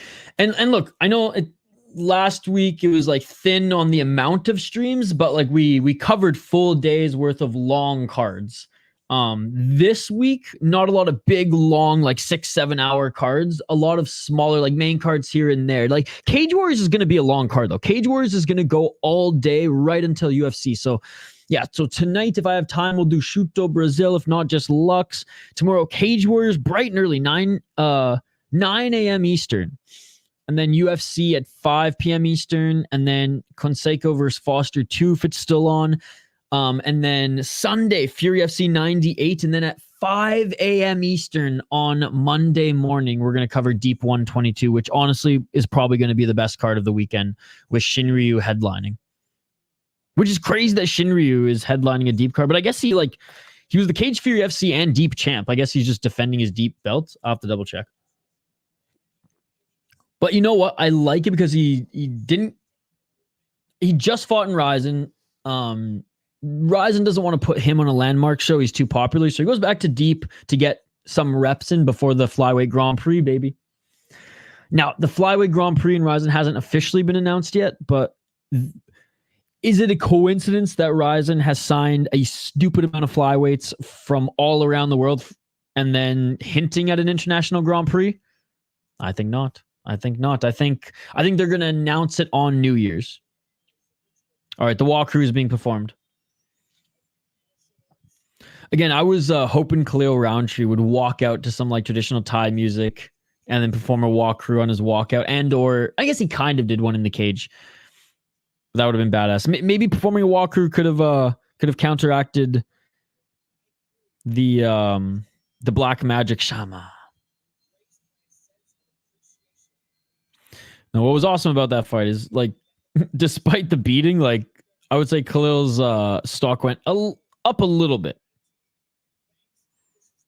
I mean, say what you want about Khalil and him getting getting an easy path to a title shot, basically being gifted a path. Let's be perfectly honest. He always puts on exciting fights. So that's what I like about him. Like, could you imagine if he was if he could throw kicks to the face on the ground, not just to the body? All right, here we go, guys. Great fight here. Fighters are being announced in the ring. And again, if you're new to the channel, smash that like button and subscribe. We do live play-by-play commentary, reaction, and of course, live interaction with all you amazing folks in the live chat. So get your comments in. Okay, out of the blue corner, Puengluang. 66-6. Okay, 66-6. I like that. You know, I'm going to go with Puengluang here. I know, again, Yodlekpet, I think overall is a better fighter. Puengluang has just been on a heater. A little bit younger. And we've seen some upsets here tonight already. So I'm going against the grain. Even though the destroyer, Yodlekpet, is still absolutely buzzing. And looks like he's in tremendous shape right now, too. Wow.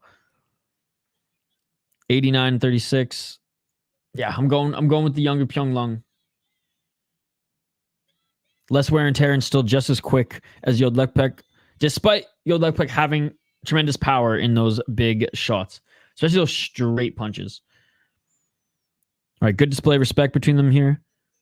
And again, yeah, Puengluang has a little bit of reach advantage by the looks of it. All right, round 1, ladies and gentlemen. Final fight on the card. It's not for a title, so only 3 rounds. Let's get it on.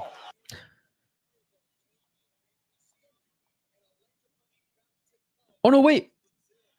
They have a post them. One of the fights wasn't canceled. It's a post them. So they just wanted to get this, I guess, on primetime TV. 2 minutes and 45 seconds. I don't know. I don't know why they have a post them, but anyways. Hey, I guess we just stay on a little bit longer. Left and right by Puengluang. Low kick. So yeah, it wasn't canceled. There you go. Low kick by Puengluang. Yodlekpet looking for his opportunity. Outside low kick by Yodlekpet, and he's stalking down Puengluang. Low kick by Yodlekpet. Crazy power on those low kicks. My goodness. Body kick by Puengluang. I overlooked that by Yodlekpet. I'm not going to lie, guys. Was the damage he can do early with those leg kicks. Catching the body kick of Puengluang and Yodlekpet with the left. Low kick by Yodlekpet. Oh my goodness. Low kick by Puengluang, but dude, those low kicks by Yodlekpet are going to do so much more damage. Left hook by Puengluang. Right hand by Puengluang. Oh my god. Yodlekpet with a low kick. Fuck, man. I swear Yodlekpet could, like, knock down a tree with one of those trunk kicks, man. My goodness. Low kick again by Yodlekpet. Puengluang with the right to the body. And it's going to start to get in Puengluang's head here, man. And I do not blame him. Left jab by Puengluang. Oh my goodness, a low kick by Yodlekpet. Inside of the lead left leg of Puengluang. And there's a low kick on the outside of the back leg. Dude, Yodlekpet is an absolute savage. He's an assassin. 1 minute and 10 seconds on the clock. Checking the leg is Puengluang. Oh, Puengluang with the right hand drops Yodlekpet. What the fuck? I love this sport. I love this sport. Counter shot by Puengluang, and he just won back the round. Holy shit, he was about to lose the round. 57 seconds on the clock. Automatic 10-8 unless Yodlekpet can drop him. Oh my god. That's going to put him up. That is a much needed knockdown. That's huge. 42 seconds on the clock. Right hand again by Puengluang didn't land on the mark. That was huge. Low kick by Yodlekpet. Yodlekpet was about to win that round too. With leg kicks. But still. Looking for that right elbow as Puengluang swinging a miss. Good head movement. Head movement by Yodlekpet. Yodlekpet clinching. 22 seconds. Unbelievable shot there by Puengluang to win back that round 10-8. 15 seconds. Missing with a low kick. Right hand by Puengluang. High kick by Puengluang. Left jab. Puengluang walking forward. Yodlekpet walking forward. Looking for the 2 body shots. Puengluang with the clinch. And left elbow by Yodlekpet at the end of the round. But that's going to be a Puengluang round. Again, Puengluang getting his legs chewed the fuck up by Yodlekpet. But ends up getting the knockdown with a straight right. So shout out to him. Oh, it was right on the chin too. Stumbled him. 10-8. Despite getting his legs completely chewed up and not landing many strikes at all, the one that lands knocks down Yodlekpet, and it's a 10-8 for Puengluang. Round 2 about to begin here, ladies and gentlemen. And I really don't think Yodlekpet should abandon the plan at all. Just be a little bit more conscious of the range. What kind of hairdo is this?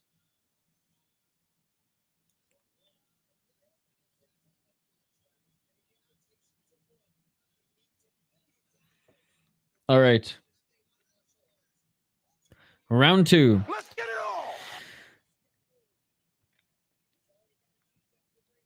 on. Oh, left by Yodlekpet. Yodlekpet with a 1-2. Yodlekpet with the left. Right hand by Puengluang. Puengluang over the left elbow. Body kick by Puengluang and Yodlekpet with a counter left to right. Yodlekpet still with the quick hands in the pocket. Right hand by Yodlekpet. Clinch. 2 minutes and 40 seconds.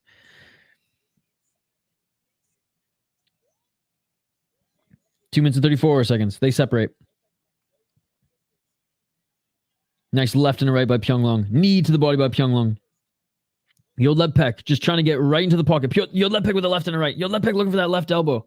Step back right by Puengluang. Puengluang went to the body. Yodlekpet blocked. Left to the body by Puengluang. Each of them landed a shot in the pocket there. Nice left by Yodlekpet. Puengluang with the knee to the body. Big left by Yodlekpet. Puengluang back up against the ropes. 2 minutes on the clock. Oh my goodness, ladies and gentlemen. What a fight. What a fight. Teep by Puengluang. Body kick by Puengluang. 1 minute 57 seconds on the clock. Yodlekpet with the left. Oh, Yodlekpet lands a nice right hand on Puengluang. Way better. It's crazy because Yodlekpet was winning the first round, and he's having a better round right now. Winning the first round until he got knocked down.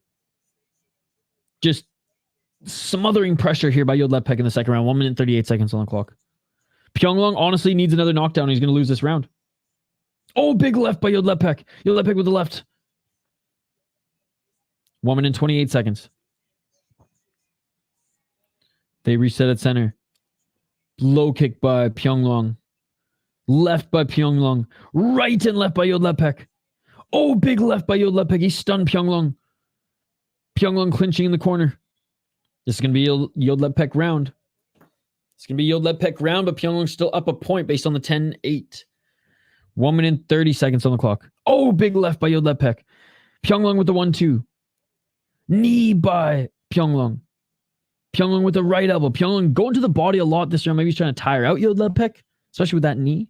50 seconds. 45. For some reason, I can still feel like a Puengluang knockdown. I don't know why. Probably because it happened late in the first round too. Nice elbow there by Puengluang. Oh, big left by Yodlekpet. 29 seconds. Left and right to the body by Puengluang. Right by Puengluang. Left to the body there by Yodlekpet. Yodlekpet with a 1-2. 19 seconds. Puengluang with the low kick. I mean, Yodlekpet has just abandoned the low kick game, and he's just pressuring Puengluang. Knee to the body by Puengluang. Final 10 seconds. Left and right by Puengluang. Puengluang has made this a closer round with basically the better last minute here, but I'm still giving this round to Yodlekpet. So 10-9 for Yodlekpet, 10-8 in the first round for Puengluang. Puengluang's still up a point.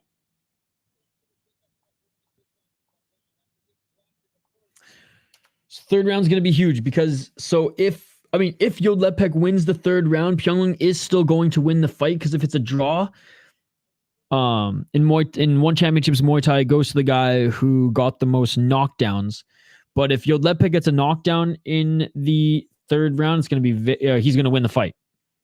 So Yodlekpet's going to go for it here, I imagine. Because if Yodlekpet gets a knockdown, he's going to win the fight. Because he won that second round, and he'll get a 10-8 in the third.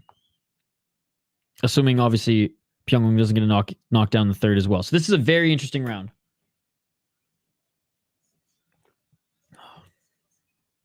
All right, here we go, ladies and gentlemen. Third and final round in the main event, but we have one post-lum. I don't know what happened, but Brazil versus Thway we still have on the card. All right, round 3, ladies and gentlemen. Let's get it on. Look for that right hand is Puengluang. Yodlekpet pressuring him backwards. Each of them land to left. 1-2 by Puengluang. Left by Yodlekpet.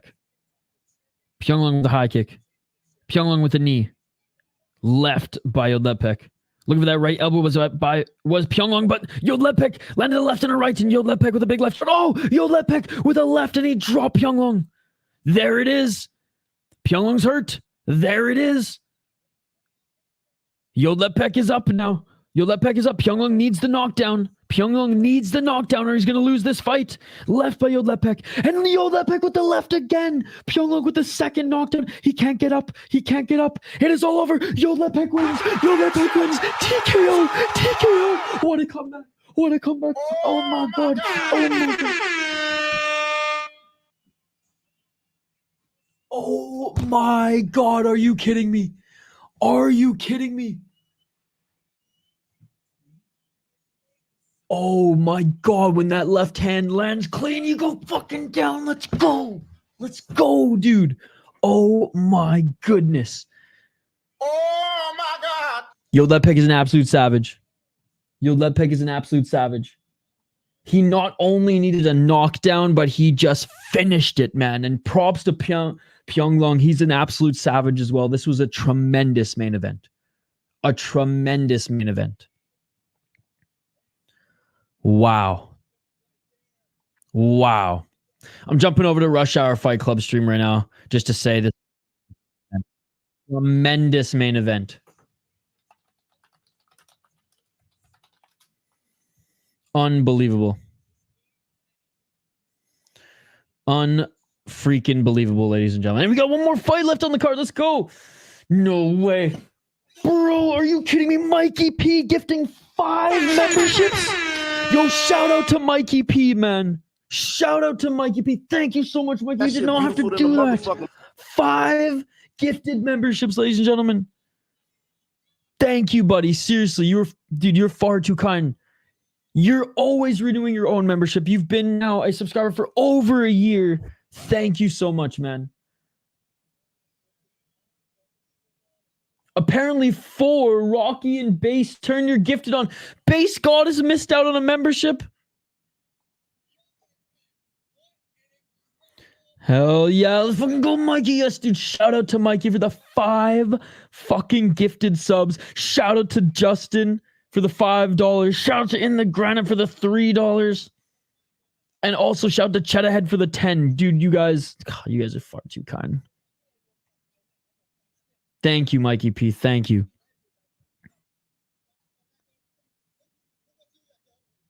Assistant Cushman Legends. Nice. Glad they got it. Glad they got it.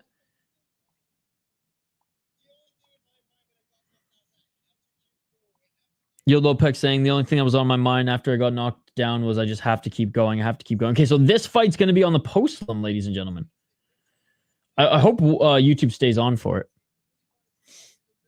Or he's going to get some bot here, baby. 350,000 bot, ladies and gentlemen. Cha-ching, cha-ching. Yes, I will post the new Discord tab or link because it every week I got to post a new one. So yeah, everybody who is new to the channel, doesn't matter if you're a member for 1 month or you renew constantly, you have lifetime access to the Discord upon being a member of the channel. We do membership streams now every Sunday, but I'll actually post that right now. So if you're a new member of the channel, hit up the community tab literally in like a minute as I'm gonna post the new. I don't know why I always have to have a fucking pen in my hand to play around with doing these streams, but okay.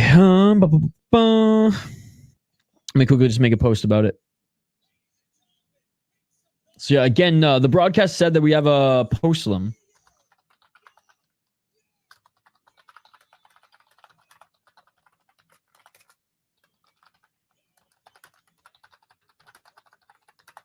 Okay. Posting on the community tab now. Whoops. There we go. All right. The post is up, ladies and gentlemen. So if you're new to the channel, join our Discord. Thank you again, Mikey P. Unbelievable. Okay, so we have Brazil, who's actually Thai, against Htet, who is out of Myanmar.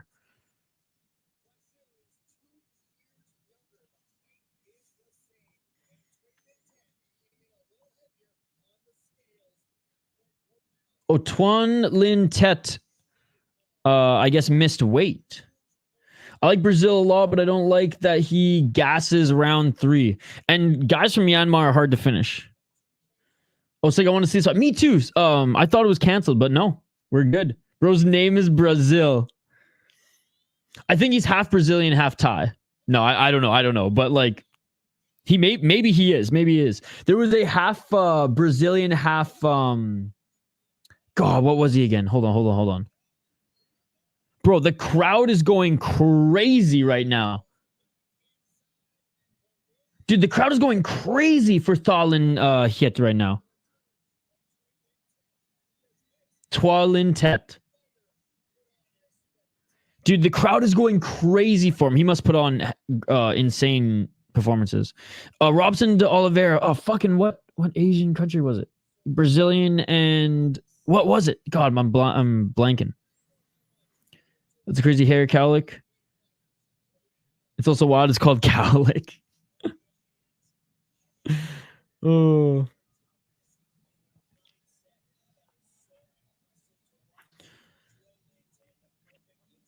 Thway Htet. Okay. The crowd's going crazy for him, and he's not even from Thailand.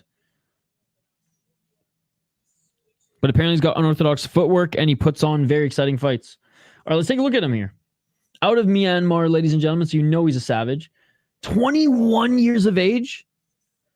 Bro looks like he could be my uncle, and he's 21 years of age. He beat Ganchai Jitmyeong at one fight 76 in August via decision, and apparently was an absolute banger. I can't recall that one for some reason. I do recognize Brazil. Is he super young, if I'm not mistaken? Yeah, 19 years of age. He beat Takuma Ota, who we saw fight earlier tonight. He was a pretty good opponent via split decision. Lost to Samanchai and beat Chale via decision. He's 2-1 in the promotion with no finishes. They should be on YouTube. I'm watching him on YouTube. So I'm sure in Canada it's still the same.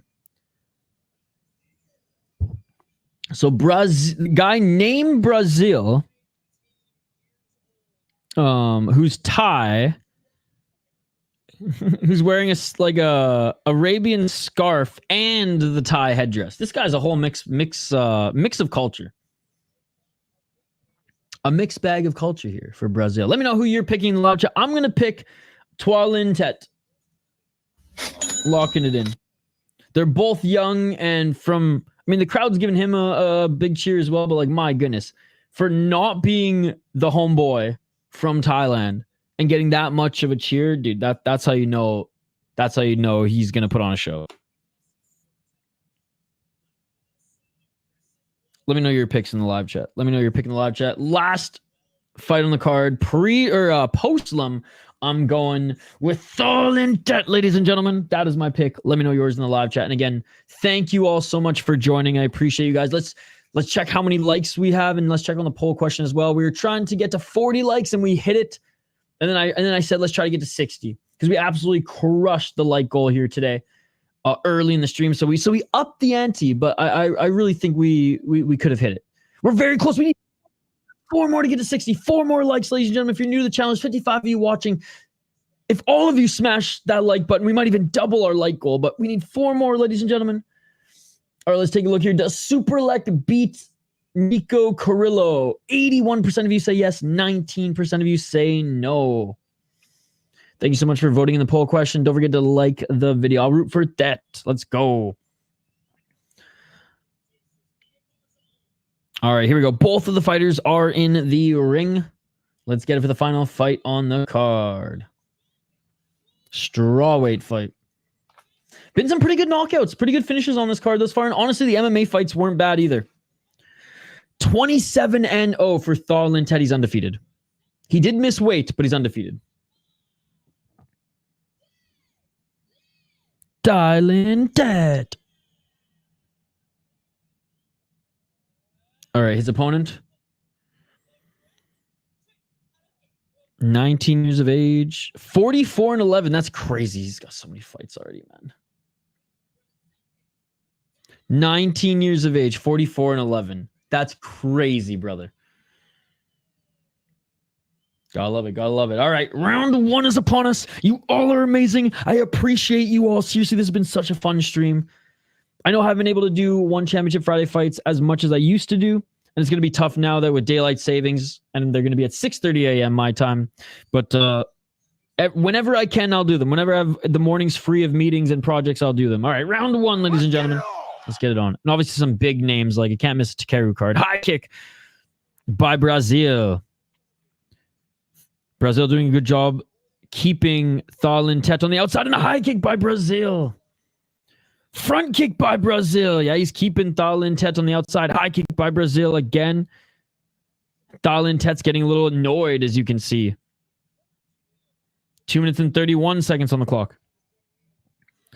Each of them throw a kick. They clash there. 2 minutes and 26 seconds on the clock. Oh, nice right hand by Brazil. Brazil's got some speed, man. Brazil's got some speed. Right hand by Htet. Htet with a low. Oh, switch hit to the body there. But Brazil trips him and throws him to the ground. Oh, my goodness. Dude, Brazil's sick. Brazil is sick. Front kick by Htet. Dude, the crowd is going crazy for this one. Oh, counter right by Htet. Right hand by Htet.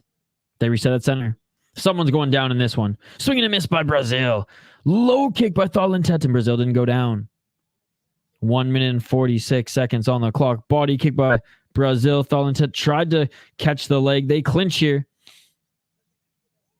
And ref separates. Back to center. Front kick by Brazil. Oh, Brazil tried to fake the kick to land a right hand. Htet read that. Htet looking for the right hand, but blocked by Brazil. Let's go. Thank you guys for liking. We hit the goal. 60 likes on the morning stream. Fucking rights. Thank you guys. Oh, some body kicks by Brazil. And Htet saying, hey, you hit me low. You hit me low. Front kick by Brazil. Dude, I love the feints by each of these guys, man. Htet feinted, stepped left, and almost landed that left hand.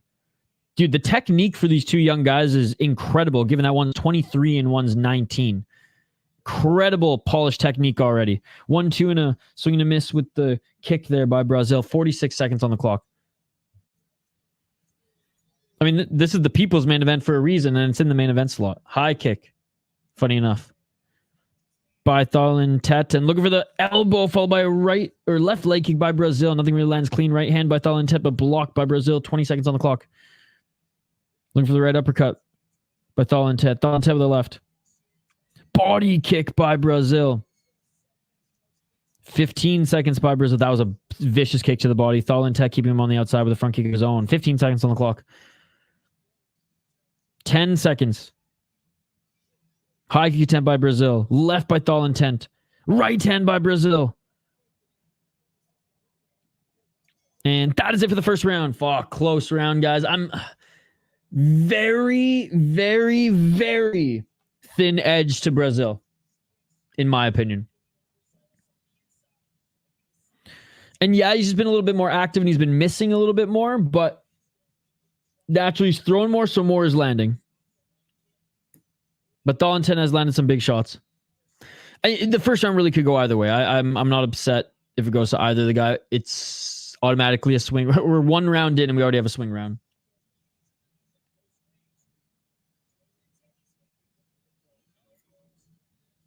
All right, round 2 coming up here. Let me know your guys' thoughts who are watching. Very, very close round in my opinion.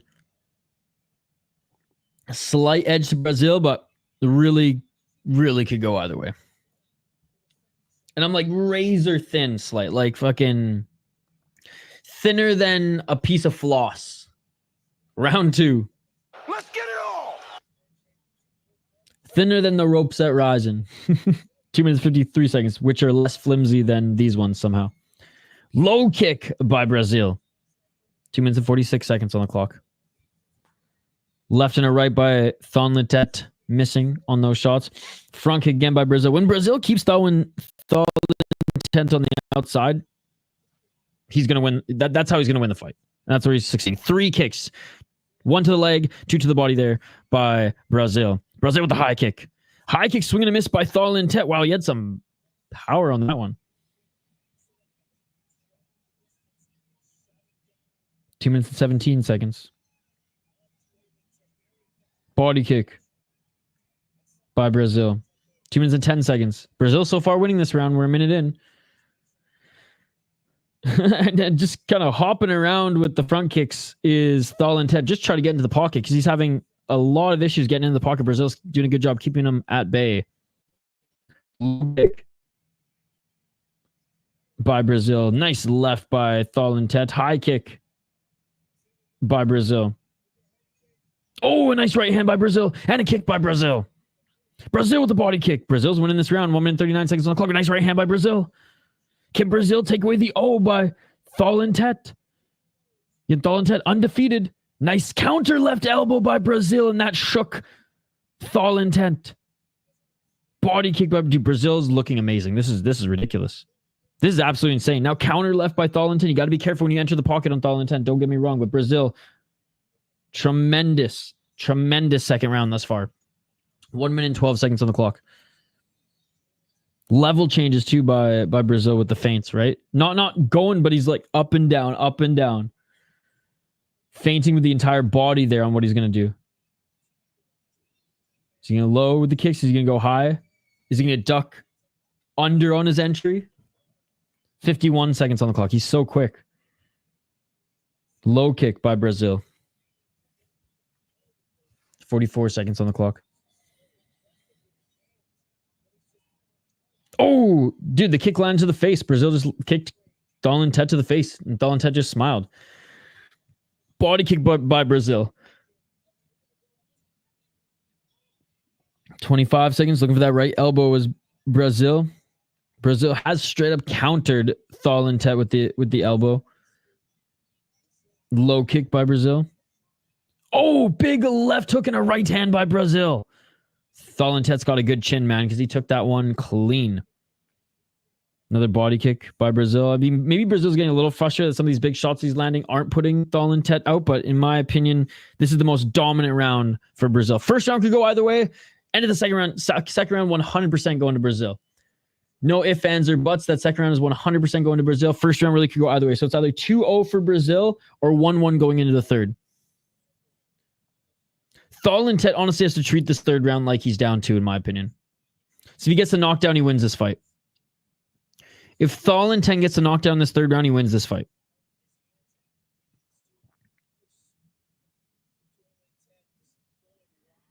What a crazy fight. This has been a really good one as well, guys. Yeah, Brazil doing well. Like, yeah, first round could go either way. Second round, Brazil doing an excellent job keeping Htet on the outside. And when he is coming into the pocket, he's making the most of it with the shots. Dude, when Htet came into the pocket and he landed just that, and Brazil landed that counter left elbow, that was fucking nasty. And then Htet like kind of had to shake it off. That was fucking sick. Htet has a crazy chin though. Let's get it all. Third and final round. Last round on this card, ladies and gentlemen. Thank you all for joining. 2 minutes and 55 seconds on the clock. Nice push kick by Brazil. And Brazil's only 19. Dude, like, these guys are so young. So young. Nice step back left by Brazil. But again, Htet, if he cracks you once with one big shot, you can go down. Spinning back fist attempt by Htet. That landed.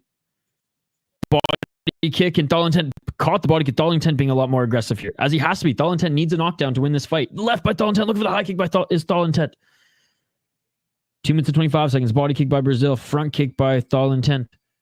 Htet just needs to get into the pocket and throw some big shots, man. I know easier said than done, but ducking under that high kick, I mean, that's one way. 2 minutes and 12 seconds. Man, Htet, 2 rounds to warm up. He's looking good now. Yeah. Oh, step back left by Brazil, and Htet didn't like that. I think Htet, honestly, you know, I think it's less that and more Brazil just did an excellent job keeping him on the outside, because you saw his frustration. But really kind of throwing caution to the wind a little bit more in this third, I would say, for sure, to try to get the finish. Because, like I said, Htet, even if it's not a finish, even if it's just a knockdown, he's going to win this fight. 10-8 becomes a draw, but he gets a knockdown. Because Brazil didn't officially knock him down, right? Brazil's jacked. 1 minute and 34 seconds on the clock. Yeah, for 19. Man, swing and miss with a high kick, swing and miss with a heel kick. But both these guys are so skilled for how young they are. It's truly amazing. This is an incredible fight. High kick by Brazil. 1 minute and 20 seconds. Oh, a nice right hand by Thailand. Again, 1 minute and 15 seconds. Thailand still has time. He gets the knockdown. He wins this fight. Thailand gets the knockdown. He wins this fight, guys. 1 minute on the clock. Left by Brazil. Brazil knocks him down. It's over. 1 minute. There he is. He got 60 seconds to do it. Thailand, throw caution to the wind. Go for it. 55 seconds on the clock. And Thailand is the one stepping forward here. Brazil, though, incredible counter striker. Good high guard by Brazil. Thailand, 43 seconds. He's running out of time. He needs that knockdown. Front kick to the face by Thailand. That didn't knock down Brazil. 34 seconds. Oh, and Brazil knocks down Thailand. It's over. It's over. I mean, the fight's still going on. There's 25 seconds left, and he's getting the count as Thailand. Step back left by Brazil, and Brazil just won this fight. Brazil just won this fight. Another left by Brazil. Oh, right hand by Brazil. Thailand's hurt. Left by Brazil. Thailand thought this was left way for a second, going in there with the head. Brazil's a savage. Right hand by Brazil. 10 seconds left. Brazil with the right. Brazil looking to try to finish this, even though he's won. Savage, savage, savage. And that is it, ladies and gentlemen. Let's go, what a fight. Let's go, Brazil. Brazil, even though he's Thai. His name is Brazil. Unbelievable, ladies and gentlemen. Like I said, Thailand needed a knockdown to win the fight. Instead, Brazil knocks him down and solidifies this motherfucker. The first round doesn't matter anymore. The first round doesn't matter because Brazil won the second and he got a 10-8 in the third. Unbelievable. This card was awesome. This card was fucking awesome. Other than the one robbery, I have no issue with this card. Thought had a bad strategy. He had constant pressure.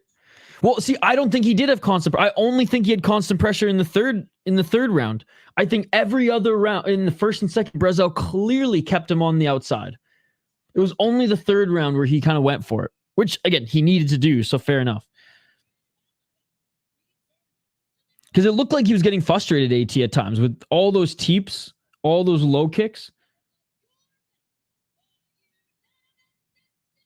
19 years of age, dude. Look at this fucking kid.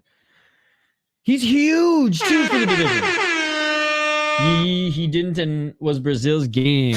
Dude, that was an excellent, excellent performance by Brazil. And that is the first loss of Thailand Htet. Unbelievable. Unbelievable. Well, that's going to do it, ladies and gentlemen. Thank you all so much for joining. Let's just take a quick look at the schedule today.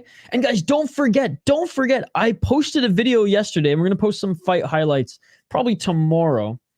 I will try to squeeze in my UFC picks and predictions sometime today, hopefully before Shuto. And if we don't get to Shuto, well, that's okay. If we don't do Shuto Brazil tonight, because that starts at 5 p.m. Eastern, we're definitely still going to do Lux. So we are going to do another fight stream today. Check out the latest video in the live chat. I ran down and shared with you guys this crazy freak show Polish MMA league. And they had a crazy card last weekend with some fun stuff. So check that out. But yeah, if I have time, I basically have one work project I have to finish today, and I wanted to get that done, which only should take like a couple hours. But then I wanted to squeeze in a run as well. So we'll see. We'll see what time it is. But anyways, so here it is. Water bottle attack. That's the video. All right, what do we got here? So yeah, if I'm done my shit, if I'm done work and my workout by 5 p.m. Eastern, we'll do Shuto Brazil. If not, we'll just do Lux tonight. And maybe we'll do UFC picks and predictions, but right before or right after. And then Saturday morning, we have Cage Warriors bright and early, UFC Edmonton, and then we'll cover the main event we'll cover this fight in particular if it's still on after UFC. Sunday, Fury FC, and Monday at 5 a.m. Eastern, we have good old Deep Impact 122, which should be an excellent card. But anyways, you guys are amazing. I appreciate every single one of you. Don't forget to smash that like button and subscribe. And always remember, especially this weekend, always remember. It's Herb Dean's fault. See you tonight for Lux and possibly Shuto and UFC picks and predictions. Appreciate you guys. We got a big schedule this weekend. Lux tonight, more streams tonight, streaming all day tomorrow, Sunday, and at 5 a.m. Monday morning. So much combat sports this week. And ACAs tomorrow morning as well. So maybe we'll double screen as we watch Cage Wars. But anyway, see you guys later tonight. Enjoy the rest of your Friday. And the party really starts tonight, ladies and gentlemen. So let's fucking go. Lux is one of the best regional shows on the promotion. Big shout to this card. It was tremendous. And I will see you guys on the next one. Peace.